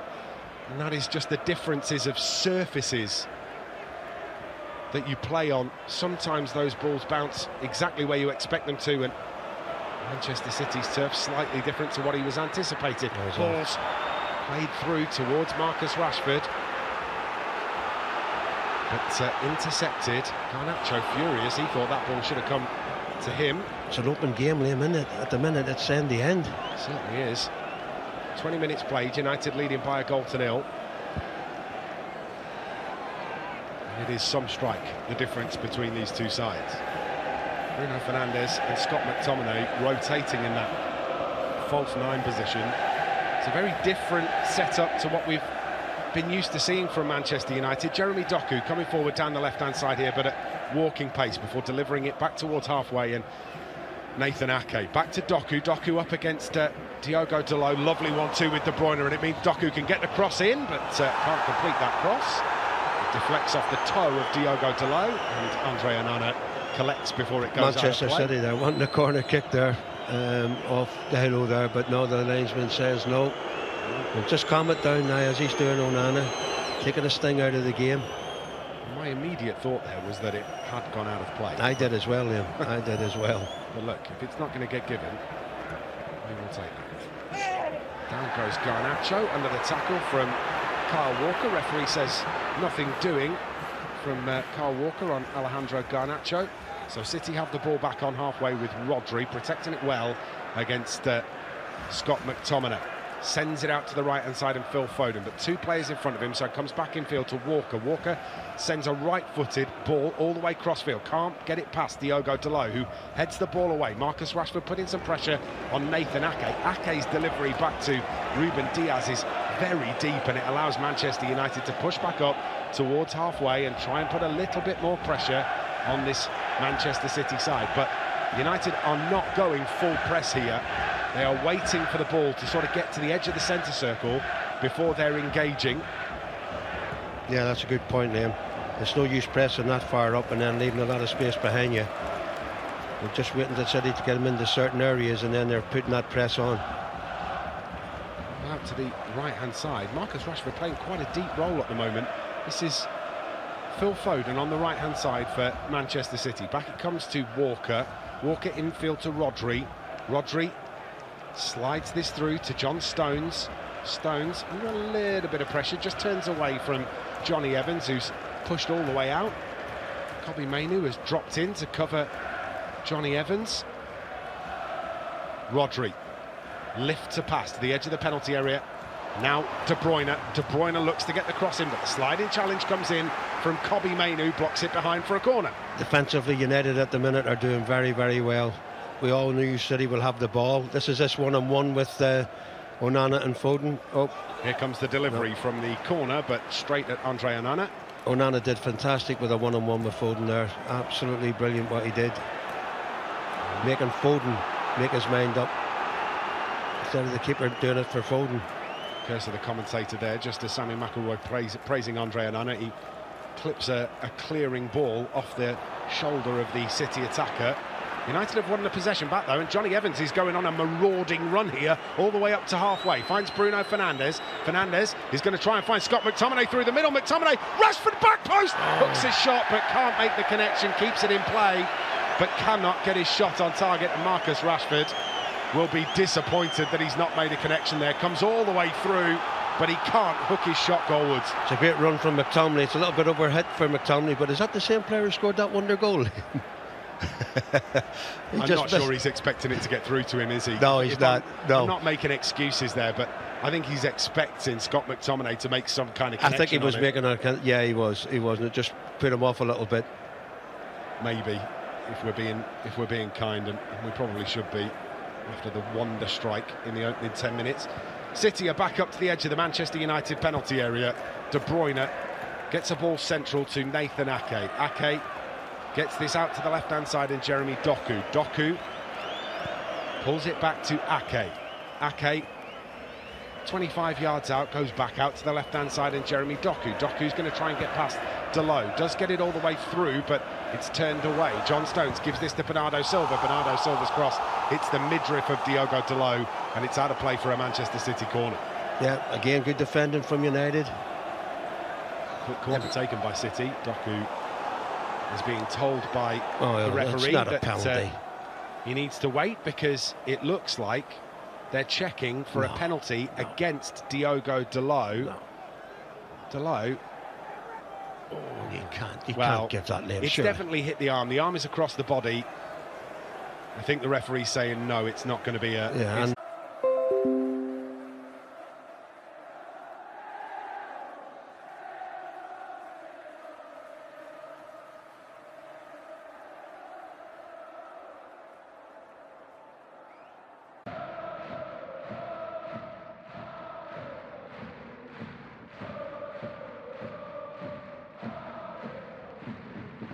puts it behind for a Manchester City corner. And another corner for Manchester City, putting United under pressure again, but we're holding strong at the moment. So, Manchester United with one shot, one of which has been on target, and a goal. Manchester City take the cut, but not clear. Rodri gets another nod on that one. Scott McTominay gets there ahead of everybody and just launches it skyward to give Manchester United enough time. 7 corners for Manchester City versus Manchester United's 2. 25 minutes played at the Etihad Stadium. Manchester United leading by a goal to 0. Liam Bradford and Sammy McIlroy on commentary duty for you. Full radio comms for MUTV. Kyle Walker, square ball to Rodri. Rodri waits before sending a lofted pass out to the right-hand side, and Phil Foden, the lofted...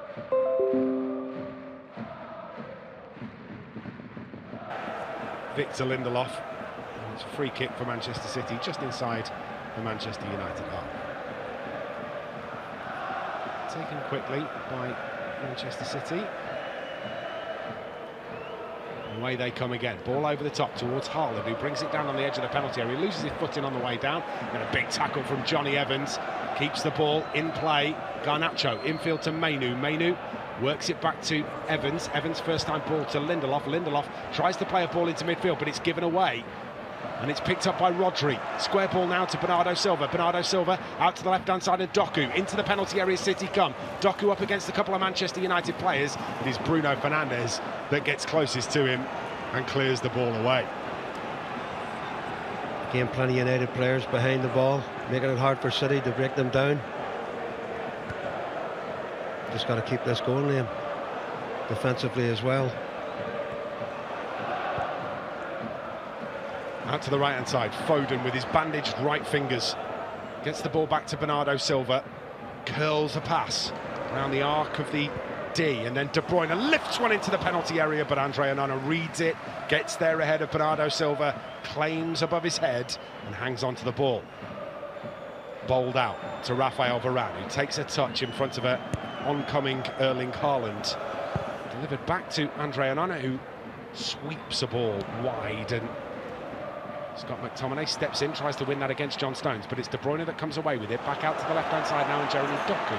Doku up against Casemiro. Big stride from Casemiro, wins the ball well, and Manchester United are out. Scott McTominay strides over halfway, now needs an opportunity here to get the ball forward, but Alejandro Garnacho was being well defended by Manchester City, could not free himself, extricate himself from that situation. I just think McTominay was hanging on to the ball there so somebody could make a move, give him some support, but it didn't come, and Walker nicked the ball off him. I think you're right. I think that the pass was potentially on for Garnacho, but he just couldn't escape the attention to the City defenders. Ball into the penalty area from City, comes through to Doku, who's right-footed. Snapshot effort is high wide and not so handsome. Again, United with plenty of bodies in their box there, making it difficult for Doku to get a clean shot away. Just a a mention here for Andre Onana, who had his fair number of critics in the opening stages of this season, but for me has just got better and better and better in a Manchester United shirt. No Not doubt only about is he that, capable of making the save, Sammy, he's also got the ability to send those balls out for the goal that we've scored today. Absolutely, I totally agree with you there, 100%, Liam. Headed on by McTominay, finds Garnacho. Garnacho has found Mainu. Mainu now needs a runner. He's got one in Marcus Rashford. Rashford takes over corner of the penalty area. Rashford looks to give that back to Kobbie Mainu, but doesn't make anywhere near enough contact on the ball. And then Kyle Walker somehow has won the throw-in over on that far side. I don't understand that one, because it looked to me as if he kicked it off Rashford's foot.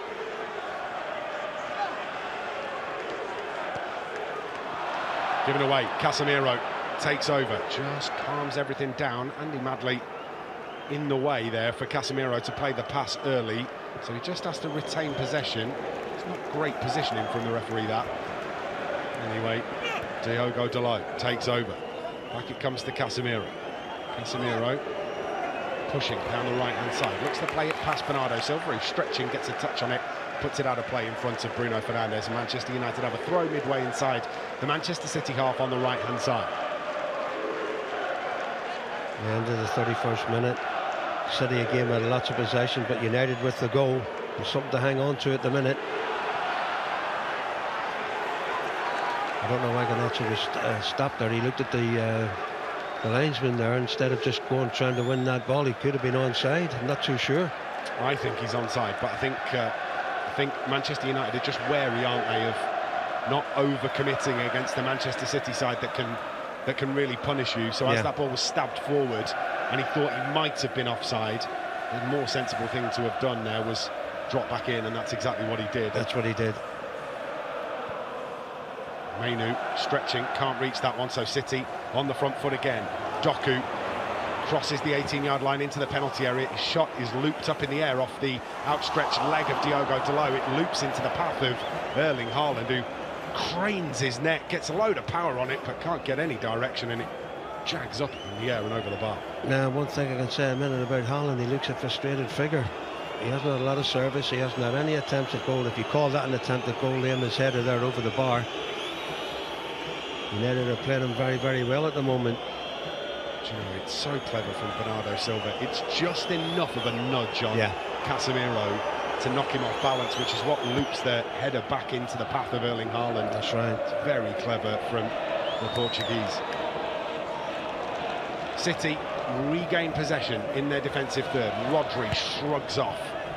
Bruno Fernandes plays the ball into midfield, where De Bruyne hooks it round the corner for Phil Foden. Foden wrestled to the ground by Victor Lindelof. The Manchester City crowd getting upset with the Swede. Just gets a little too tight. He's had a couple of little goals, hasn't he, at Foden. He's just got to be a little bit careful there.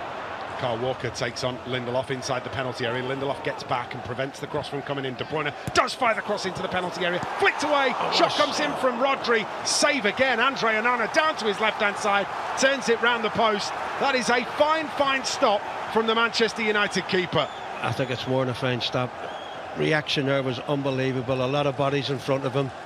Rodri outside of the boot from nearly the edge of the box. What a great save again from Onana. Unbelievable. Corner taken quickly. Bernardo Silva gets it back from Phil Foden. Mainu steps in, and that intervention just allows Manchester United to gain another 5 or 6 yards upfield, and they force Manchester City to play the ball all the way back to Ederson. I can't understand Kyle Walker doing that there. He had two options. He could have given in to Rodri in midfield or Doku on the left-hand side, but he puts it back to the keeper, and the crowd don't like it.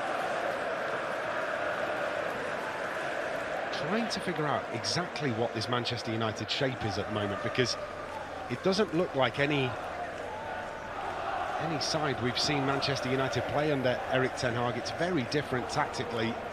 Marcus Rashford keeping quite a deep position here. I think Liam, sorry for interrupting you, it does look definitely like a defensive shape, if you know what I'm saying. It's more of like stopping City and then trying on the counter-attack, but everyone's changing positions as well, which is good. Lovely ball into the penalty area. De Bruyne's effort is dragged wide of the mark, and he claps his hands together in frustration.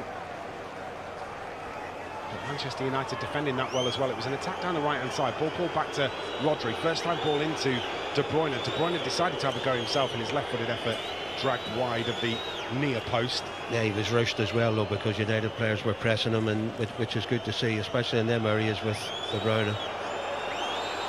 United want to play that short, not given the opportunity by Manchester City, so Andre Onana pushes everybody downfield and goes long. As he does so, he's looking for Marcus Rashford. Clearing header from City finds only Diogo Dalot. Dalot sends one infield, but it's intercepted by Nathan Ake. Ake finds Bernardo Silva, and the Portuguese goes back to the Brazilian goalkeeper Ederson. Ederson finds John Stones.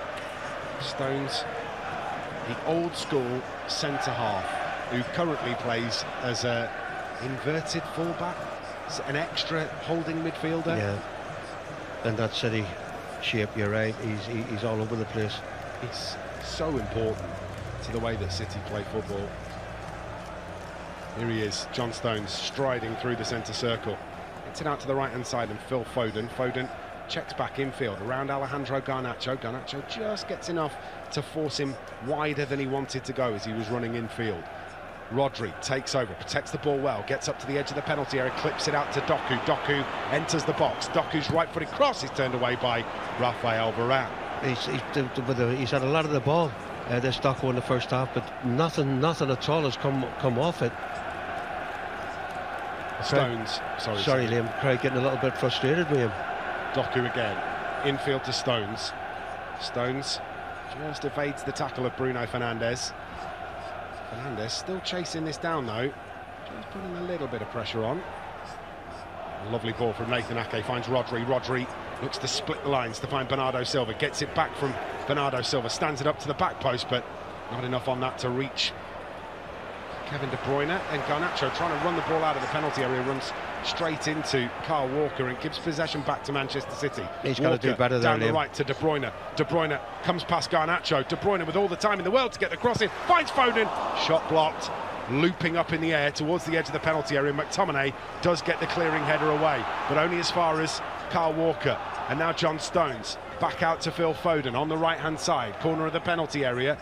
Mainu steps in, and he's pulled back by Kevin De Bruyne. Referee says that's a free kick to Manchester United. Brilliant Mainu defensive just reacting play. quicker. Absolutely brilliant defensive play again with United there. They're throwing bodies in the way when City are shooting at goal. There's a lot of bodies behind the play. Can we keep this up though? Defensively superb United at the moment. Johnny Evans is going to take the resulting free kick. We've got 8 minutes to go until we get to the break. Cross it comes to Diogo Dalot. Dalot infield to Varane. Varane is going to return that to Andre Onana. Erling Haaland chasing him down. Onana not fazed by that. Clipped into midfield, but only as far as Bernardo Silva, who heads it back towards the danger zone. Casemiro goes down under the attentions of Erling Haaland. It is a bump in the back for Casemiro. Haaland shakes his head in frustration, but that's one of those that tends to go the defender's way. Yeah, he did nudge him from behind there, and Casemiro's experience just fell. And again, this is United, take your time. Time running out here now for this first half. Still needs to stay switched on, Manchester United. Cross goes John Stones to intercept the downfield ball. Stones squares this up to Ruben Diaz.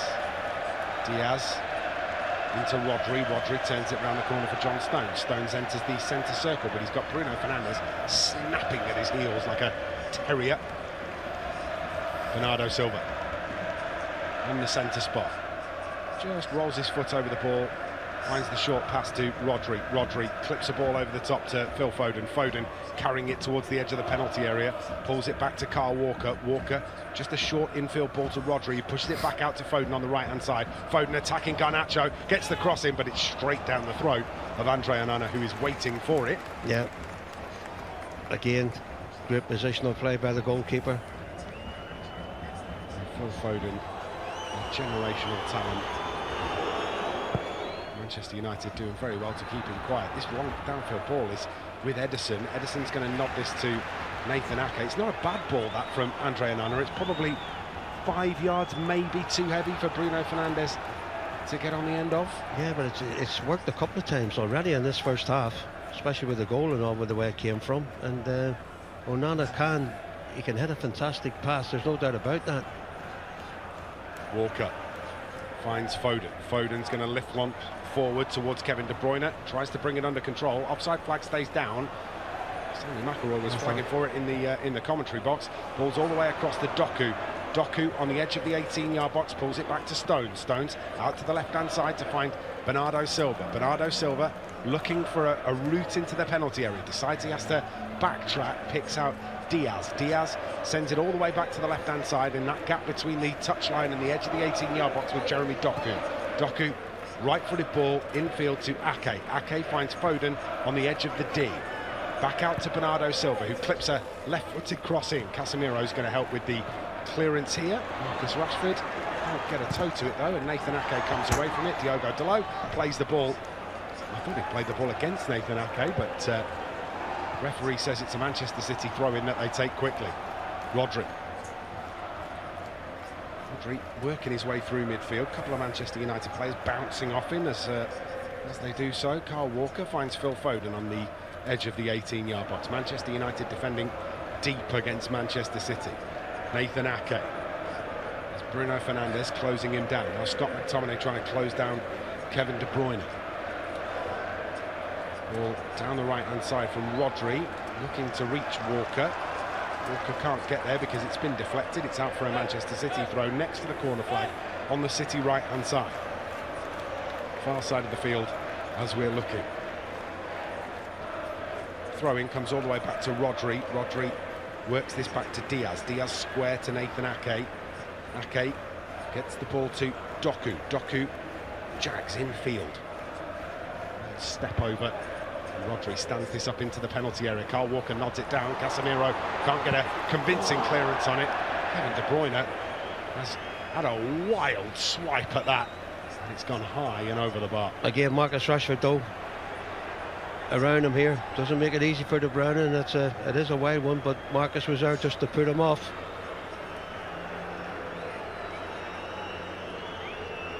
It's been an absolute fantastic defensive display here in this first half. It's been an attack against defence for long periods, but they've failed their shape, they've failed what the manager's been trying to tell them to do, and we've got that wonder goal to keep us 1-0 in front. Sensational finish from Marcus Rashford to give Manchester United the advantage. John Stones is going to go back to the goalkeeper Ederson. Bruno Fernandes wants to go and close the keeper down, but looks like he remembers an instruction that he's had from somewhere and puts the brakes on quickly. Jeremy Doku dispossessed, and Manchester United win the throw. Casemiro back out to Dalot. Dalot goes down the right-hand side, and he's managed to get past the first tackle. He's going to get past the second one too. Can he get there ahead of Ake? Just about recovers Nathan Ake to get the ball back to Ederson. Ball clips out to Kyle Walker, and Kyle Walker has turned the afterburners on here, and he's halfway inside the United half. Pulls it back to Kevin De Bruyne. Kevin De Bruyne to the edge of the penalty area, and Foden enters the box by the corner on the right-hand side of the Manchester United penalty area. De Bruyne helps out, looking for a way into the penalty area. United making life really difficult to get those balls into the box at the moment. Phil Foden pulls it back to Rodri. Rodri looks to thread the needle, can't do so. Casemiro finds a way through to Johnny Evans. Evans finds a way to Garnacho. Garnacho can't get the ball out to Bruno Fernandes. So City coming back in the opposite direction. Bernardo Silva into the penalty area, looking for Erling Haaland, who was stooping, but his header can't find it. Shot comes back in from Phil Foden. It's cleared away. It's absolutely bodies on the line. It's unbelievable, Manchester United. Unbelievable. I think it's a head injury this year, because it hit Mainu, that shot, I think, from Foden. Hit Mainu, full blast straight on the head. And we've seen a lot of that in this first half, with the bodies and everything getting in the way here. Oh, it is right on his head there. It's a right. He's got a full Phil Foden volley right in a mush. Unbelievable. I think he's got his forehead to it as well, Kobbie Mainoo. He's done brilliantly well. Young lad, up and round to go again. Well, the young Stopfordian has been excellent this season. Doesn't seem like anything phases him at all. Sammy McElroy. Not at all. Not at all. He's absolutely had a fantastic season for a young boy coming in. Here is Rodri. Rodri stands one up towards the back post. Foden with the header. Haaland has missed from a yard out. The header comes back in from Phil Foden all the way across goal. Erling Haaland has ghosted into the penalty area and from a yard away has put it high and wide. I just can't believe that. It's a fantastic move from City here. Great vision from Rodri to Foden, right across. He's onside as well. Oh my dear, I just cannot believe he's missed that. Haaland, he could have headed it for me. He could do anything but what he did, and we're still winning. But that is unbelievable. I've been a bit harsh. I've said a yard out. He was maybe 3 yards out. But that's a tap in. That is a tap in. For a player that has scored 27 goals in all competitions this season, you would have put your house on Erling Haaland scoring that one. Diogo Dalot's got through a couple here and he's still going. Diogo Dalot gets it out to Marcus Rashford. Rashford edge of the penalty area, swamped quickly, but does pull it back to Lindelof. 3 minutes of time added on at the end of this game. Victor Lindelof looking to the end of this half. Finds Mainu, edge of the penalty area. Bruno Fernandes takes over, looks to lift the cross in. McTominay gets there ahead of Ederson. Ederson gets there ahead of McTominay at the second time of asking and collects the ball. But United just causing some problems for Manchester City in the closing stages of this first half. Unbelievable first half. There's been everything in this. There's been a wonder goal. There's been chances missed. There's been great defending. Great counter-attacking football. Good build-up play from Manchester City. You've got to respect what they do. Yeah. United just defending really well and riding their luck at times too, and that's what you need.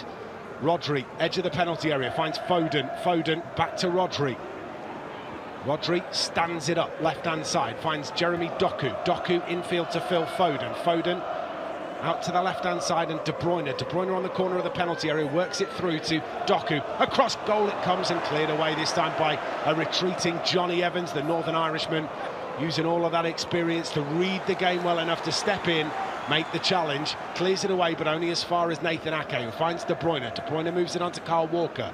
Walker heading towards the penalty area, he's got Phil Foden with him, slides it through to Foden. Foden, dancing feet, finds Rodri. Rodri gets it back out to Kyle Walker. Walker with the right-footed cross, deep one, comes all the way through to Doku, standing on the edge of the 18-yard box left-hand side. Doku up against Diogo Dalot, pulls it back to De Bruyne. De Bruyne feeds it to Bernardo Silva. Lovely cross comes in and it's turned behind by Raphael Varane, who needed to make sure of it. Raphael Varane could have gone anywhere, goes behind for a corner. Unbelievable play here by City. It's a dangerous ball.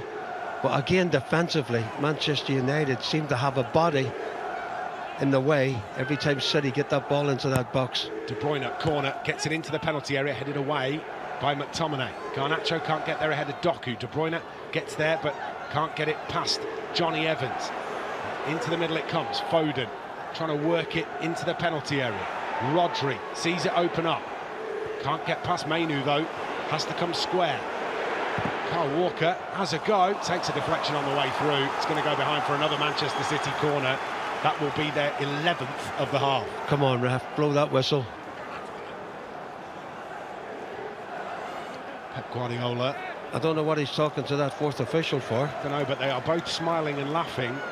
There's obviously something that has animated Josep Guardiola. Absolutely. Darren England smiling away. Andre Onana collects under the bar from the corner. That should be it now, Liam. I wouldn't imagine we've got too much longer.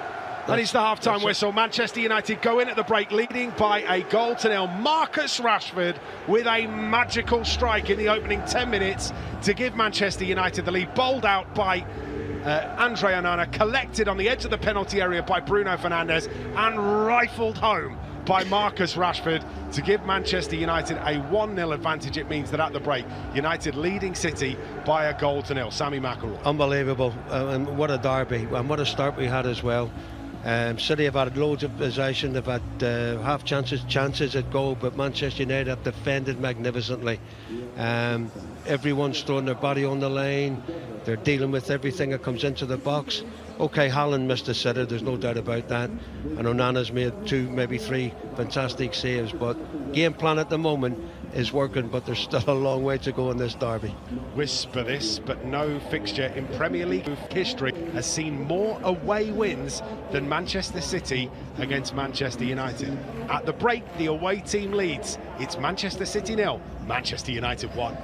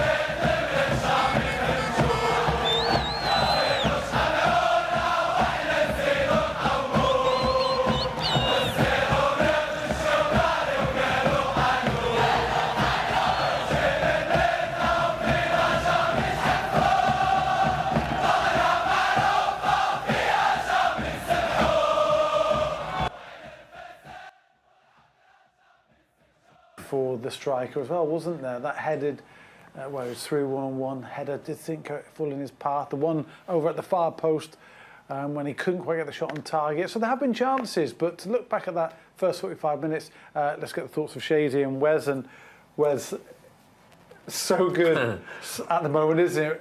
So far, so good. How good have we been? And what must we do in that second 45 to go on and get this result? Yeah, well, as we see the team, it's lined up a little bit different, but I think tactically we've been very good. I know City have got into areas, but I thought the commitment's been brilliant. The block shots, getting in front of stuff. Everything's been 100%. Onana's been brilliant as well. We always thought our chance might be on the break, which it was. He looked pretty open actually on that sort of break when Onana especially got it in his hands. Marcus, I mean, what a goal, first of all. And then, he might be better header, he might be in for another one. And then he had another, a close one again. But listen, City have a lot of the ball. I think the lads are really dealing with that in a good way. And what I mean by that is they understand that, at times they're going to have to defend well. You have to put the bodies on the line. And we blocked quite a few shots. So City are getting there, but ultimately we're doing what we need to do at the moment. Just how tough mentally is it to concentrate, Shazy, as one of those defenders for such extended periods of time, given the amount of ball City have had? Yeah, that'll be the key part now towards the last kind of, obviously, 15-20 minutes of the game, and particularly because if you've been doing it for large spells of the game, like obviously they have done in the first half, it's just the communication side of things again, because they've got the bodies back, United. They've got people in the way. Wes mentioned the blocks as well. Even Kobe taking one to the head there at the end. Yeah. Great to see, but that's where just communication again, because City will take more chances as the game goes on as well, and there will be more opportunities to counter. You mentioned a couple of chances there. We will get more chances like that. And you need a bit of luck as well, don't you, if you're going to win a game like this? And we certainly had that right at the end when Haaland missed an open goal. Yeah, I mean, it was... Yeah. We've watched it a few times. I don't know how he missed. I don't know. But you need that in this sort of game. It's as simple as that. And yes, we were on the boundary sometimes, and you could even say City have had so many shots. But listen, the way that we've played, I think it's the right way, in the sense that they're going to have the ball anyway. We've got to get about them. We've got to get into them. Like you said, Scott did play a little bit higher to start with, and I think that's it threw them off for the first 10-15 minutes a little bit. They weren't sure where to go, but listen, we've been tight enough to stop their main players getting at us. Yeah, it's been really, really good so far, and that goal from Rashford, what an effort that was. Okay, more from the lads in a minute, but let's get the thoughts of our radio commentators, Sammy and Liam. So United leading 1-0 at the break, and wow, what a game of football we have seen so far in the first half of this one. Sammy McElroy, it has had absolutely everything. Absolutely everything, Liam. You know, it's a derby, proper derby. The tempo of the game is absolutely unbelievable. We've had a wonder goal from Marcus Rashford. We've had City, as we expected, a lot of possession, making chances, making half chances, but they still haven't scored. Onana in the United goal, I think, has been absolutely brilliant. The game plan at present is working a treat, but you know, can we keep this up? Because every United defender and every United player has given 100% today, and that wonder goal when Marcus has kept us 1-0 up. I think we thought that at the beginning of this game it would be a defensive performance from Manchester United. We said that right at the beginning, but this has been a proper effort from everybody involved, hasn't it? No doubt about that, absolutely. We knew City, as I said before, are going to have the ball and have possession and keep it for long periods, but United, when the ball's gone into that box, Johnny Evans, Varane, you know, Lindelof, Delo have done absolutely brilliant along with the goalkeeper, and everyone's given 100%. Midfield players haven't really had a lot of possession themselves, but they've worked their socks off by keeping Rodri, De Bruyne very, very quiet. Andre Onana, a couple of big saves. He's been absolutely vital, hasn't he? Massive saves at a time when City have been putting us under pressure. He's been there and he stood up to be counted. Having a great game so far, Liam. And that goal. Oh, wonder goal. I mean, it was a ball as well from the goalkeeper to Fernandes, and he did well, Fernandes, holding it up against either Stones or Diaz or whoever it was, and he just laid it into the path by 20-odd yards out for Marcus, in off the bar. What a strike. What a strike. Yeah, absolutely sensational. More of the same in the second half? We need it. We need all hands at the pump. There's no doubt about that, because City will be coming and coming and coming. But maybe we can get that counter-attack to get another goal. I think the next goal is going to be very, very important. If it is, let's hope it's for United. I think we would both be more than happy if the second half went the same way as the first commentary on the way. What a goal from Marcus Rashford in that first half at the Etihad. Wes has joined me here by the touchscreen. We're going to take a look at some of Marcus's goals where he has been able to get that real technique on it, whether that's side foot or head over the ball. In terms of the players that you've seen play for Manchester United, where does Marcus rank in terms of his ability to just hit the ball so pure? Yeah, he's very good. He's got great technique. And I think when, just like the goal today, when in open space and someone plays the ball into him, I think that's when he's most lethal. You know, he's got a lot of room. Defenders are not sure which way he's going to go, but when he does cut inside, you know, he has got the ability to slot it in. And it's not just this one's more of a curl.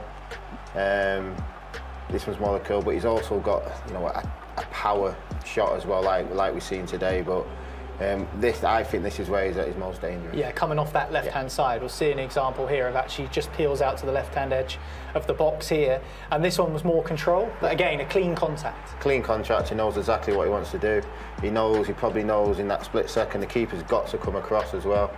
All he has to do is you know, place it with a bit of power with his side foot into the bottom corner, and it's a goal. But he's got different shots, like I've just said. But this one, he could easily panic there, go across, but you know, he just slots it in nicely. I like this one against Wolves as well. This is again a side-footed finish, but once again with precision and with enough power to just whiz it past José Sarr. And for me, I think maybe with Rashi it's about distance. So he knows when he's in the box, maybe side foot's his option, but because he was 25 yards out at the Etihad, he probably just thought, I'm getting my head over this. Yeah, 100%. And first of all, it was great play. But when he's in that area, I mean, that's a tough shot. It's sort of a half volley and bobbling a little bit. But he's got the confidence, you know, just to place it into that top corner. And you know, we've seen him doing that, and that's where I think defenders will panic, especially when the ball's on that side. You know, they have to get out to him because they know he can do that. Thanks, Wes. Manchester United have the lead through Marcus Rashford. Let's get the thoughts of Zara and Danny Webber now, who are at the Etihad. Thanks, guys. Yeah, so it is a very happy half-time here at the Etihad for Manchester United fans, especially after that goal. Incredible strike by Marcus Rashford just outside the box there too. Danny, what was it like? I mean, we were celebrating in that press box. Well, first and foremost, the goal was unbelievable. It really was, and you know, it's what we've got to do more of. But get it up there. Bruno held the ball up really well and just waited for somebody to come and support him. And the layoff's really important. But you know, the hit speaks for itself. You know, you don't beat a keeper of that caliber in a game of this magnitude unless there's, from that distance, if the strike isn't unbelievable. And you know, it was fitting that it was Marcus. I mean, we spoke about how important Marcus Rashford has been in the Manchester derby and what it was like, obviously, when he was first starting out his senior career. It just shows how much it means to him to turn that on in games like this. Well, that's what he's got. He's got a big game mentality. He can turn it on in the big games. You want to see it more, and you want to see it with more intensity. But listen, those moments, there's not many players that can do that kind of thing. And we want to see more of it from Marcus because we know how capable he is. Great start, superb from him. And when you speak about, you know, bodies on the line as we do, I mean, Kobe Mainoo even got his face involved, didn't he, in the end? I mean, it just shows how much that this team doesn't just want to win, but they also want that clean sheet too. You've seen every single player there getting into that box, defending those chances that City are creating there. How important is it to keep up that momentum in the second half? You know what the key is? The focus and the concentration, because it's not easy when the other team have got the ball and they're moving it around, and you know, it's tiring mentally to not make a mistake or to track every runner, to make sure you're watching everything. So that's the key to it. We spoke about margins before the game. You know, well, you know, whether you make the right tackles. You look in the first half, Casemiro's made some big tackles. There was one on John Stones. He's about to pull the trigger. He steps in front, nicks the ball away, and everybody's calling for a penalty. Half a second later, and that's a mistake. But his timing was great. His focus has been good, and that's exactly what we need. Keep the focus and the concentration levels up.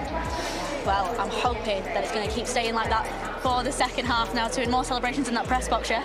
I hope so. I hope so. Back to you guys. Yeah, we hope that United can go on and win. Such a big 45 minutes to come.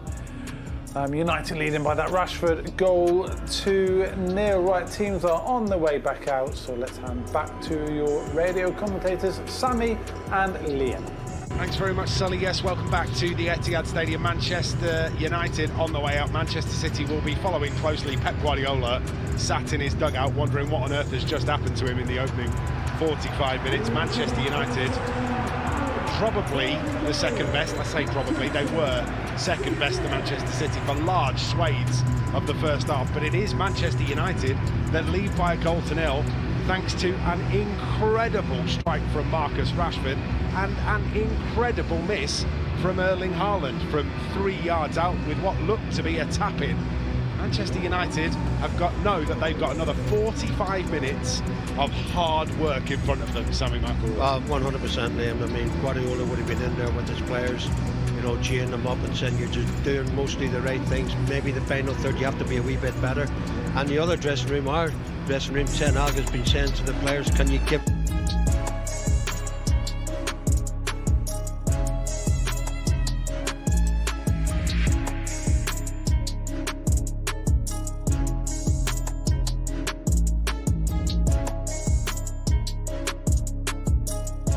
Blue, white and blue.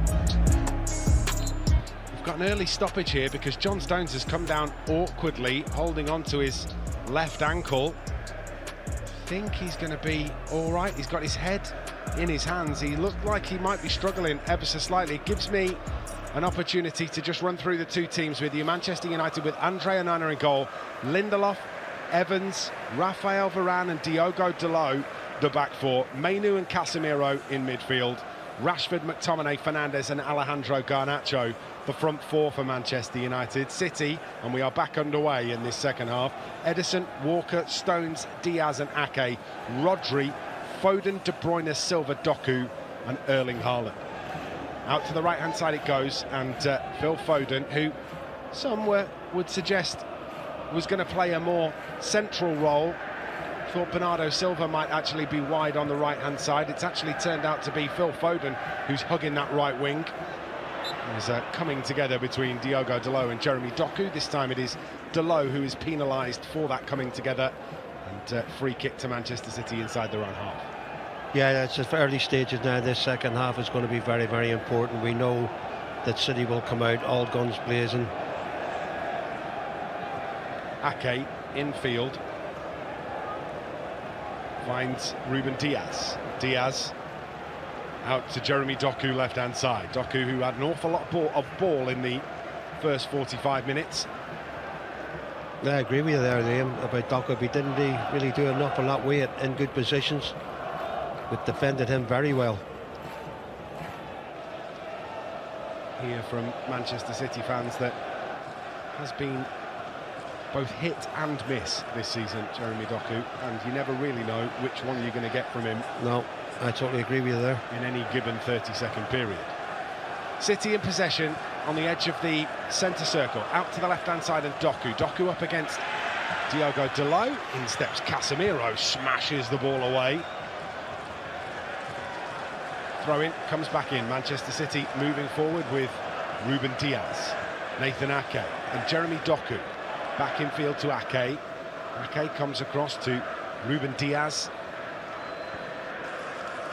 Diaz, the Portuguese, gets it across field to Kevin De Bruyne, back from injury and pulling the strings. 4 assists for him in midweek for the 5 goals that were scored by Erling Haaland against Luton in the FA Cup. Manchester City having a decidedly easier route through to the quarter-finals than Manchester United. United win the ball back on the edge of their penalty area, now going to try and get a counter-attack going. Alejandro Garnacho receives this from Scott McTominay, just has to check his run. Casemiro's going to go over the top, McTominay's going to start a run, up against Nathan Ake, he's going to get there as well. McTominay gets an early ball into the penalty area, can't squeeze it through to Marcus Rashford. Got there quickly enough. Manchester City looking to come in the opposite direction, through the centre circle with Kevin De Bruyne. De Bruyne has Phil Foden on the run. Foden, edge of the penalty area, manages to take on Lindelof, but can't get it past Johnny Evans, who steps inside and gets a block away. Bernardo Silva takes over, this time on the left-hand side, in that left wing position. Pulls it back to Nathan Ake. Ake enters the Manchester United final third. Walker finds De Bruyne. De Bruyne into the centre, and Rodri works this into Haaland. Haaland gets it out.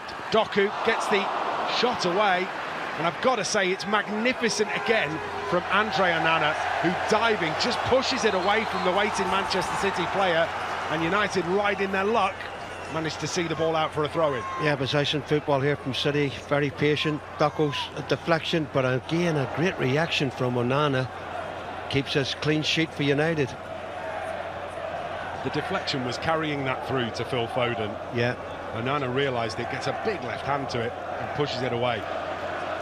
City back in possession, which is pretty much how we left the first half. 75% possession for City in the opening 45 minutes. Foden gets across towards the back post. Header comes in from Bernardo Silva, but can't get himself up high enough to get that header on target. Behind it goes Manchester United goal kick. Yeah, a little bit of a heavy crosser from Foden for Bernardo Silva at the back post. United goal kick now. Onana will definitely take his time here. Just calm down.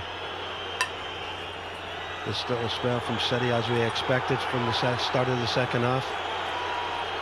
Well, referee has told Andre Onana to get on with it. Manchester City fans, that's their booing that you can hear, the upset nature of those City fans, because Andre Onana taking his time to get that goal kick taken.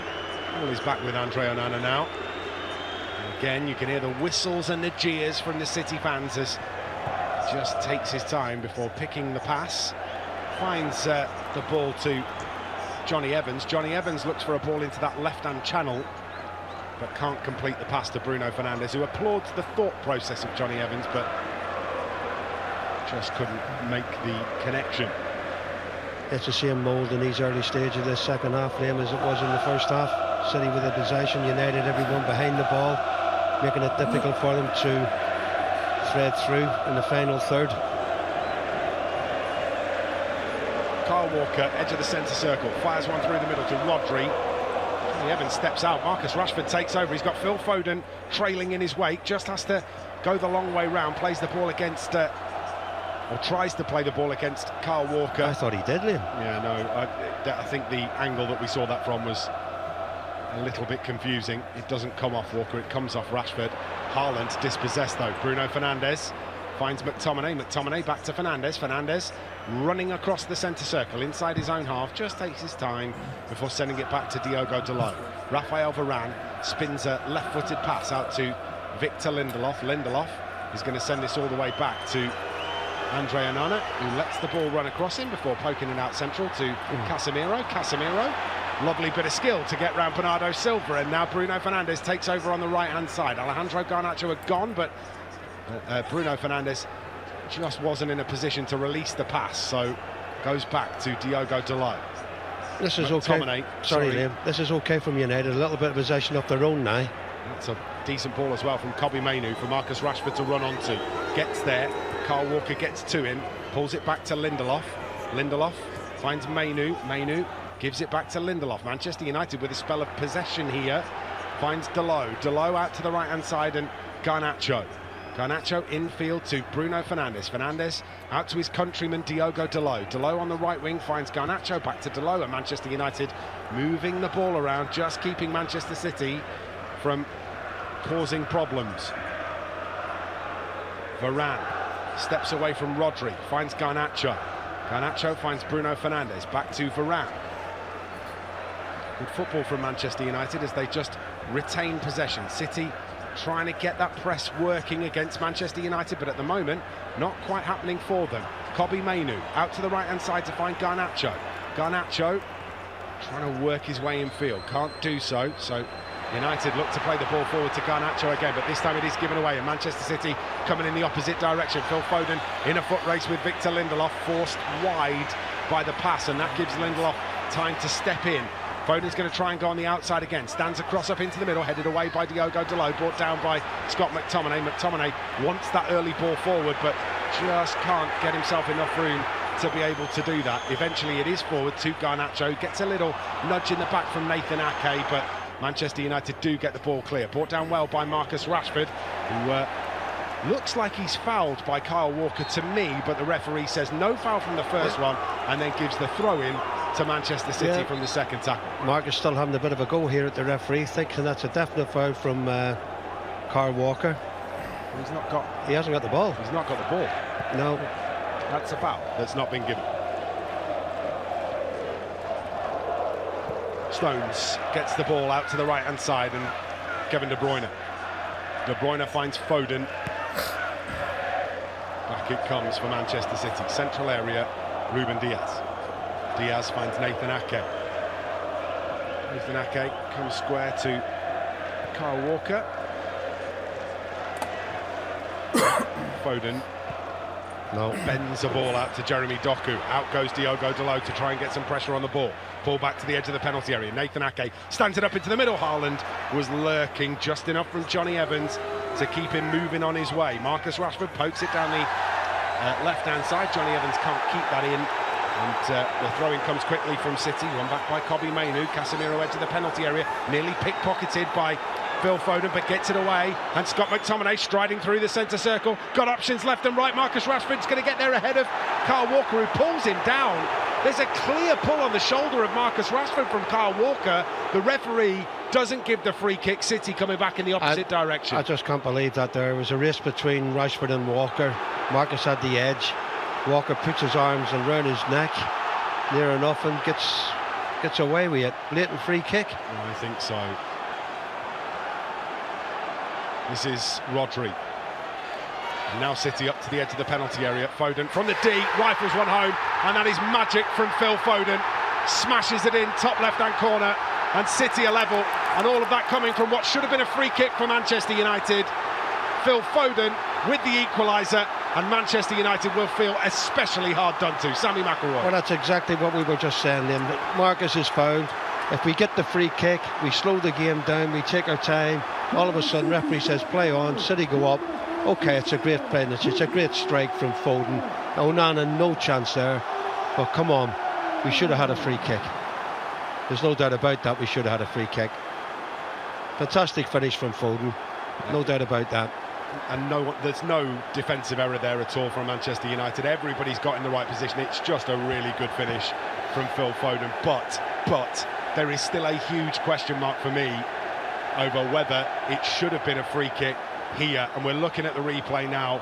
He pulls him back. There's a clear pull on the arm of Marcus Rashford, and Kyle Walker gets away with it. That should be a free kick. Well, it's a free kick. It's a race for the ball.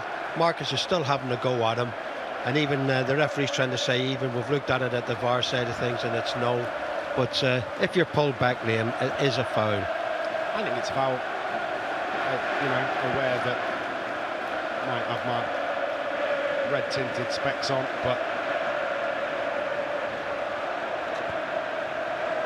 for me, as soon as you've pulled at the arm of Marcus Rashford as he's trying to go through and past you, that should be a free kick. Yeah. Anyway, Manchester United find themselves level. Manchester City with a fine finish from Phil Foden. There have been two remarkable goals, to be honest with you. I mean, you can't actually call or say they've been fluke goals.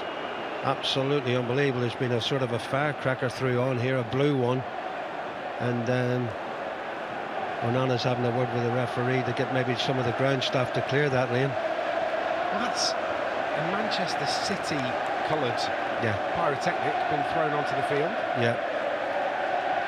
Seems a little excessive. Taking another look at this Foden strike, he just finds himself a yard of space, no more than that, and he properly threads the eye of the needle. It's a really good finish from Phil Foden. Very hard to argue with it, apart from the free kick that should have been given in the phase of play before. Absolutely. Yeah, but people say, oh, you get some, you don't get some, but at the end of the day, we have looked at it and it has been a free kick. It should have been a free kick, sorry. City making a substitution. I thought Doku, who hasn't been at all any influence on the game whatsoever, is going to be replaced by Julian Alvarez. So Jeremy Doku makes way, Alvarez on. There'll be a little bit of a change around for Manchester City in midfield, but I think maybe Silva will go left side now. Could be one of many things. Yeah, there's Silva moving over to the left-hand side. Sammy McElroy, absolutely correct. Silva has gone left, and Manchester City are on the attack down the right-hand side with Phil Foden. Foden, edge of the penalty area, gets the ball back to Kyle Walker. Kyle Walker gets the cross into the penalty area. John Stones with the effort, clutches it against Casemiro. Alejandro Garnacho can't get there ahead of Nathan Ake, and then good work from... Oh no! He gets a free kick. He gets a free kick there. No contact, I thought, whatsoever there. Well, if that's a free kick, then it's a free kick against Marcus. There's no difference. Not at all. In fact, I think Marcus is worse. I really do. That's frustrating from the referee, and the United players frustrated by it too. Andy Madley, all of a sudden the centre of attention in the last 2 or 3 minutes. Hour marker against the clock. City 1, Manchester United 1. Marcus Rashford's sensational first half strike cancelled out by a sensational one in return from Phil Foden. De Bruyne gets the cross in deep towards the back post, punched away by Andre Onana, gets just enough on it to help it away, and it's going to go out for a corner. Yeah, he had to come from that Onana there. Diaz is at the back post there ready for a sort of a clear header, but Onana again comes and punches clear. Well, Manchester United bench, very inexperienced. The opportunities for changes for Manchester United, very limited. Just to put that into stark contrast for you, Mateo Kovacic on the Manchester City bench has more Premier League appearances than United's entire bench combined. No, that sums it up then, they haven't done it. Here comes the corner, headed away by Diogo Dalot, all the way out to the Manchester City left. Julian Alvarez leaves that to roll out of play. Alvarez with 15 goals in all competitions this season onto the field. Some City fans have been less than enamoured with some of the performances from Julian Alvarez, but his return has been unarguable. It's not bad return at all. Kyle Walker infield to Rodri.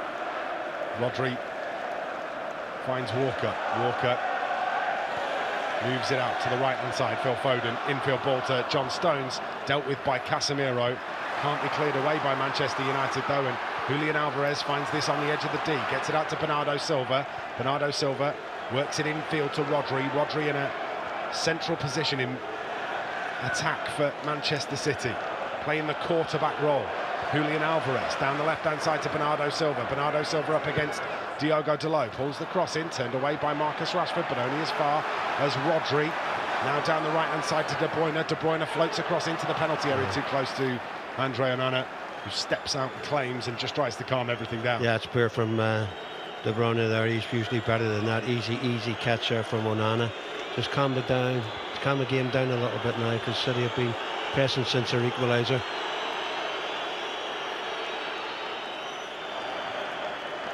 Diogo Dalot gets the ball from Andre Onana and gives it back to the goalkeeper, who sent it out to the opposite side, and Johnny Evans under pressure from Phil Foden tries to get a pass down the left-hand side to Marcus Rashford, who miscontrols, falls out of play, and gifts possession back to Manchester City. Yeah, you got to hold them up, Marcus, haven't you? You know, these are we need you there to hold it up, keep the ball for a little bit. John Stones brings the ball through the centre circle, and Rodri takes over. Dead centre of the Manchester United half, pushes it out to the right-hand side, and Phil Foden, who drags the ball along with his left foot as he's sidestepping towards the byline, pulls it back in, finds Kyle Walker, Walker, Stones, Walker, Foden, Foden with a bit of space, gets into the penalty area, finds Rodri, pulls it back to Foden, Foden stands up the cross to the back post, headed back across, Erling Haaland lurking but turned away by Manchester United. Kevin De Bruyne can't bring it under control, but his miscue fires it directly into the path of Ruben Diaz, who gets it out to the right-hand side, and Foden chops inside up against Victor Lindelof. De Bruyne takes over, back it goes. Diaz, death by a thousand cuts here from Manchester City.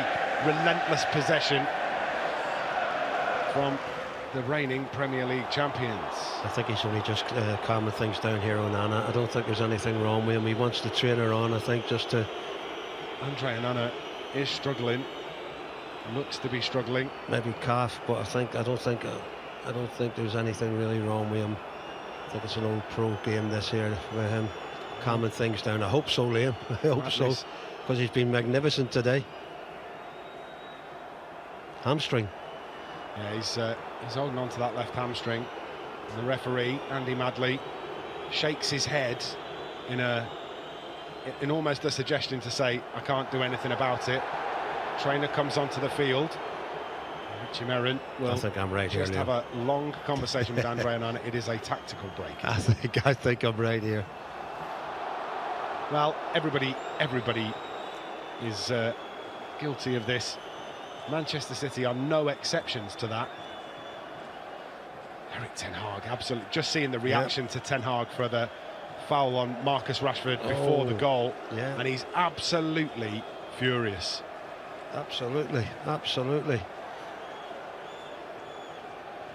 So, waiting for the treatment to be completed for Andre Onana. In the background there, as we're looking at photos of or pictures of Erik Ten Hag, Eric Ramsey on the bench for the final time for Manchester United before he takes up his role in Minnesota.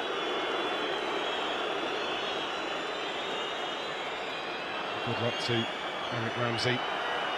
This season is already underway. I think that's put Johnny in a little bit of a position there, that throw from Onana. Yeah, the throw in from Manchester City is a good one too. Haaland's going to pull this back. It's going to be tidied up by Kobbie Mainoo. Gets it out to Rashford. Mainoo takes over again, and now Mainoo and Rashford working together down the left-hand side. Rashford is herring towards the penalty area, just has to chop back, and now needs to find an infield pass.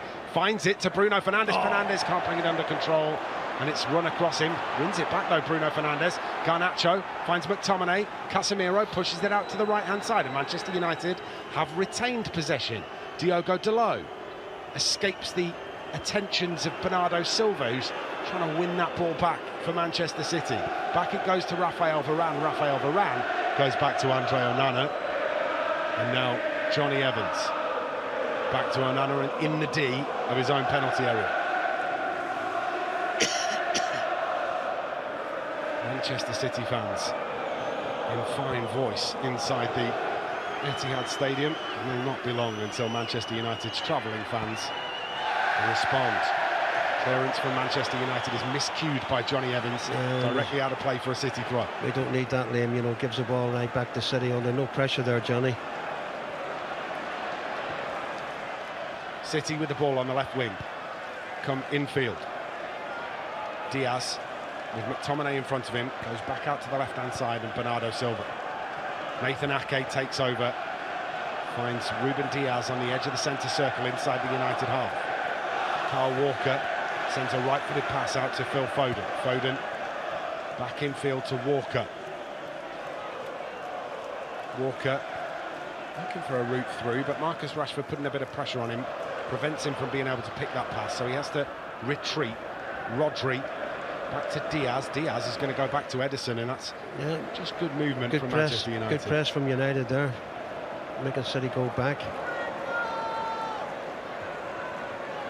Ruben Diaz walking to halfway. Cuts back more central. Haaland has turned and he's into the penalty area. It goes down into the tackle of Raphael Varane, and the referee says that is a foul, and it is a yellow card for Raphael Varane. That's the first we've seen Haaland in the game when you think about it, but otherwise from that miss that he made in the first half, he's been an absolutely disgruntled figure today, as Haaland, but he's won City a free kick in a very dangerous position. It is a free kick as well. Hard to argue with that one, but Raphael Varane takes one for the team. Sometimes you've got to make those challenges. Well, especially in that position of the field there with Haaland running at you.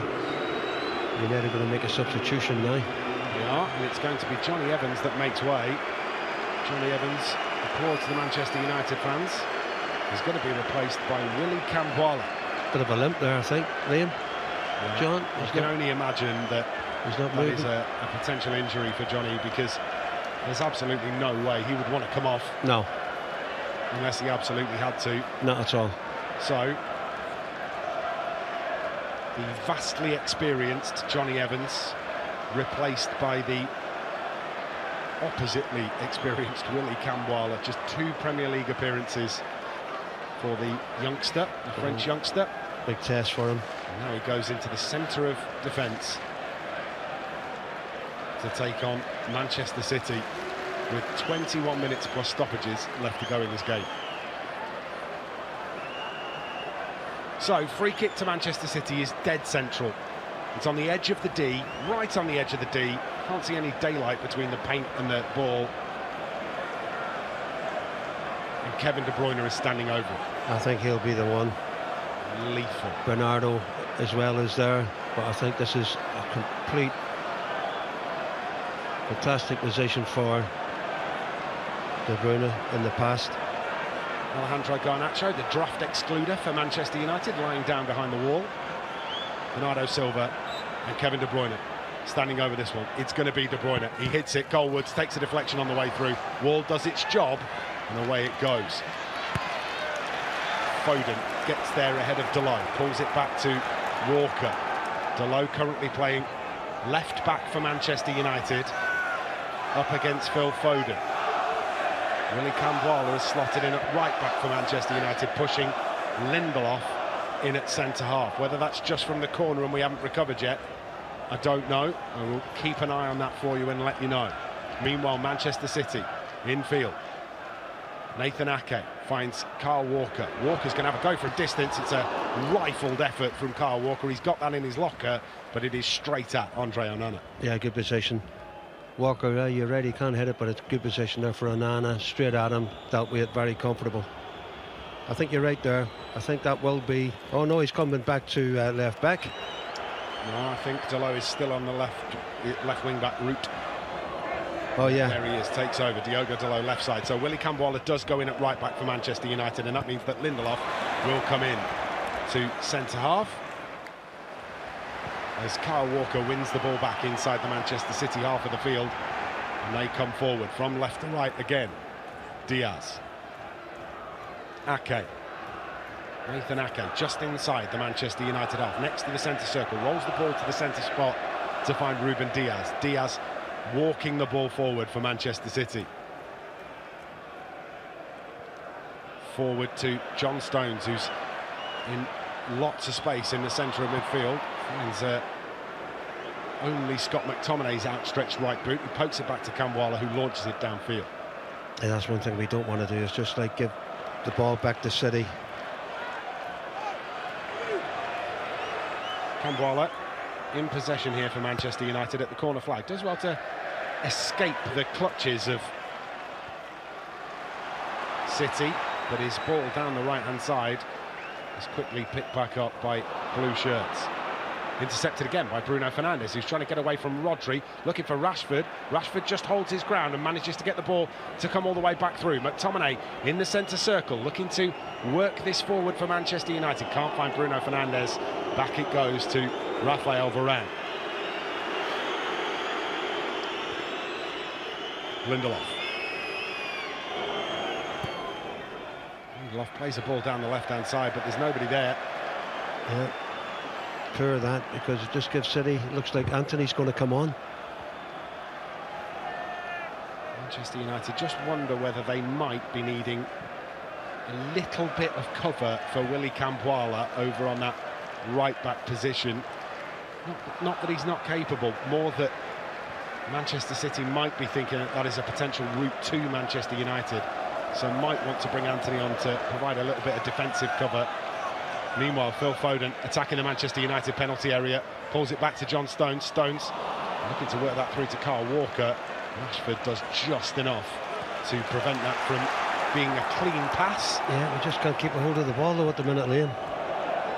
De Bruyne gets it across to Alvarez. Alvarez to Bernardo Silva, pulled back, turned away by McTominay. And the ball's all the way up to halfway, but it's going to be collected by Nathan Ake, who doesn't have a red shirt within 25 yards of him, so plays an easy ball to Rodri. Rodri, though, does have Scott McTominay right up close and personal. Alvarez, Bernardo Silva gets the cross in too close to Andre Onana, who claims in two gloved hands before bowling the ball out. Goes for a side-winding kick downfield towards Bruno Fernandes. Out comes Ederson, who takes a touch. Ederson looks to get the pass away to Nathan Ake. Alejandro Garnacho fouls Ake, and it's a free kick to Manchester City. That's an experience from the boy Garnacho there. I don't think he had the foul. Ake, he was in a bit of trouble. Looks like Marcus Rashford coming off, I think. Yes, it is. So Rashford off, Garnacho goes wide left, and he's going to be replaced, Marcus Rashford, by Anthony. What a strike from Marcus Rashford to give Manchester United the lead in this game. Now Manchester United looking to hold on and potentially steal one.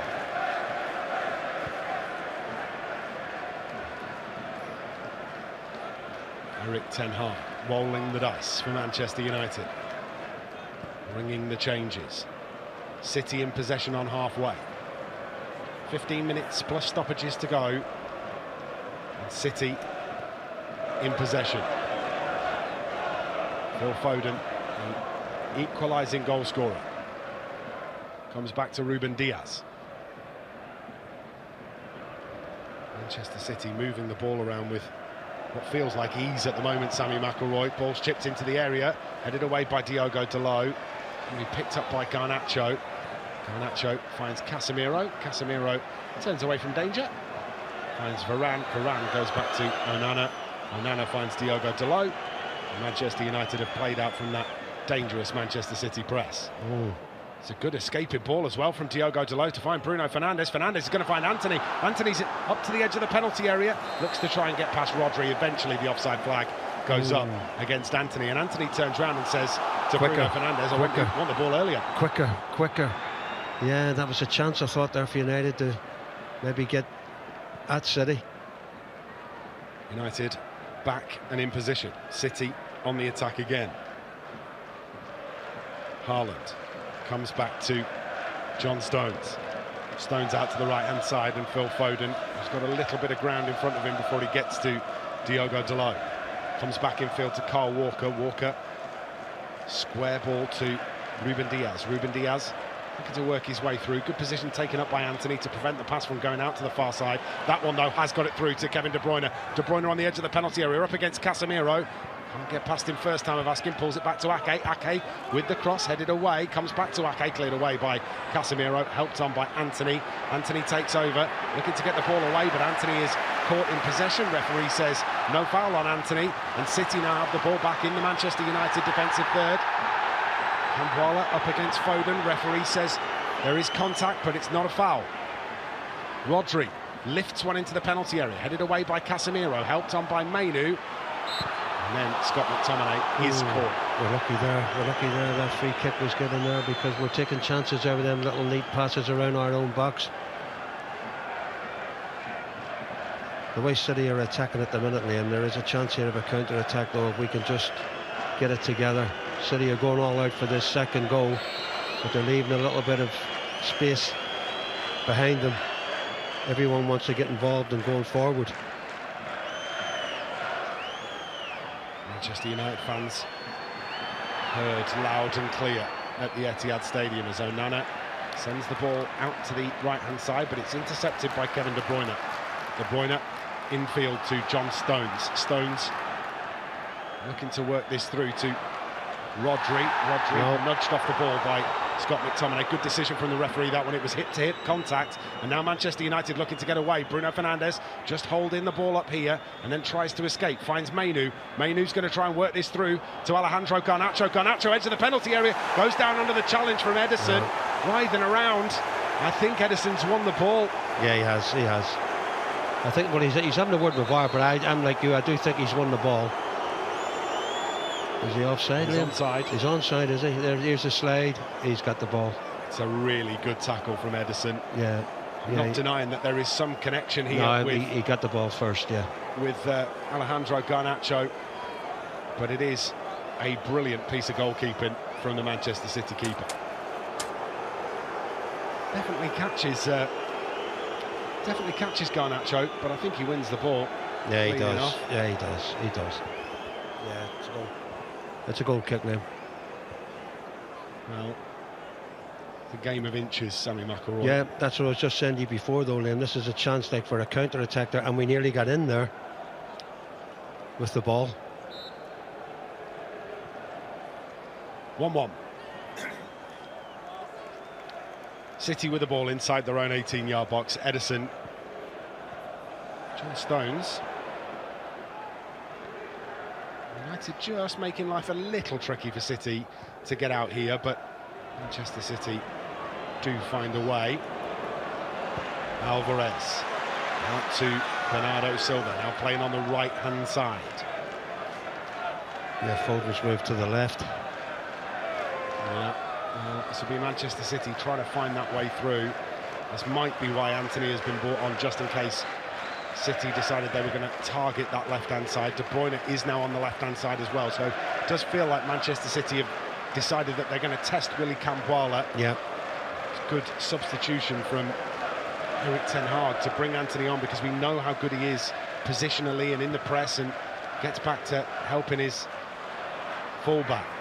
Oh, Phil Foden has ghosted into the penalty area, and he's given Manchester City the lead. He has danced past everybody.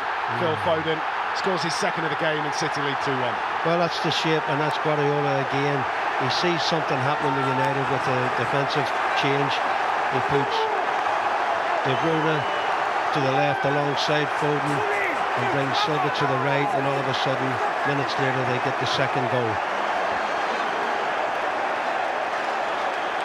Phil Foden's movement there is absolutely incredible. Just dances through. Nobody can get near him. De Bruyne infield to Foden. Foden, edge of the penalty area, just runs off Casemiro. Casemiro just left for dead by the run, not picked up by Raphael Varane. And he just finds the space, Phil Foden, and the finish is brilliant. It is a fantastic finish. Left foot, side foot. Yeah, cool. Onana no chance, but you're right there about the play between Foden and it's a fingertip to it, doesn't it? He does get a fingertip, but Casemiro just couldn't keep with the run of Foden.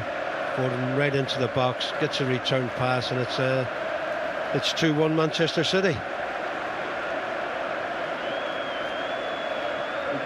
9 minutes to play, and City take the lead against Manchester United. 9 minutes. There's still time. I think we've got to go for something as well here, Liam. Because the way the result went yesterday, I think we've got to go for this.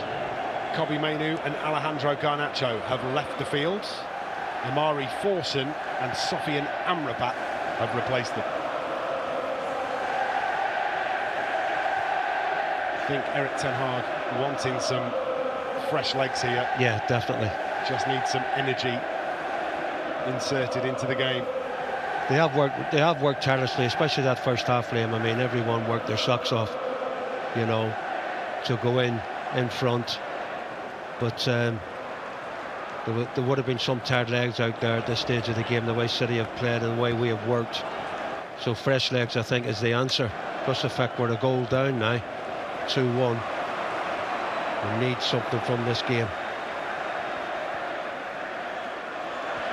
Brought down by Phil Foden, left-hand side, feeds it through to Alvarez. Alvarez into the penalty area. Casemiro closes down the space, but pulled back by Manchester City to Kevin De Bruyne. And now Rodri. Rodri infield to Ruben Dias. Manchester City have come from a goal down to lead by 2-1. 2 goals from Phil Foden to give Foden with acres of space on that left. Closed down by Kambuala, but got a head of steam up here. Phil Foden pulls it back to the edge of the penalty area. Nathan Ake, slide rule pass into the penalty area, pops back out to Phil Foden, gets the cross in. Haaland is there, but can't make a connection. Comes down. Bernardo Silva gets it back from John Stones. Bernardo Silva in the right wing position, sends this back to Ruben Dias. Dias finds Rodri. Rodri spreads the play out to the left-hand side. Nathan Ake. 1 and 2 touch here from Manchester City. Foden back to Ake. Takes a touch, plays the ball. Finds Kyle Walker, takes a touch and plays the ball. Ruben Dias. Back to Kyle Walker inside the centre circle. Got to stay in this here, United. Now City are keeping possession. Very, very comfortable at the moment. Very difficult for United to get a foot on the ball. And whilst that's the case, it becomes increasingly difficult to cause Manchester City any damage. Yeah. Bernardo Silva has clearly pushed Diogo Dalot in the back. The referee has given the free kick. That's Foden at the moment. I think he's in a rich vein of form of scoring goals, isn't he? I think he scored in his last 3 games. I think I may be wrong there, but for a sort of a wide player, the form he's in. Given away by Andre Onana, who just plays it into the path of Kevin De Bruyne, who's now attacking down the left-hand side. Amrabat trying to get back to him, pulled back to Phil Foden. Foden in the penalty area, just waiting for the opportunity to open up. It didn't do so, so City recycle possession. De Bruyne back to Ake to Stones, Stones to Walker. And City just play through that Manchester United press and find some room on the right-hand side to operate. Bernardo Silva. Back it comes to Ruben Dias. Dias to Bernardo Silva. Bernardo Silva down the right to Julian Alvarez. Alvarez pulls it back to Bernardo Silva. Silva just taking his time before sliding it back down the touchline to Ruben Dias, who returns the favour to Bernardo Silva.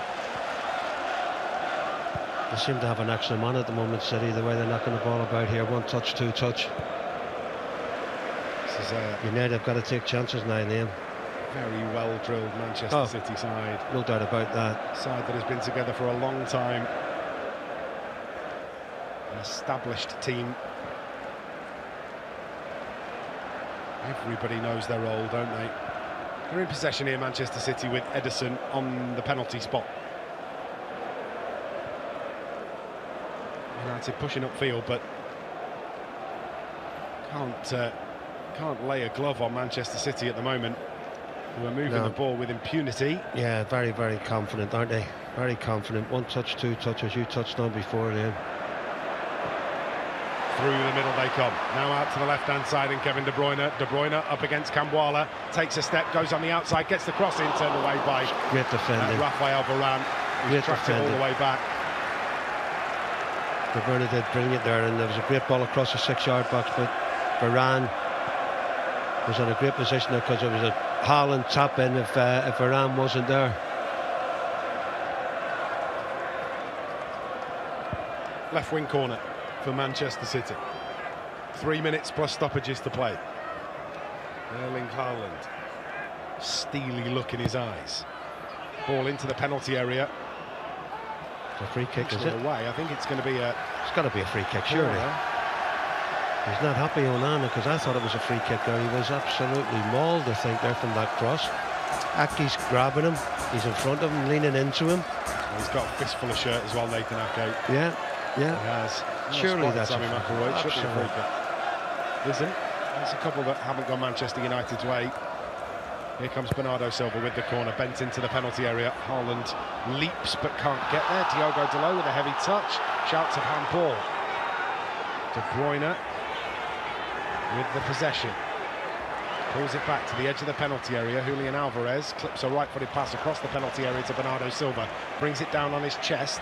Shifts it onto his left foot. Picks out John Stones. Good tackle from Bruno Fernandes. But still with City. Stood up towards De Bruyne. De Bruyne's headed back across goal. Turned away by Raphael Varane. Great defending again from Varane. Casemiro lifts this out to Anthony. Anthony is going to charge down the right-hand side. Anthony has got grass in front of him. Has to come back because 3 or 4 City players in front of him. Foden gets back, makes the tackle, and the assistant on that far side said that it's come off Anthony, gives Manchester City the throw. Yeah, that's some running back there from Foden. That's unbelievable.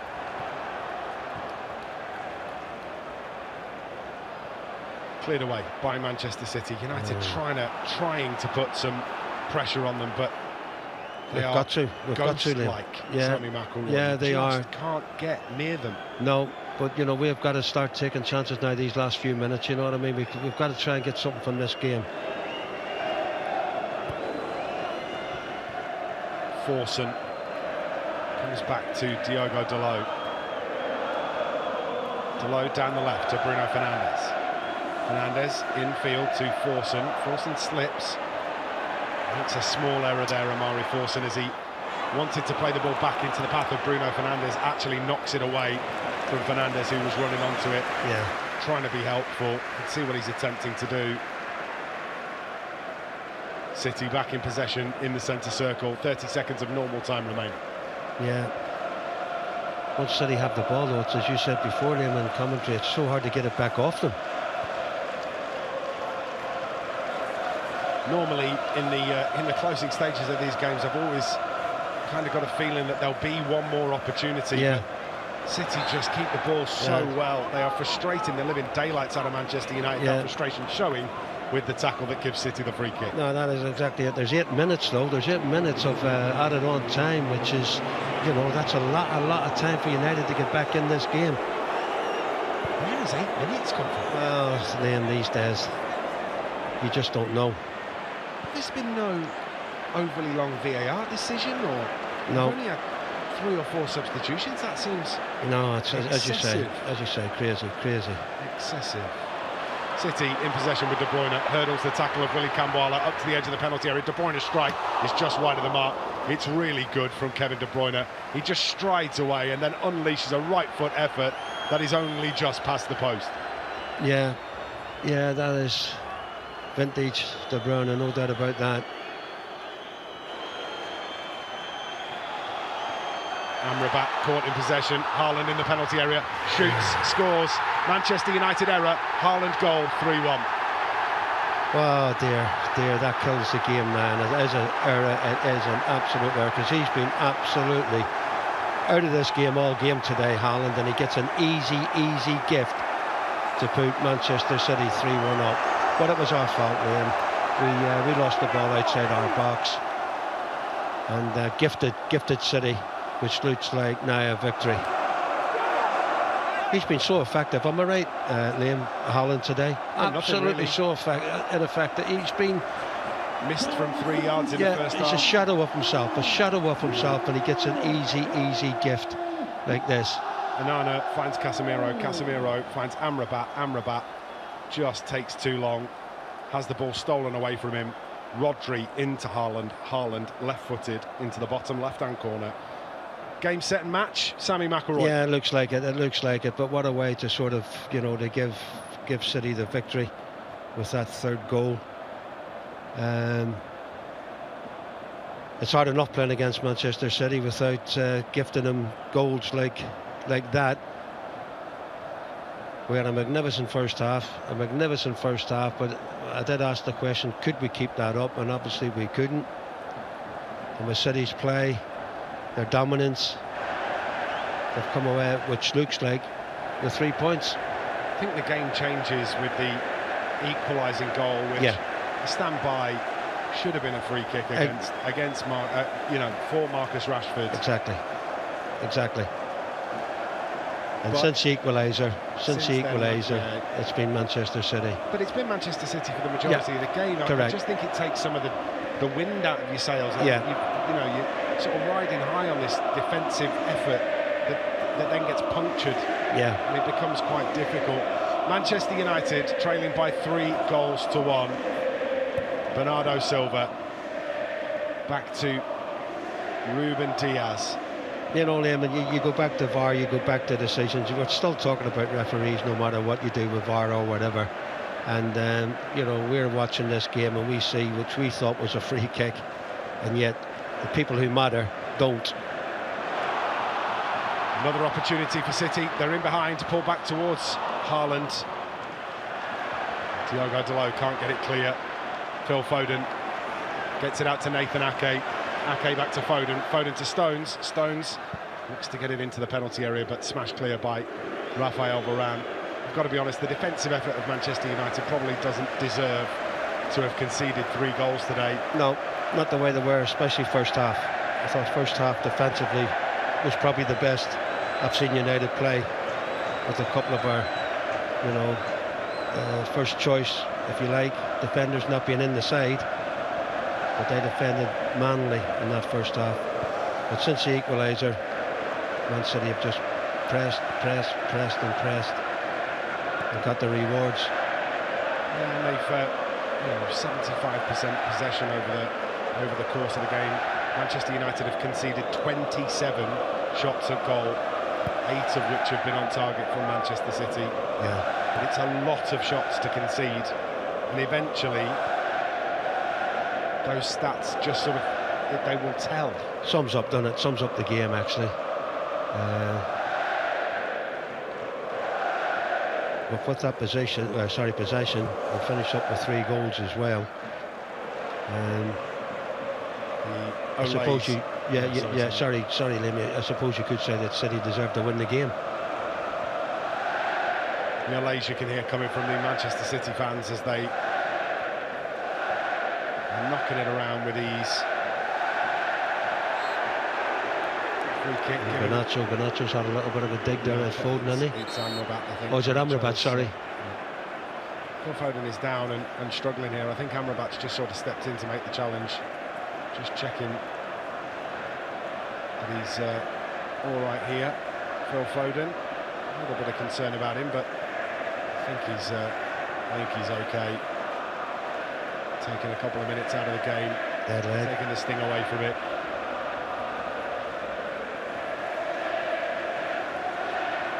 Back on his feet, Phil Foden.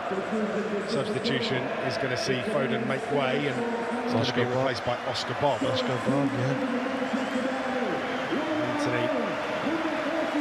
apologises. Just taking another look at a couple of Phil Foden's goals here. First one rifled home into the top left-hand corner. The second one finished with aplomb to give them a 2-1 lead. And he's been instrumental for Manchester City this afternoon. Yeah, he has. He's been one of their main men, and forget the goals as well. It's his work rate. Everything comes off him as well, especially from wide areas, Liam. It's unbelievable. The work rate too is unbelievable. So, Oscar Bob comes on. Oscar Bob making his 9th Premier League appearance. 90 seconds to go of the 8 added on at the end of the game. Cleared away by Manchester City goalkeeper Ederson. Forward and through midfield by Kevin De Bruyne. De Bruyne tries a pass with the outside of his right boot, can't find Oscar Bob, so ball's out for a Manchester United throw-in.